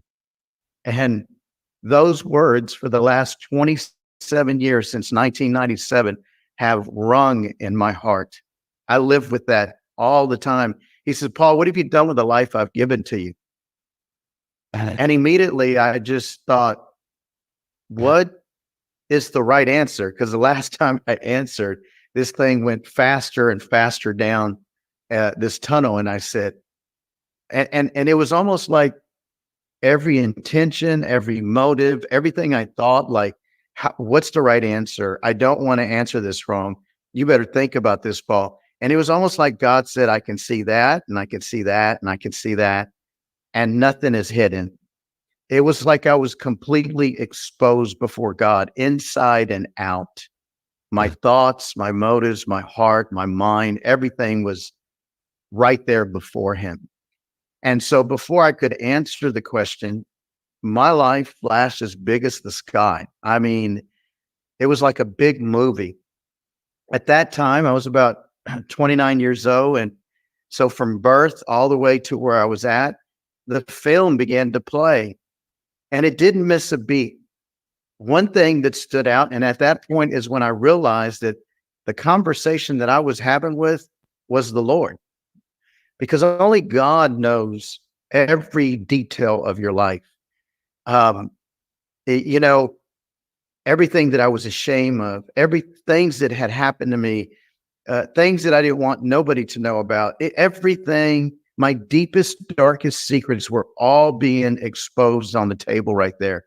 The good moments, the bad moments, and everything about my life was being displayed on this film, if you would. And it was at that point that I had the saddest moment in my entire life. And that was, I had to give an account to God with the life that he had given to me. And it was so sad because I had given him no glory, and I had never really acknowledged him. And I had lived for me, myself, and I. That was my Trinity. It was all about Paul, and it had nothing to do with God. And I wasn't building his kingdom. I was trying to build my castle. And it was in that moment that I realized I was a selfish man and a prideful man and a very sinful man by all means. And, you know, it was then that I told the Lord, I said, God, you have every right to send me to hell. You are just in sending me to hell. I am a sinner. I'm not a good man. I'm not a good man by any means. But something happened, Randy, within my heart after watching that film, like a third party. I really saw my life for what it was, and I really realized that I had been selfish, and so there was a change of heart, if you would. And I said, God, my main concern today is that no one would ever come to this place called hell. I don't want nobody to experience this void and this emptiness and this darkness. And I know my life was terrible, but nothing compares to this place called hell. And I don't want one person to come to this place. And God, I beg you that if you would give me one chance, I will come back and I'll tell the world about your mercy and your grace and your love and who you are. I want people to know that there is a heaven and there's a hell and there's nothing in between. And eternity is for real. It's not a myth. It's truth. And, you know, Randy, when I declared that to the Lord, I feel like that was my true repentance before God. It was that change of heart that went from me, myself, and I to the Father, Son, and the Holy Spirit. It was right then and there is when life really changed for me. And bam, I wake up and I got the IVs and I look at Lillian and I tell her, I said, hey, I found that Jesus you've been telling me about. And from this day forward, I want to serve him. And the door's right there, because if you want to keep doing what you're doing, you can leave. And she grabbed my hand and she looked at me and she said, Paul, I told the Lord, give us one more chance and we will serve you, God. Please don't let Paul die. Me and Paul will serve you all the days of our life. I promise you, God, if you just bring him back. And, you know, it was in that moment that, bam, everything transformed and changed for Lily and I. And, you know, Psalms 119, 105 says his word is a lamp to our feet and a light to our path. And, you know, Randy, I had tried to read the Bible many times before and even walked into church in the midst of my drug addiction with my mother-in-law, who's a godly woman. And I couldn't hear anything or see anything. But after I was born again and I had that encounter with God, the pages began to illuminate. And it was like rhema, revelation. I mean, I could see and I could hear the voice of the Lord, and life was so much clearer about what my purpose was and what the meaning of life was. And that was 27 years ago, and it has never changed since then. You know, I tell people this all the time, Randy, the last time I met God, I had nothing to bring with me. You can't take your car and you can't take your house or your money. And You can't take anything that's tangible on this earth. But there is one thing that you can take to the Lord, and that's the impact that you make on souls. And it was right then and there that I realized that it's all about souls. And so, you know, I told the Lord, next time I see you, I pray that there's a whole bunch of people that I help lead up and not down. Because I had so many people down in my wild and crazy life. And, you know, I'm happy that God has given me a second chance. We're doing that now, Paul. And, you know, next time you go, you'll go to the place that I had the honor really to visit, and many of our guests have. But, you know, your story is compelling for many reasons. One of which is that many don't believe in hell today. They don't believe there is a hell, and that there are multiple ways to get to heaven, and there are no ways to get to hell. So how would you respond to those who say that, you know, a God of love would not send anyone to hell? Well, first of all, I'd like to respond by saying God doesn't send anyone to hell. We reject his goodness. And I didn't recognize that until I was headed to hell. And, you know, I think, Randy, that often people don't believe in hell because they think that they're living hell on earth.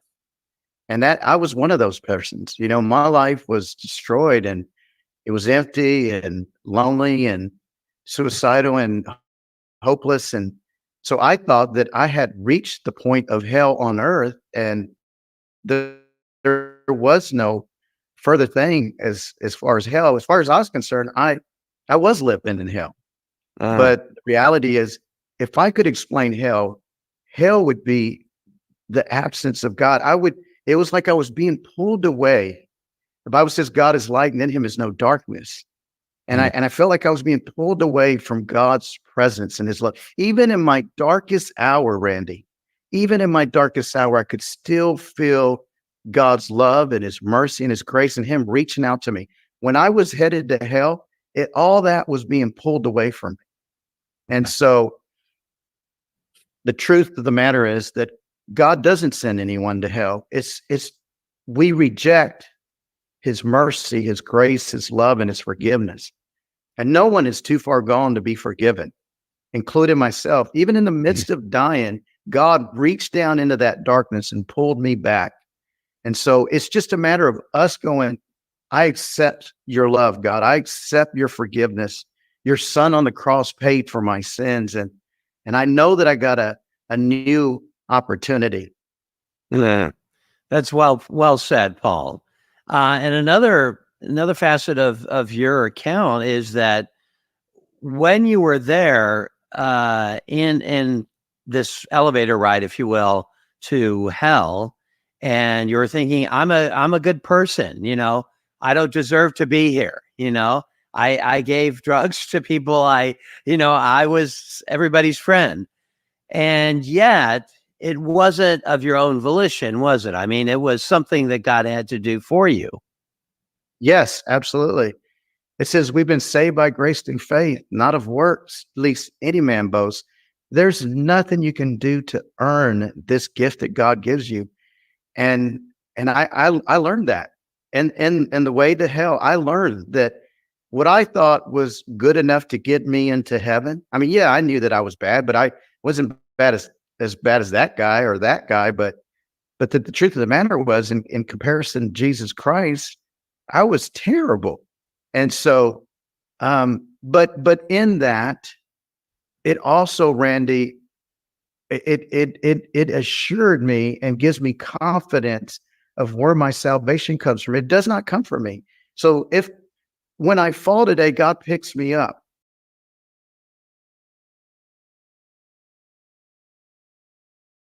Did you end the video? Are you passed out, Betty?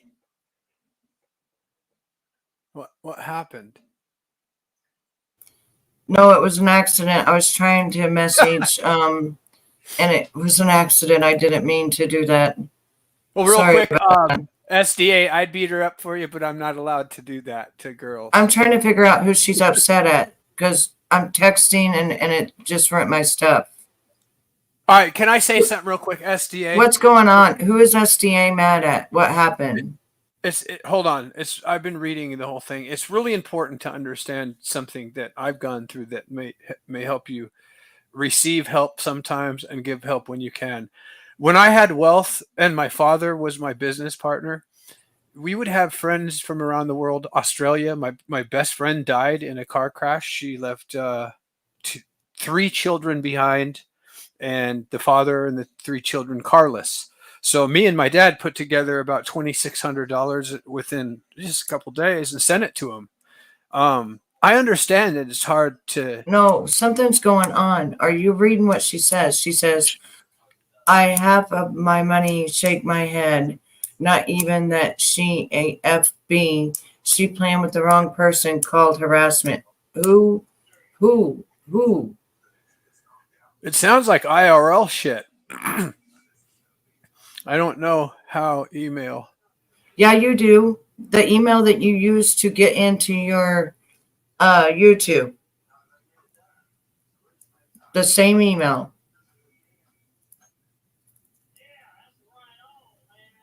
Yeah. Oh, her boss is fucking with her. That's. I didn't know you worked. Don't say that for me. I didn't know you worked. Yeah, that's a stability issue. That sucks. I thought she stayed home with the baby. I was so lucky in my life that when people I worked for crossed me, I was able to just give them the middle digit and walk right away. And I did that a lot of times. Yeah, I mean, I didn't even know. I thought she just stayed at home with the baby. And the baby goes to school now, but I didn't know she got a job. Okay, so on your email, it's the same email that you use when you log into your YouTube. You work at home. Okay, well, Ray wants to help you, and he even willing to pay your Wi-Fi every month for you, and you need to. Yeah, your grandson goes to daycare. You need to take a handout sometimes because sometimes we need it. And we love your channel that you built, and it's took you 3 years. And we don't want you to not be here. We don't want you to not be on the YouTube streets. And Ray is is able to help you. And that's why he's telling you to email him. I know you have email because that's the only way you can have a YouTube. Now, I taught you how to do everything else. I can teach you how to email. Since you never email, I can teach you. I can email Ray as well and give him your email. What is your email, actually? What's the email you use for YouTube? You can give it to me on Facebook Messenger, and I can go get my phone, but my phone is in my bedroom still. Because we care about you. You're not taking nothing. You're not taking nothing. It's going straight to the company. Yeah, you can't think of it as a handout. It's a hand up.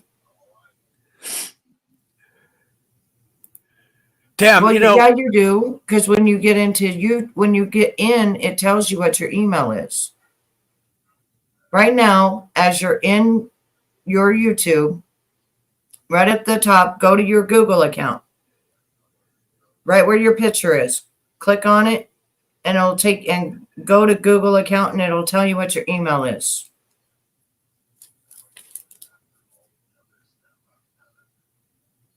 Where are your friends here? I'm sure SDA has helped somebody out in a situation. SDA has helped many people. Exactly, which means you deserve to be helped, lifted up. SDA has actually never, like I said, she's never been monetized yet. She needs 200 more subs. But the whole almost 8 years that I've known her, almost 8 years now, it's been 7.5 years that I've known her. She has helped lots of creators. She has helped me. We don't need your password. What is your Gmail? And if you don't know your password, all you got to do when you go to get in there is say forgot password.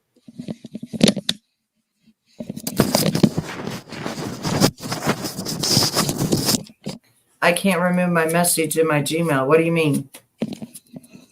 All you got to do is hit can't remember password, and they'll send you another way through your phone. Hold on. She's logged into YouTube, Betty. Then that means she's logged into her Google. Yes. Her Google app. Yeah, she's logged into her Gmail. And every password you have is stored in your Google app. Facebook. Yeah, that's what I keep trying to tell her. Yeah. My dad loses his passwords every couple of 6 months. And Ray said you're starting to make him mad. She's I'm not using the exact word, but sorry. Oh man, then I have to read it. It's okay to be upset. I was really upset too when I had friends that were but sometimes people are like, I used to be the same way. The only time I've ever asked for anything is when I asked for help for my microphone because I sounded like pure shit and nobody could hear me, right? Yeah. And stop crying. We're telling you how to email. And, I'm trying to help you out here so that he can help you out. There's no reason for you to be upset when you got friends here that love you like family. We're not giving you money. He's going to call and pay it. Give him the number and your account number.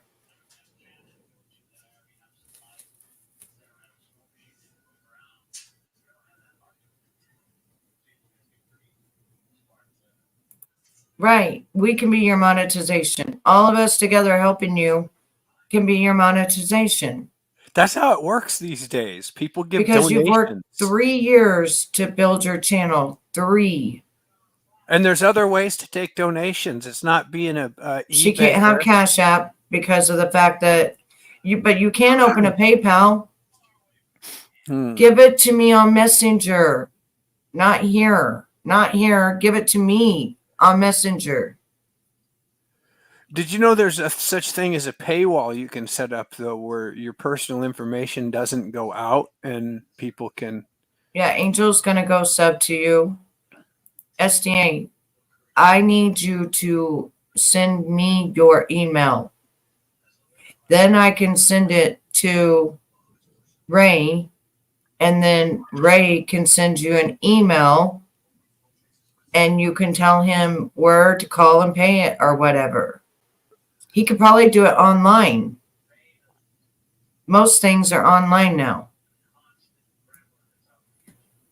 And you can think of it as monetization for all the work. You can make a PayPal. You can make a PayPal. PayPals are easy. She said she has one. Look. Okay, well, you have a PayPal. Then what is your email address to your PayPal? That's the only way we can send you money.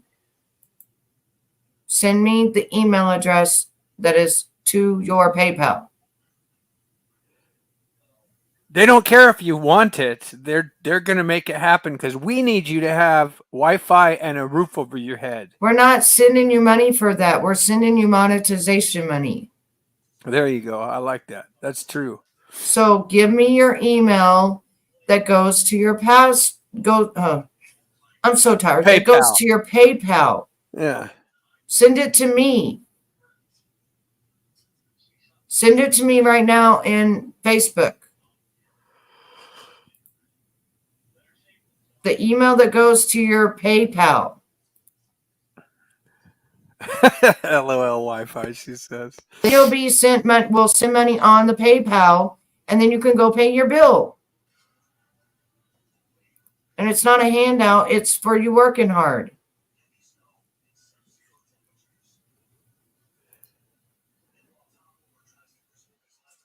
Yeah, I wrote I love you to you, and you didn't write it back, baby.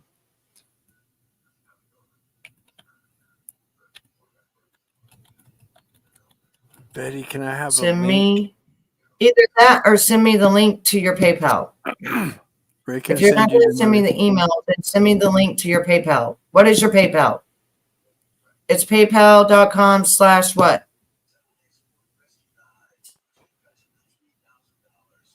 Mine's Betty Washam. What's yours? Write me right here, and I'll send it. I will send it to Ray and Donna and me. What link do you want, Ray? What link are you asking Betty for? By the way, SDA, I need coffee too. To the PayPal. 1 o'clock. We don't care about. Send me your PayPal link. Fuck the coffee. Oh, dang it! Dang the coffee. Yeah, forget about your stuff. Okay, then Ray can send me the money and I'll send it to you. But I need you to send me it so that Ray can send. I'll send my PayPal right now.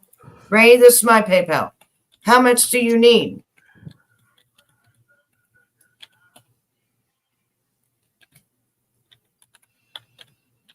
Ray, this is my PayPal right there. How much? I know, but tell me on Facebook how much you need. On Facebook, right here. I'm on Messenger right now. Yeah, Betty will send it to you. She's probably already got your information, so there you go. I got most of it, but she won't give me her damn PayPal or the amount. How am I supposed to send her anything? I'm gonna send her a big noggin. A bump on the noggin. Mm-hmm. Like we'd like to do to your boss. Right? We're not doing that. You got to think of it as we're sending you a tip for your work. Yeah, no shoot. You know, like you've worked on your channel so hard, and it's so dumb that people that work on their channel that much, it's like a year before you get paid. What is that, slavery? No, she's worked 3 years trying to become... No, I was talking about you, myself. Yeah, I had to work a year before I got paid, and I had to pay $50 a month for StreamYard, and I had to pay for no commercials and all that crap. I had to pay all that. Well, when they took us out of the search algorithms to force us into making shorts, they enslaved a lot of us because I don't care. Just send me your PayPal. It don't have to be your email. Go to your PayPal right now and tell me what name you have on it. Is it the same name that you have on your Facebook? Is it the same name? I'll go look it up myself with your name. You think I won't? PayPal can be difficult. Not whenever I know where she is.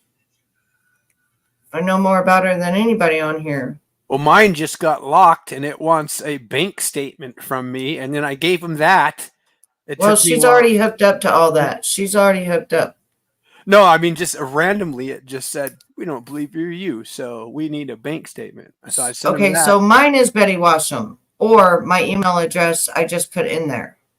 So when you're sending me PayPal, I just go to my link on my phone, and then I click on my picture, and then I click send this, and then I copy it, and then I send it to whoever needs it, like for the wigs and stuff like that. So I'll go look on my PayPal right now and see if I can find her name. Since she won't help me, I have to do it the hard way. I wish I had a cigarette. Gosh. I'm like jonesing like a freaking... What'd you do, not get any?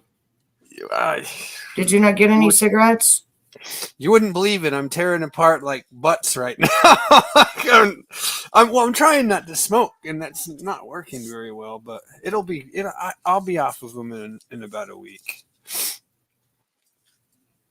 I might be off. Did you not get any? I don't buy them. Right, I picked my butt. I'm like down to the point where I'm like, okay, I'm not gonna buy them, but then I jones, and then I like find all my little cigarette butts and empty them and jones and I have the credit. All right, card. I can either use your username, your name, your email, or your telephone number. Which one are you gonna give me? On Facebook. I keep messaging you on Facebook, and you won't message me back. Yeah, we actually love you, SDA. You might Yeah, need some of that. Which is weird. I'm about to go to frickin' where she's at and put a noggin right on her head. You don't want her to come to Canada. That's right. I mean, you do probably, but yeah, not over this. Not over this. By the way, you know that even Speakeasy was way before he was monetized. He had this Cash App, and he was like, "Oh, please Cash App me," and like that's what YouTubers do before they're monetized, so that they get paid for their work. Didn't. No, he didn't get a Cash App until after because he ain't allowed to have one. What? I could have sworn he had one before. He's not allowed to have one. He didn't get one until way after he was monetized. Well, he would just do PayPal. That's what I mean. He had something. I remember he had PayPal. Yeah, he had some way that he was asking for money before he was actually. All right, finally she's got. Okay, I got it. I'm looking right now. Thank the Lord. Praise. And how much do you need? And I'm not joking when I say that. I'm not like mocking, praising Jesus. How much do you need? Write it to me. Easy doesn't want Betty in Toronto. No, he doesn't. He'll be crying. I'm gonna email Ray and Donna with the email, but I need to know how much you need. Betty, I gotta ask you a question. If I want to sleep tonight really well, I got these. What do you call the allergy medication? Benadryl. 600 milligram tablets. How many can I take? What is it? Benadryl? The pink ones. Yeah, they're 600 milligrams. How many milligrams would put me out? I'm really hard to put out. High tolerance. I would take 2. Just 2? Yeah, that's all I would take.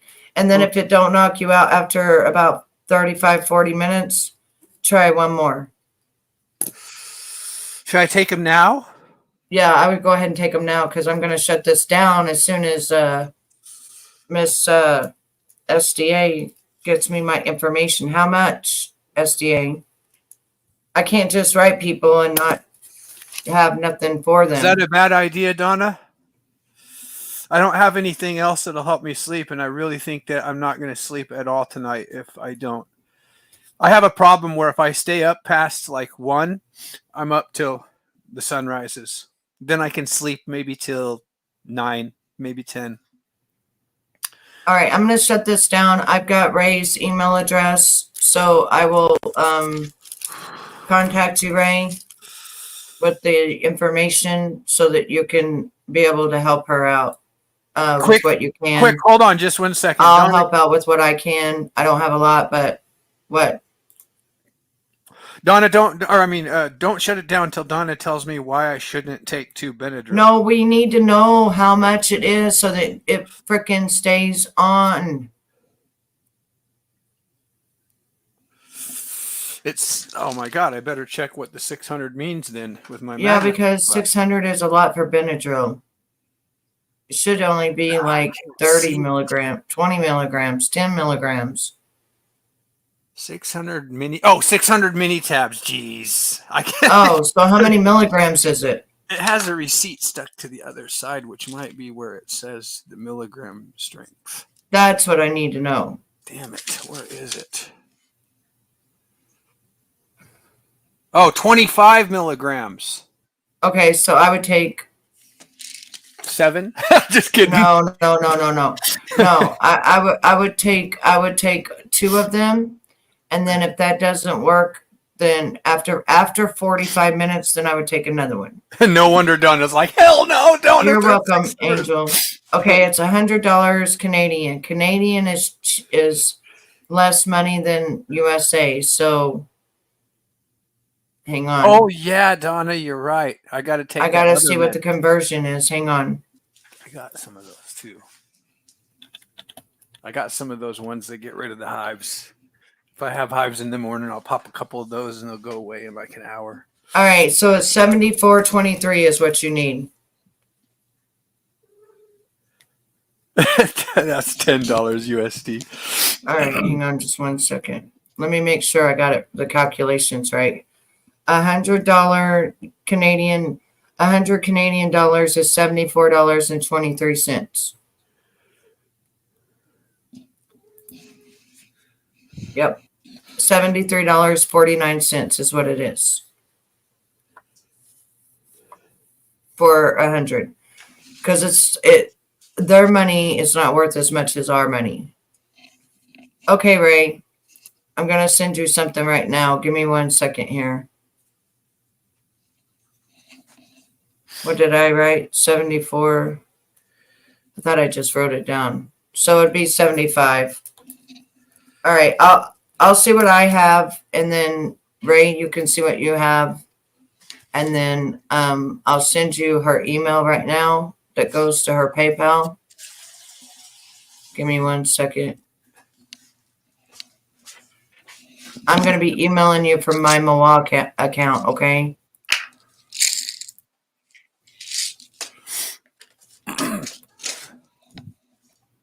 See, that wasn't hard, SDA, after 15,000 hours. Well, it was just 1 hour. No, it wasn't.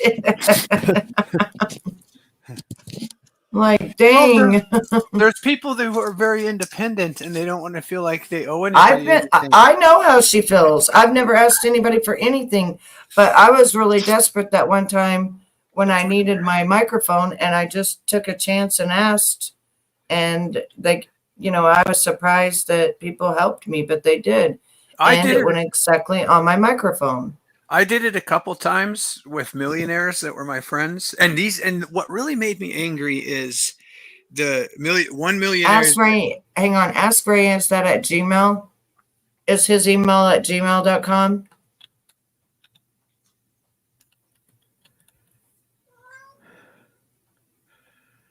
And couldn't. Skimsfan at gmail.com. 2600s. Oh my God. Is that it?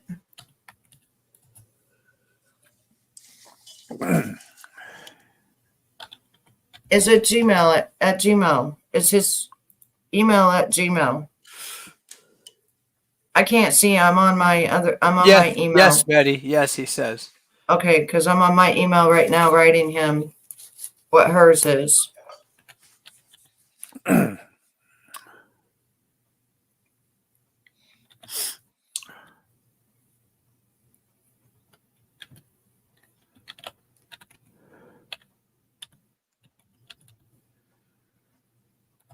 Oh gosh, Donna. I've taken it before and I just passed out. I haven't taken it for I just have this big pink bottle, 600 of them, I guess, not 600 milligrams. And it's still full to the top. I don't remember why I got it. Something my mom told me to get it for. Maybe my nose was runny or something. Okay, tell me if you got it, Ray. And then I'm going to go look up her PayPal and see if it shows up. I believe you can pay PayPal with a Visa. Yeah, you can pay it with credit card, yeah. I think you did that once for a friend of mine in Mexico, didn't you, Betty? Yeah, I did. Yeah. But right now I'm really broke because I just paid all my bills today. All of them. So I'm pretty broke unless my hubby has money tomorrow. Well, today.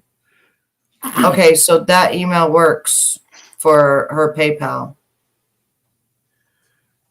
It's showing up here. Did you get my email, Ray? We're going to finish the story, and then hopefully by that time, Ray will have everything squared away that he needs. I don't watch in TV that either. And knowing that you're a child of God because Jesus died on the cross for you. It's not what you earn. I love that because, the Bible talks about I had to take mine down too. Being as filthy rags. And when Jesus talked to the rich young man, he said he was a good man. He followed all the 10 commandments. And Jesus responded that no one is good but God. So regardless of how good we are, we can never be perfect, but perfection really is not the goal, is it? Perfection is from that. something that God is. You should have it right but now. He's looking for something else, isn't he? He's looking for surrender. Write Come your email again, please. And surrender yourself to me. And that is what you found. I mean, you were at a point of absolute desperation. You can't be more desperate than to be on your way to hell, can you? And at that point, you knew who to cry out to. You know, Randy, I know this sounds terrible, but I'm glad I didn't see the light, and I'm glad I did see the darkness, because I'm the guy, if I was in a courtroom and I had killed somebody and I was in front of the judge and the evidence is all there and I know I did it and I confessed I did it, but yet someone steps in my place and says, you know what, I'm going to give him a pass. I'm going to do his prison time for him. I would be so grateful and know that I deserve to be locked up for the rest of my life, and yet I'm not. And so when I came back from hell, there's such a great appreciation that I know that I did deserve hell, but I didn't go to hell because he gave me something I didn't deserve. Okay, so it's saying that that's not his email. I understand that gift today. Can you write your email again? You can't get more diametrically opposed to the way you were than the Yeah, it's pastor saying at it church didn't go through. today. It's the wrong email. And so you're speaking to a large congregation in Austin, Texas. I got and scams. when you've told your spans. story, I'm assuming now that your church has a number of people who were like you and your wife. Can you write your email involved again, please? in our society today, drug use is almost an endemic, within the world today. So what do you tell them from what you've experienced to help ease them from maybe a point of addiction or being in the darkness? Because all of that does lead to it don't matter ultimately who I would never do death. that. Don't do that. And so what do you say to the viewing audience, maybe who have a loved one that's going through drug use, maybe they're struggling through drug, alcohol, or some other form of addiction? What would you say to them? Well, I would speak to both parties, but the family members and friends that love that one. Never give up on your faith. We walk by faith and not by sight. Continue to pray, continue to believe. You can't change them, but God can touch them. For the person that's going through the drug addiction, I know that many of you want to be set free. Many of you want these chains broken off. As a matter of fact, people tell you, why don't you stop? And you tell them, but I can't. I want to, but I can't. And I understand that. I understand what it is to do something that you don't even want to do anymore. But I also understand that Jesus has the power to break every chain. What I would suggest is that you cry out to him like I did. You don't have to die and go in a tunnel. You can cry out right now with the breath that you have and declare to him, say, Jesus, I need your help. Please, God, I can't do this. And I think that was the biggest thing that I told Jesus. I can't do this. I tried rehab. I tried to stop, but you have the power to break this off of my life. And he did. And I want to tell you, as soon as he breaks that thing off, and even before he does, you surround yourself with godly people that love the Lord. You surround yourself with other people who have walked in the victory of being set free from those things. They're going to encourage you. They're going to strengthen you. They're going to mentorship you. And I promise that's what's going to help you. And I found, Randy, that people like this, the best thing we can do is give back what God gave to us. Love those that are bound, pour into those that are challenged. And as you pour out, God pours back in and he keeps refreshing your cup. And I'd spent 27 years and I've never gone back to God's glory and his grace. Never, ever did I go back to that field. God has set me free, and whoever the Lord sets free, free indeed they are. Amen to that. Well said. And another part of your account where God brought you, where you were at that point, God brought you out of that, is that a lot of people suffer from having lost a loved one, thinking, well, are they in heaven or are they in hell? And yet God wanted to save you more than you wanted to save yourself. Yeah, he really did. And He so did. that should be a consolation, shouldn't it? That, you know, God really wants to save us. There are people in hell. Bible talks about hell on a number of occasions, right. but You there's an should have earnestness on it the part of God to save all who would now. be saved. Yes, absolutely. And I want to speak to that if Yeah, I could. I got it. 8 years ago, unfortunately, my daughter was not an addict, but skins4878114@gmail.com. she went to a party and ironically, she tried a drug and died from an overdose. And it was, Randy, it was the biggest hurt that any parents can ever experience. And I want to tell you Did you get it? the comfort and the peace that I have is that I know that even though she died in an overdose, I know that God met her right there. And I know that she did exactly like her dad did and said, Jesus, help. And I believe today she's in heaven with Jesus and all our family members who've gone before us. And so, for whatever reason, God needed her to go home and didn't need her to come back. She was done. Whatever she needed to do on this earth, God was done with her here. And I believe that she was an incredible person, loved people. And there was over 1,000, 1,200 people that showed up to her funeral. And many of the young people that came said, you know, your daughter used to tell us about God all the time. And, you know, she used to tell us about Jesus. And so we saw the impact that she was making. We were unaware of, and we had no clue that she was sharing Jesus out there. But, yeah, you know, I can't tell you why one stays and one goes, but I can tell you that God's ways are higher than our ways, and his thoughts are not our thoughts. But I do know this, that if you know what heaven looks like, if you have the slightest clue, you would be thrilled and happy. And here's this is what my joy comes from. My daughter will never experience pain, death, or suffering. And she is more alive today than she's ever been. She has eternal life. And so, you know, and I know I'm going to see her again. You know, funny story, Randy. It was about a year before she died. And I think God just made this happen. We ran across a pastor who had lost a child. And my daughter told me, she said, Dad, if we died, what would you do? And I said, I'd probably just give up. And I don't know. I can't imagine losing you. And she looked at me, Randy. She said, Dad, you are a man of God. Don't say that.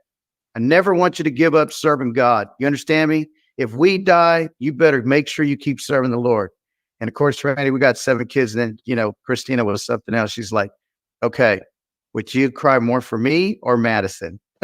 Yeah. Oh my. So, wow. You know, that was God preparing me. He certainly did. And thank God she said that. Yeah, I sent the email. Did you get Those it? words now are echoing in the halls of heaven for all of us, that don't give up. Just don't give up. God has a plan for you and a purpose. Okay, Ray, that we all need hang to on. live out. Ray, do you have Cash App where you can send me the Cash App and I can send it to her? I can send the Cash App to her PayPal. Do you have Cash App? Because you don't have PayPal. Do you have Cash App?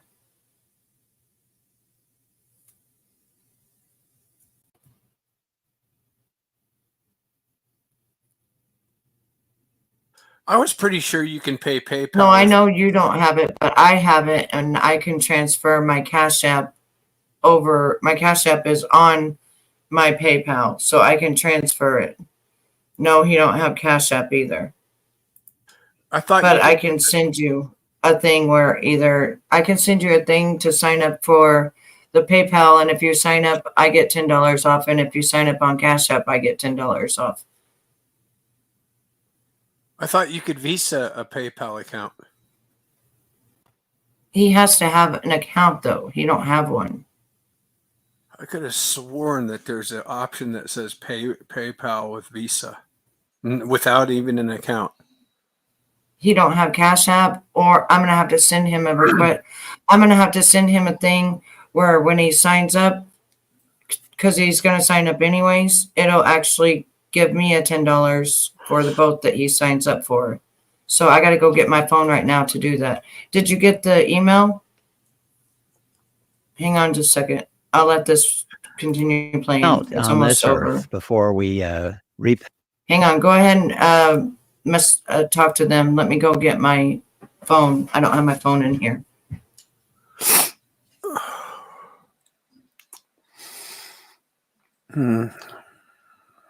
Well, I was just earlier going to mention that I made this really strange friend that I never thought would become a friend, because the friend was the landlord of the girl who passed away.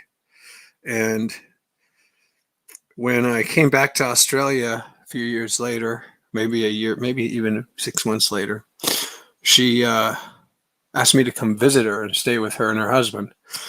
And I thought it was weird because, like, I even asked her when I was at her house, I was like, "Are you insane? Like, I'm a stranger." And she said, "Well, I saw what you did. You changed this person's life.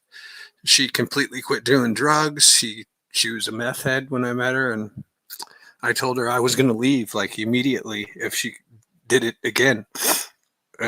She wanted me to stay bad enough to where she got it straight. But what the woman had noticed is, as soon as I left, it just all went to shit, which I knew that was going to happen. But I had to leave. I had been in Australia for 6 months. I had a home in Hawaii. I had to go back. I reconciled with that because I had a premonition and I knew she would die. So I end up with a friendship with this lady who's, she's probably multimillionaire. And I come to a point, and she's talking to me like every week or so. And I come to a point where I have a really big financial issue. And I actually asked her, like, she asked if she was going to pay for me to come see her and go on this big adventure with her new Toyota Land Cruiser that she just paid $50,000 cash for. And I said, I can't do that right now, but like, if you could help me, that would be cool. And then boom, she stopped talking to me. I was a little bit pissed. I mean, she didn't completely, like, it wasn't like daily or weekly anymore. Just like once in a blue moon we would talk. And I finally told her, like, to be honest with you, some certain things came out when I went there between her and her husband, because she broke her leg. So I started doing some of the things that I started helping them with some things. So I ended up staying there a month, which I didn't really want to do. I wanted to go to Brisbane and Byron and see girls and waves. But it was cool because, that they needed help and it was a cool place to stay. So I'd mow all these lawns in this little circular place that they were the manager of. And, at nighttime I'd have a bedroom and a place to sleep. So, but it came out that the reason she actually brought me there was because her husband was a professor and started hooking up with one of his students. So it was to rub me in his face. And that just, it took a couple of years. I think it took me 5 years. And I recently, it was about a year ago, that I said, you know what? I don't think you and I are going to be friends anymore, because I kind of feel like I see through this thing. When she brought me over to her house like twice, and I was just like, and I blocked her and unfriended her on Facebook. I'm still friends with one of her friends, but my dad's still friends on Facebook with her. But man, I just don't understand it. With when I had wealth, my dad had wealth. If we ever saw anybody in a situation, it was quick. It was just like, oh, no problem. I mean, I have friends all over the world in third world countries that definitely need help. My Australian friend, she had to die destroying the car because she died in a car crash, for her kids and the father to really need help that bad. So I never really had to send first world people money, but the third world people definitely, because I get to know them. I love them. They love me. And then I see them actually suffering way harder than me. And I'm making good bank, like $1,200 in a day sometimes. And well, what do? Give half of it away. But then there was times where my friend in Mexico really needed help, and I actually had just bought a cell phone because I needed one, but it had been within 30 days. So I took it back to Walmart, pawned one of my synthesizers, and sent him the money. Didn't even know if I would be able to make enough money to get that shit out of the pawn shop and get me a phone again. But, you know, it was just like plastic. And go ahead, Betty. Okay, Ray, no, you get, when you sign up under me, you get $10 from Cash App, and you get $5 from PayPal for signing up. So you'll get an extra $15 within 30 days. I get $10 and $10 within 30 days, which is good because I've had my PayPal since 2002, since it opened, and I've had my Cash App for the last 4 years, I think it is. Isn't it weird how people go get Cash Apps and then they go get new Cash Apps and new Cash Apps so they can hide that they've, you know, gotten money from people and stuff like that? Not me. I have the same one. I've never given my PayPal out to anybody except. No, I give my PayPal out to the people who send me money for the wigs because they're in China. I did it once. Okay. I PayPal'd a guy. He never doxed me. I want to tell him something. Okay, so now on your Cash App, the cool thing about your Cash App is they'll also send you a free card in the mail. And that way, whenever you want to use it to buy something online, because you can also hook your bank account, but no one can see that. And when you want to use it, you put money over into it, and whatever you have, that's what you use. But that way, nobody can break into it because only what you have on the card is what you have in your account, and that's it.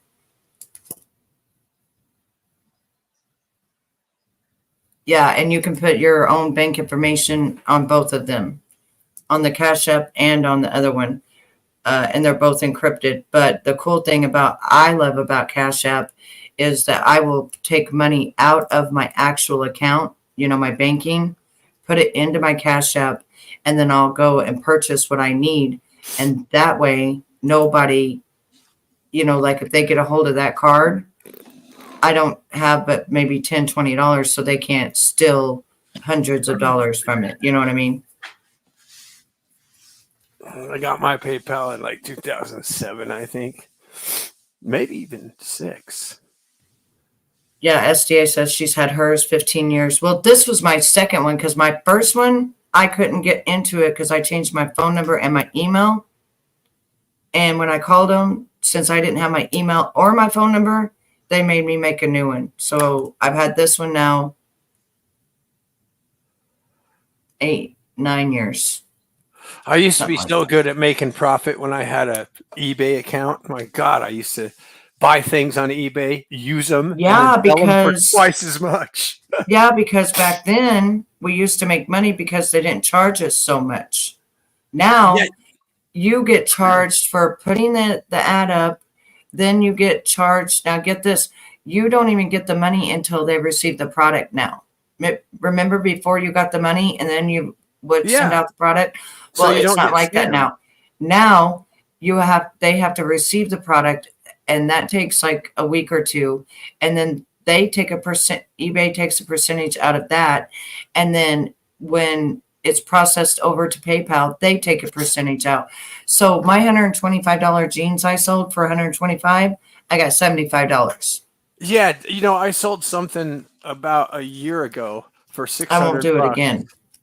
I won't even put my husband's stuff on there that he wants, you know, his antiques and stuff he wants sold, because it's just too much money. You won't believe what they did to me. I had my. You missed going to hell and going to heaven. Where you been? What was you doing? Christine was in there acting like a man, wasn't she? My email, I've had 17 years. My daughter was 1. Aw. So, Betty, I sold something for $650 on eBay. And then I found out that a very important part to it, the guy couldn't find it and I sent it to him, but I couldn't find this part to it. So I gave him a refund and I sent him a bunch of stuff for free. And you're not supposed to get billed if you refund somebody on on eBay. Yeah, you still get billed for their fees. They still be No, they billed me $130. They billed me $130, and even though I changed my address like 4 years ago when I moved to the mainland, they even charged me $33 for Hawaii taxes. Like what? And I didn't pay it. I said F you, and they closed my account, so I can't do it anymore. If I could, I have a lot of things I could sell that I don't need. Yeah, but they charge so much to put it on. Yeah, but I can't sell them anywhere else. When you sell it, they charge you. And then now PayPal charges you. I could still get more for the things I have to sell than a pawn shop or anywhere else I could sell it. Music equipment is a niche kind of thing. And I bought some things that I just ended up not using that were like $2,000 a piece. And they're still brand new. They just got dust on them. You know, it's like, look what I did. So did you notice my beautiful banner? Yeah, the angel. No, this. Did you notice my border? It took me 5 hours to make this border, this gold border. And then whenever I put that on, see how I made it match? Yeah. Isn't that cool? Now I got a whole border. I don't know how people do all that stuff. Is that all streamed? Well, it took me 4 hours to work last night making just that border, because the bad thing is you can make the border, okay, but then you got to stretch it to where it fit over the thing. Then that makes everything bad. And then I got this Betty thing too small, and this one's big, but I don't care. I'm not doing it for the 9th time. I did it 8 times. I'm not doing the 9th time. And then you've got to make it to where it's invisible, the back part of it, or you just get a white screen, and then you won't be able to see my beautiful angel behind. So that took me an hour to figure out. Transparent. It's got to be transparent. So when I on Canva, when I went to upload it, I just put PNG, and when you put PNG, you can put, do you want it transparent? And that means yes, take out that part, and then it became a frame. Well, since I couldn't make it into a whole frame because, I had to make it bigger, then I made the colors match, and now when I put that up, it's a whole frame. I remember doing things that took me like 35 hours straight. Yeah, it sucks when editing and trying to do stuff like that, and you don't have nobody help you at all. It really, really, really sucks. Really. Well, the other thing is learning myself is hard. I hate that. Like after I do it, I feel wired and I can't sleep. That's the worst feeling. Yes. And then my neck, it hurts my neck so bad because I'm using, all the way that I have to sit and do it, it hurts like my neck and all through my shoulder. And then I hurt for like 4 days straight. And I'm like, yeah, that's not good. After doing it for 4 or 5 hours. I cannot stand nuts. I love sleep so much. I loved weed. I don't love it anymore because it hurts my throat like tobacco. Yeah, that's why I like the edibles. The edibles are amazing. It literally blows my freaking mind how many people think I do meth. And I'm just thinking like, what? You know how many people have thought that about me too? And I've never, ever touched that stuff in my lifetime. Like I'm sitting here right now at 1:43 dreading like, oh my God, am I going to be able to sleep now? Just because I do this naturally. Like I'm sorry everybody, but I get natural meth. I don't have to use it. Yeah, that's how I am. I'm just a very fast speaker, and just that's how I am too. I just took 2 Benadryl, not a meth tablet. So right. I had 2 people today say like meth use. But I see you more as ADHD like me. They called that cap. They called that cap. Oh, shut up. We know the difference between people rolling their mouth around, I remember people doing that. I hated that. Gosh, I had so many high school friends that I've stayed friends with for like 10 years, and they all of them got into it. Really, any drug they could get, but there was a couple that were like really good friends to me. Yeah, and I brought the one to Hawaii and I warned him. I said, don't touch that stuff over here. And he got into it. I kicked him out, fired him, told him, as long as you touch that stuff, I don't want you around. At the time, my girlfriend actually found a baggie when she was doing his laundry for him, which I don't know why she was doing that. But okay, so let me tell you something about this Cash App and PayPal I didn't know. Okay, so they're always saying, you know, share your link out so that people, you know, will sign up, you know, and they're always saying you get $10 and then your person gets $10. It says here, it says, try it using my code and you'll get $5. Okay, so he has to use my code to get $5, right? And then it says after he has used it for and the thing went through for a month, then I get my $10. Then on the PayPal, it says we both will get $10 in cash when you accept my invite and to PayPal and spend $5 within 30 days. I mean, that's the whole reason that you're doing it, right? But you have to wait 30 days for each one of them. So I'll receive $15 and he'll receive $15. So we'll both receive $15. Even though they said on Cash App I would receive $10. Liars. What do you mean you said too much, Christine? So you were on a beach. You're not going to dox yourself if you say if it's tropical or stormy. It's like, okay, you could be anywhere from the northern hemisphere to the southern one. You know what's so funny is I remember when I was 19 and I stood out in a rainstorm staring out to the sea and I got soaked. I had long hair. It was wet. It was so funny because you said too much. You didn't say too much. You said you was on a beach. Yeah. Yeah, but a beach could be anywhere. There's so many beaches, honey. I had the strangest thought though, Betty. I was 18 and I'm just letting the rain, like pouring cold, like October Oregon rain. I'm totally soaked. My hair is like soaked and I'm just looking out at the sea and I'm meditating to contact to myself in the future so that sometime in the future I can go back to this point, which is weird because I'd rather be in like a Hawaii, kind of like Australia. It expired today, so did it work or not work? What? Did we get it just in time? Because it said Cash App expired today for me sending him the invite. So we got it just in time.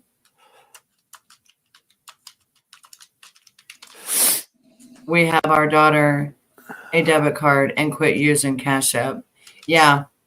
Yeah. But see, like if you send me the Cash App, then I can send it to her PayPal. Or if you want to send it to her PayPal or whatever, or you can have Cash App, like I said, to use, you know, when you're online instead of your actual bank account or your Visa card or anything like that. Yeah, so I could kind of live vicariously through you, not that, Christine, because I can't tell you how much damage it does to me mentally. Go back to the kitchen and burn something. I'm dead. Betty, it worked? Okay, good. Now add me. Did it add you? Did it add me as a friend to you now? Are we friends on there? Does it show we're friends since you used my invite? Hey, go back to the kitchen and burn something. Yeah, right. I haven't burned anything in a while, and I turn it up on high, and I leave it for I just leave and forget about it, and then by the time I remember it, I go back to it, and it's boiling, and it's ready to go. I haven't burned anything yet. You're so funny. I've been cooking a lot. I've been getting these like stir fry bags, and they're real. Burn your tea, Christine. Okay, wait. It just sent me something. Security and privacy.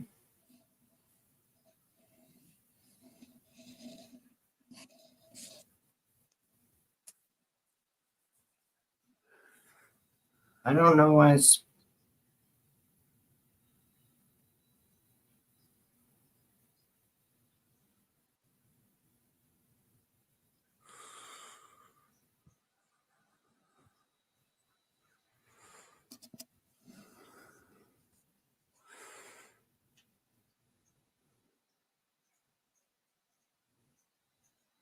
You know what's funny is the last time I was in the ocean was in Bali, Indonesia. Yeah, hang on. Go ahead and talk. Go ahead. So last you want time me I to was verify actually, my Cash App now. last time I was actually in the ocean and surfing, or even in the ocean at all, was in Bali, Indonesia, like 8 years ago. And then I got back to Hawaii, and the ocean was just like maybe 600 meters from my house. I went down there a couple times, but I didn't go in it one single time in like 6 years, maybe 5 years. And then I decided brilliantly, well, I've been in Hawaii long enough. So what you have to do now, Ray, is you just hook it to your, you just put in your bank account, hook it to that, and then you add money on your Cash App for what you're sending, and that's it.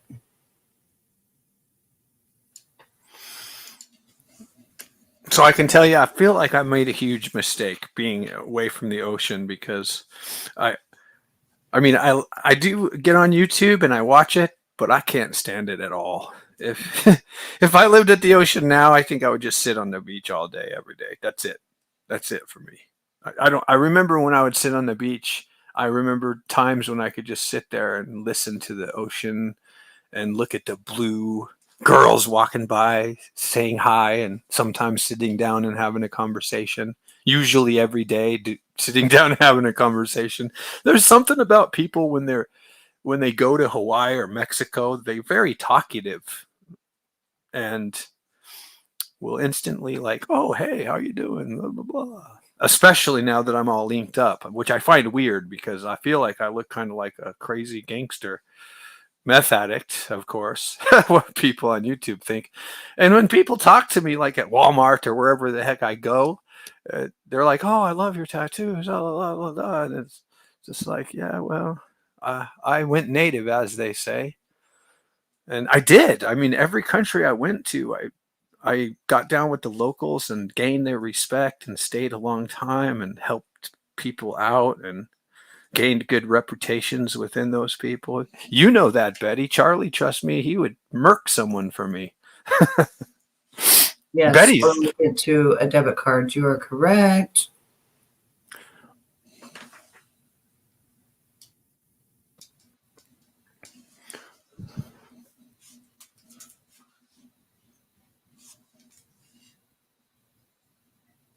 How long does it take to link it to the debit card?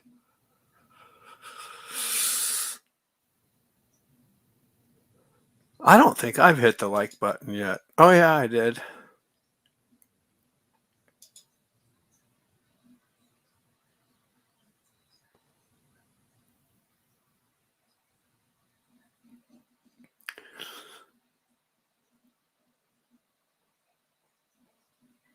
Damn, it's starting to get cold at night here.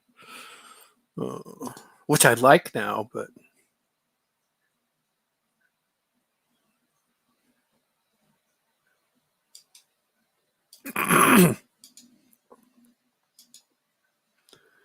Oh, fuck.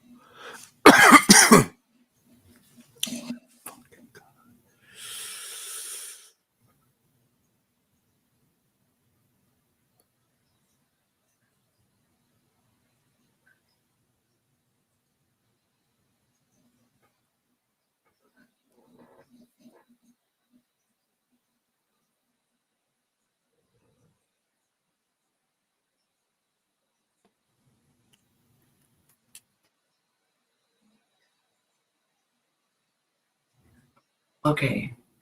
All right, wait there.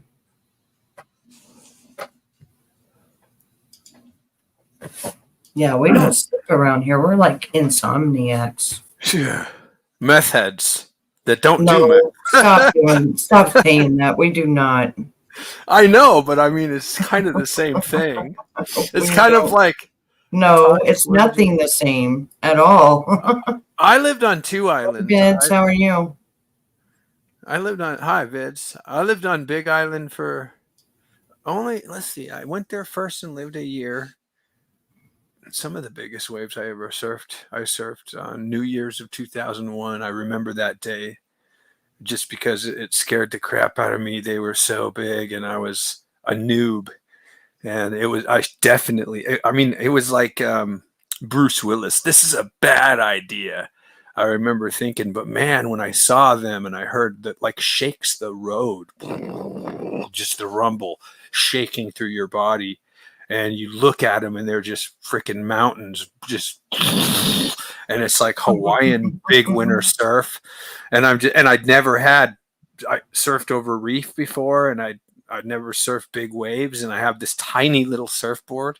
So I paddle out there, and I know that I'm going to get my ass kicked because of the board is way too small. But I don't have a choice because the board that I built, well, I got in a car crash. But anyway, I paddle out in there, and I didn't do very well because the board was too short. But I got thrown over the top. And oh my God, I desperately put that board out in front of me because I did not want to go head first in the water. And I landed on it somehow because it was like a 15-foot drop. And when you're laying on your belly, 15 feet is 15 times taller than you. So like they feel much taller than they really are. But yeah, I got my butt kicked really bad. I almost got my butt kicked going out to that territorial spot. Got off work and had dirt all over my face. I'm lucky for that. Only reason I didn't get punched out by this guy. The only reason I know that he could have beat me up in a fight is because I knew his brother really well, but I didn't realize that was his brother until after. So I'm walking down this territorial spot, and they don't let white people go down to this place unless they know him well. And this is my first time. And this dude steps in front of me and says, "Oh, Holly, where do you think you're going, cuz? You from here?" And I said, "Yeah, man, bro. I'm going surfing is what I'm doing." And I'm just about, he says, "Oh, not here, bro, you're not." So I literally dropped my surfboard and I'm like, "All right, what's up?" And he looks at me and he sees the dirt on my face. He says, "Oh, bro, you just pow work, huh?" Which means I finish work, pow, finish. I'm like, "Yeah." And I'm kind of not in the mood to get in a fight. And he's like, "No, brother, you go, brah." So then I go, and then the big fat Hawaiian down there, which is his good friend, he tells me, okay, somehow they know I'm new. I don't know how they knew it. They knew it because the uncle's like, "Okay, brah, here's the..." Why jingle my keys? Why? My keys are in the other room. Jingle the keys in front of the camera. I can carry these legality, though. Isn't it funny how I can talk to Hawaiian? I don't have my keys with me. They're in... Oh, sister, jiggle them keys. We need the kind. We need to hear them keys jiggle. Air Force boxer. Oh, no. Air Force woke up to his dog farting. Oh, that's what he means by boxer. Is it because the stink or the sound? I wish I could have a dog. I would love to have a dog, but man, everybody has a dog their house smells. I don't care what they say. The slobber is what you smell. I smell it. There's just nobody I know that has a dog that I don't smell. Yeah, the stink. Not the farts. It's just constant. I can smell their slobber, and it's not that I can't stand it. I'd rather have a litter box. I mean, shut up, a-hole. Wow, a snapping turtle? My first pit bull ate half vomit, half dead fish. Wait a minute. How does a pit bull eat a snapping turtle? Those things are vicious. Yeah, and they snap. I don't know. They can snap a branch in half quick too. Toxic. Oh, back to Maui, the second island you lived on. I lived all over Maui. I lived up country on the top of the mountain twice. I lived in She's sending you back. I lived in Wailuku. I lived at Patricia Bragg's house. Oh shit, she's sending you back.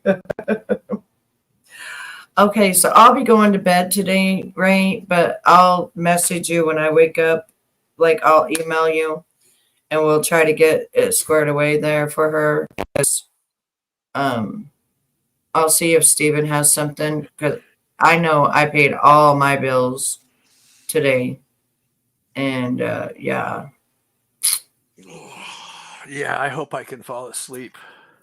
I'm just going to put on some I'm light. not even tired, so I'm still going. I know. I'm going like, until I can't go no more. But I'm tired as heck. I just don't know that I can actually. No, you're out. going to lay down there and say, I wish I would have told Betty this.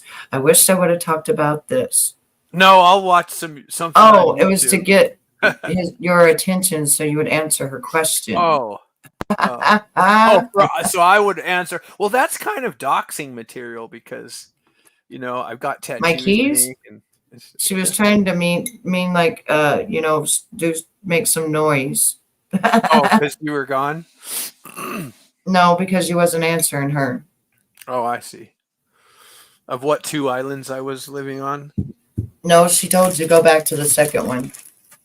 I think she was saying to tell her which was the second one because she asked me which island I lived on in Hawaii.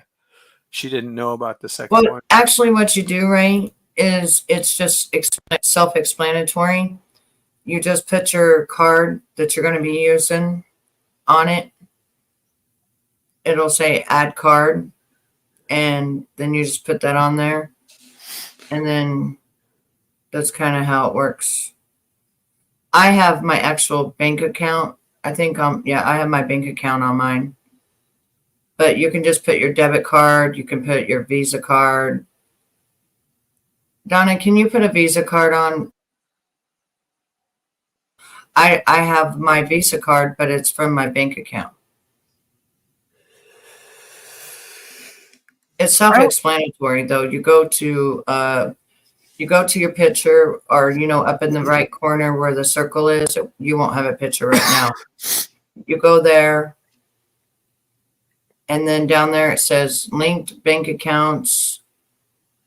So there's my debit card and my account, or just link a credit card. So you can link your credit card. Okay, so this is how you do it. You go. Okay. Over at the right-hand side, you'll see it says 0 for your money. Okay. Over at the top or left-hand side, 0 for your money. It'll say money at the top. Go across from that, and you'll see where a picture is supposed to be. Click that, then scroll down, and it'll say personal and linked bank accounts. Click on linked bank accounts, and then it says link credit card. And then that's where you put your credit card. You do that, and then you put your credit card, the number, the 3 digits, the zip code, and then you link it, and then boom, you're able to use it. And then to send money, like to send money to me for her, then you go to the money sign right there, and you go to pay,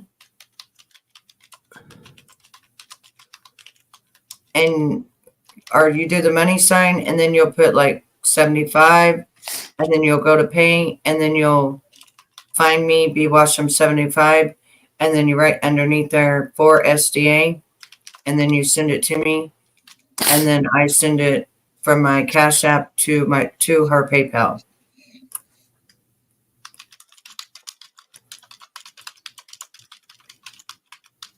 Only other times I was on Oahu was when I would be between flights, connecting flights. Yeah, I don't know if you can I don't know how they do that. I don't know if you can put $100 on the Cash App. I don't know how they do that.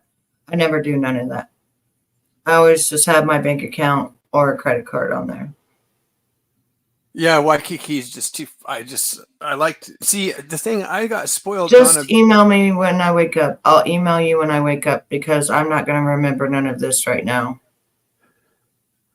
On Big Island in Maui, you can go to beaches where, you can be the only one there. A lot of times, pretty easily. Like Baby Beach on Maui. I've been there plenty of times, and I was the only person standing there, maybe somebody 200 meters away. I remember when I took my 85-pound albino tortoise to the beach one day. Oh my God, the kids, they'd see it from so far away and run up to me and just be like, oh my God. And the girls, if you want to attract girls in Hawaii, bring a leopard tortoise to the beach and let him walk around. I got some nice pictures of her holding him, but I was hoping he'd pee on her because that would have made a funnier picture because she's holding him up like, well, you don't want to do that with a tortoise. Sometimes they can let some juice loose. That's not a good sight. I remember when I was a kid and my box turtle that I still have, by the way, right now, had it 35 years. It scratched its toe. And my mom's eating spaghetti on her plate.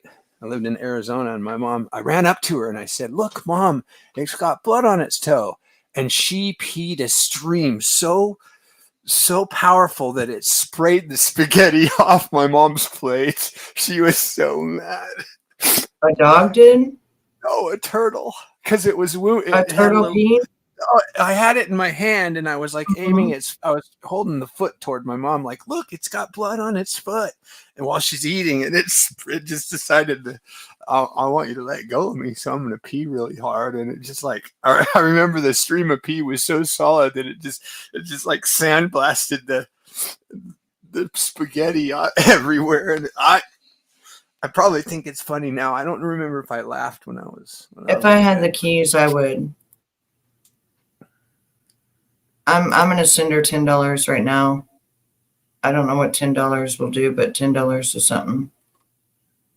Puerto Rico. No, I haven't been, but I usually go to Yucatan, Cancun, and that's where, when I go to Mexico, I just kind of, now I stay in Cancun. I used to drive off into Yucatan and go to the pyramids and hang out with the Mayans. But I got to the point where I just like going to the restaurants and staying at a hotel. I'm old, I'm lazy. I like to eat. I would eat like 3 or 4 times a day. I'd eat at 1 o'clock in the morning. And I gained a lot of weight when I was down there. I went from like 135 when I left because I don't know, something was happening to me and I lost 10 pounds. I was always 146 my whole life, but I dropped to 135. And then I get to Mexico and I get back and I'm 167. And then for some reason here, I'm like 178, almost on the 80. So I decide I'm going to quit eating. And my mom tells me, if you don't eat, your body will make fat and you'll get fatter. And I'm like, oh yeah, Mom, I won't eat barely anything for the next year and watch me. And now I don't know what I weigh, but I'm not fat anymore. I'm not 180 pounds anymore. Let me see. I don't have a 6-pack. I'd have to spray paint that shit on. Use that tanning airbrush for my 6-pack. No, I've never been to Puerto Rico. I'd like to, except the thing is the Puerto Rican girls, like, they're mouthy ones. The Mexican girls are like totally nice, but I tip them well because they clean my room and I'm a slob. I mean, one day me and my friend ordered some like Chinese and I had this big thing of sweetness. Oh my God, it was so good. But I ate it in my bed and then I sat it down next to me and I got up and when I sat back down, it spilled all over the bed. Of course, I'm going to leave a tip when I clean. I mean, it was bad. It wants to charge me $1.51 to send her money. For $10? Yeah. Oh, or I can send it from my bank for 99 cents, but how long is it going to take before she got that? They're going to burn you for 10%. That's nice. And then try to burn her for 10%. And I sent it friends and family. The world is so greedy. Like PayPal doesn't have enough money. Right? So stupid. So if I sent it from my bank, though, would it go right away, or would she have to wait for that?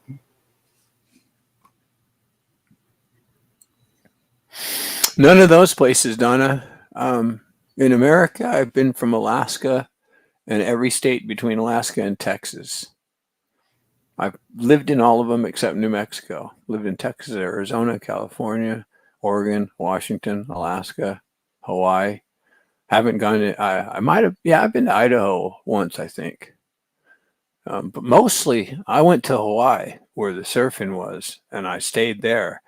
And then I was right in the center of my world. If I went west, I went for 11 hours to Australia. If I went east, it was 11 hours to Yucatan, Mexico. And I did that. I would go to Bali and Thailand too. Okay, SDA, I'm sending you $12.91. So that's a start. You have it now.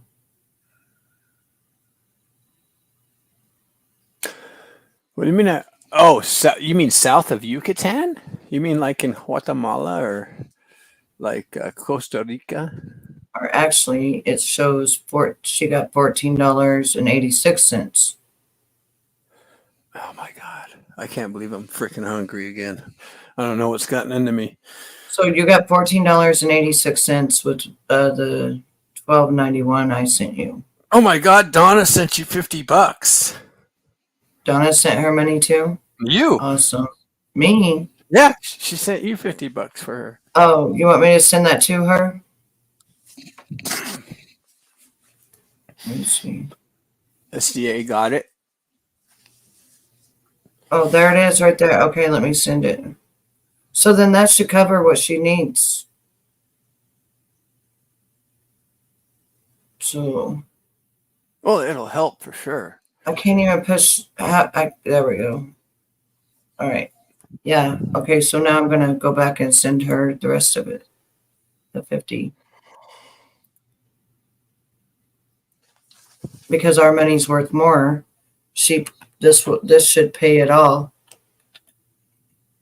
Thank you so much, Donna. Oh gosh, Donna, you're gonna be pissed off at me, but I would love the gumbo, but after listening to Ernie's voice and his accent, I hate to say it, but that accent's freaking retarded. And so I went to Google and I said, are people with Southern accents retarded or not?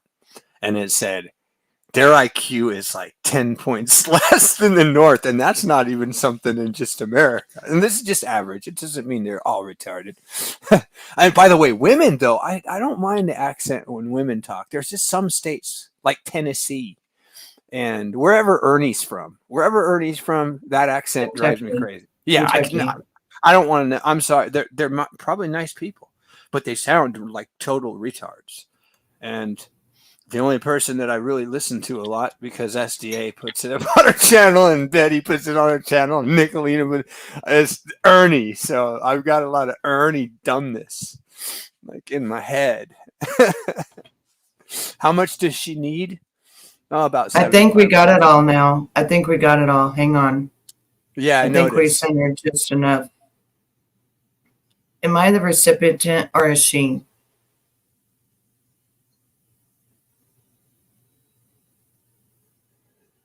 My mom was born in Mississippi. Biloxi.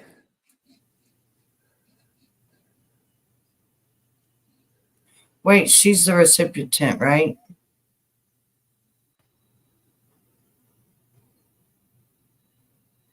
Because this is acting different now. Hold on. I don't know what's going on. Ernie with his new boyfriend. L-E-N-A.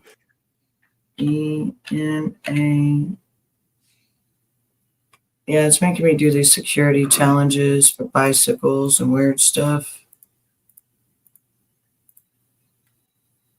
Motorcycles. So do you have the Texas accent, Donna, or the Mississippi one? I lived in Texas before. I lived outside of Houston. My grandpa was a little bit wealthy. So and he murked people. Goodness. Well, dude. Why so many security things? What is going on here? Oh, I thought you were saying Jesus about grandma. A lot of men in jail.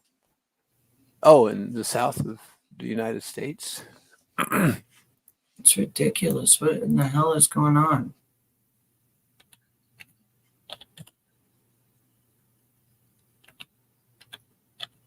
Wait, y'all bailing more Ernie security?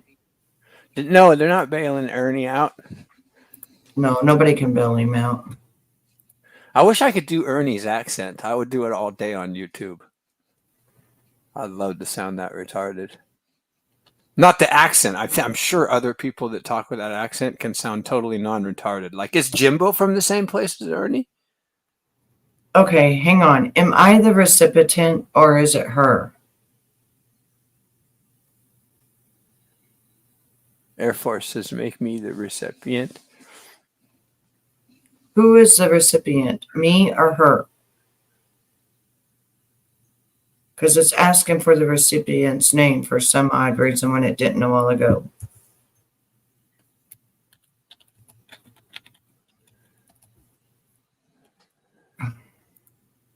So your name is Donna Austin, Texas. Did you, because of the hurricane, did you decide to stay there and live there? Hi, 420 Moon. What's up? Hello, can somebody help me? Betty, if you're sending it to her, she is. Whoever's receiving the money.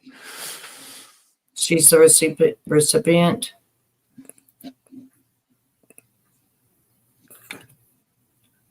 Right?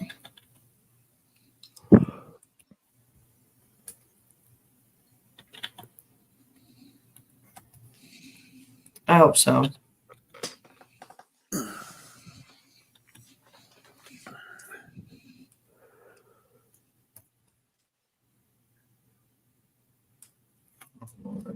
I gotta go see what her last name is.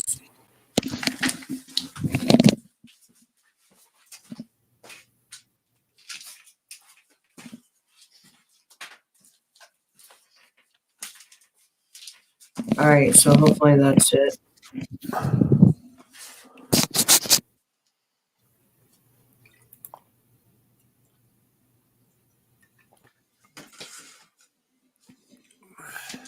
They're going to text me for a security check.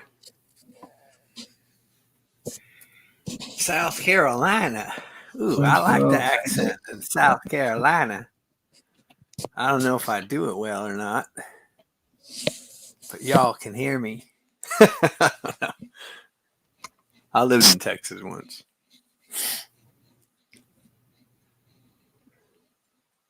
Stuck here ever since.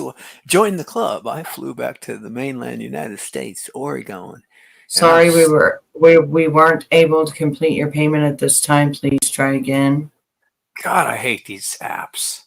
Yeah, there's something going on here. Let me try again because there was no problem a while ago when I sent her. She got $14 and something. Oh, and now it's going to give you a problem for 50? Yeah. What the heck? Yeah, My it's God. ridiculous. Yeah, what is going on? It's ridiculous. Savannah, Georgia. Oh my God. You know where I wouldn't want to live? Atlanta. Like, I like black people, but I don't like that many black people. Like, I'm sorry if that sounds racist, but fuck that. I'll never. Oh man, I said it again. Never mind that. I don't want to go to Atlanta. Atlanta, where Kevin Samuels is from. I remember a friend of mine from Atlanta. He was a white boy. He had to go to the United Negro College. Or something like that. Maybe he was just joking with me or something, but he didn't like it until he got a girlfriend. So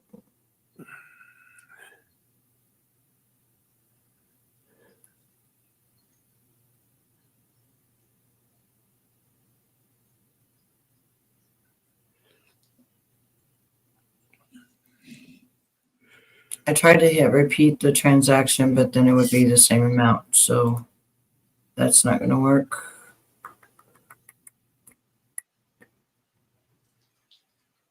Let me see here. Oh, send again right here.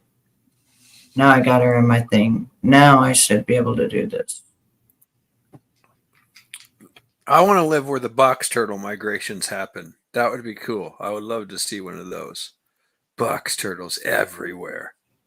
I wouldn't want to see people running them over though, but sure it happens. All right, so she should get 64.55 with the 14.89 I sent her. So that should be enough.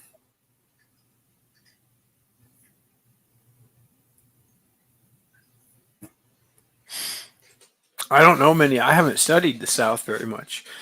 I just lived outside of Houston when I was a little kid, so I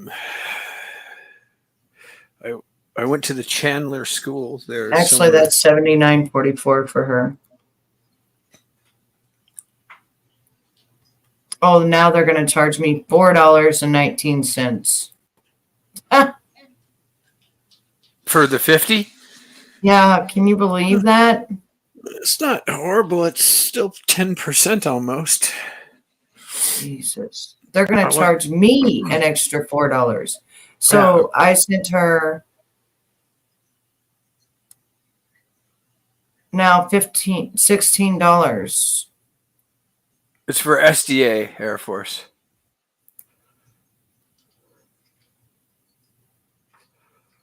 All right. You have it all now. She'll get $64.55 out of that, and then she'll get the other $14.89. So she has enough now. SDA, that little emoji that you used, I hate to say this, but it looks like a woman bending over with a bikini bottom on. Are those butt cheeks I'm looking at? Like it says, oh my God, woman's butt. Like I don't see anything else but a woman's butt. So you got $64.55 altogether? No, we got $79.44. But I had to pay $4.50 out of my thing, and then another $1.50 out of my thing. So that was $6 just for fees. Plus so I spent $16. Damn. Rip off. And then Donna gave $50. So yeah, I know about Charleston and Mobile. I don't even know how to pronounce them. So she should have it all now. Thank you so much, Donna, for your help. Tybee Island, I've never heard of, though. Tybee Island. Air Force wants to know what the money's needed for. Wi-Fi, I think. Wi-Fi. Her Wi-Fi.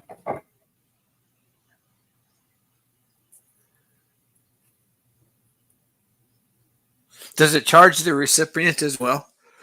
I don't know. I put friends and family, so it shouldn't charge her, but it definitely charged me. Yeah, I remember that. Friends and family, and then it doesn't charge you. Yeah, I think it doesn't charge her, but yeah. I paid the $6 for the charges. But it's okay. I love her, and Donna that was really nice for you to help as well, and I really appreciate you. I don't know where SDA is right now. She hasn't looked. She hasn't looked at it, but hopefully she'll be happy to see that. I'm going to put Donna sent the 50. She's in chat. Oh, are you in chat? Yeah, she is. All right. Did you check your PayPal? I think she said $64 and change is what she received. Well, she also sent $14.89. She got 2 different transactions.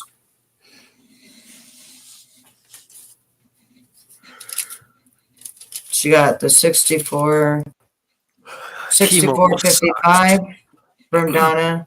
That's Donna, and the $14.89 I sent first. So that's $79.44.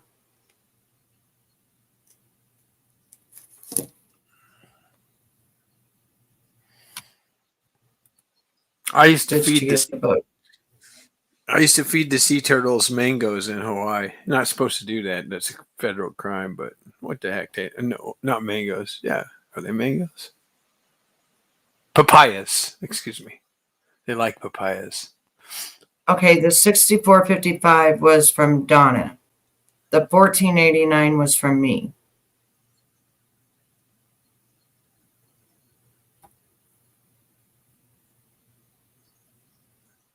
T-Mobile sucks, Air Force. You've got 2 there, because I got 2 transactions here.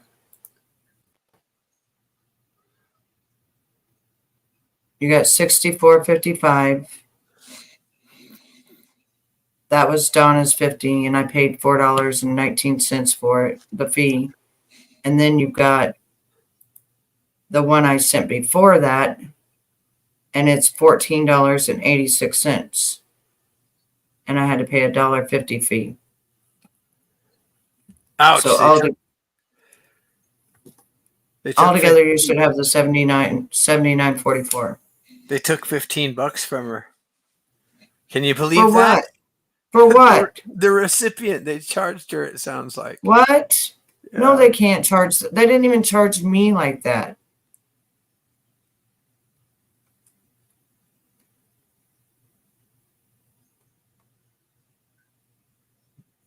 You mean to tell me I sent you the $14.86 plus $1.50, and even though I sent it friends and family where they're not supposed to charge you, as Lisa puts it all the time, do send it friend and family so that she don't get charged, that they took all my money I sent you plus the $1.50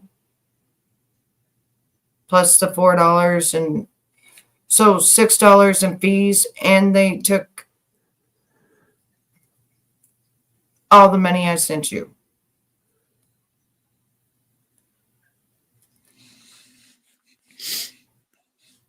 I have Starlink for $120 a month, and it's probably the best internet I've ever had. Because it's saying right here that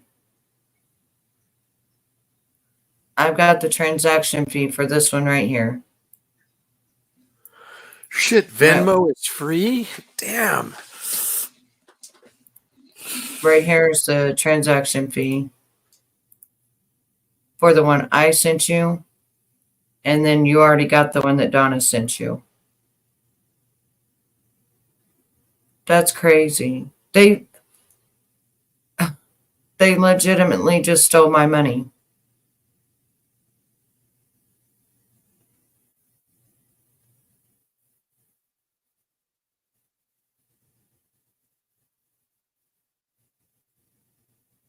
They just stole my money. They just took everything that I sent her and charged her that amount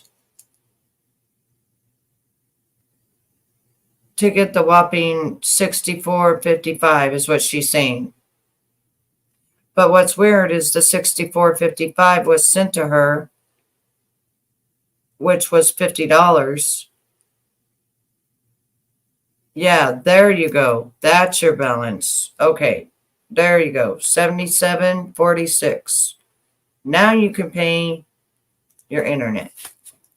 I was going to say, they better not have took my money.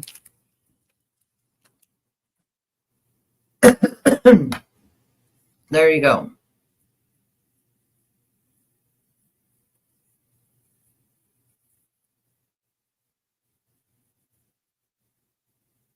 Oh my gosh. Yeah, because see, they're not supposed to charge you. They charge the person who sends it. No, I just don't send money a lot on PayPal, you know. And I knew to send it friends and family so that it wouldn't charge her. It's just she didn't see the one I sent. But it charged me. That's all right. At least you got it. At least you can pay for it now and you don't have to be upset. Everybody be happy. Happy, happy, go lucky. What are you doing, Toxic? I'm sorry, I had to walk away for a minute. Yeah, I'm gonna go lay down too. So it's been a good night. Glad to see everybody. Ray, not that Christine, SDA, Innocent, anybody I missed. Donna, Angel. I think Angel's probably gone to sleep. Thank you, Donna, for helping SDA, and she says thank you as well. And I don't know where Tara is. She may be asleep. Yeah, SDA, we love you. Yeah, hopefully we'll see you tomorrow when Betty decides. I know Fugitive, it was crazy. At first I was saying, are you serious? They took everything I gave you? I'm like, they were supposed to just charge me and not her. I know, it sucks, doesn't it?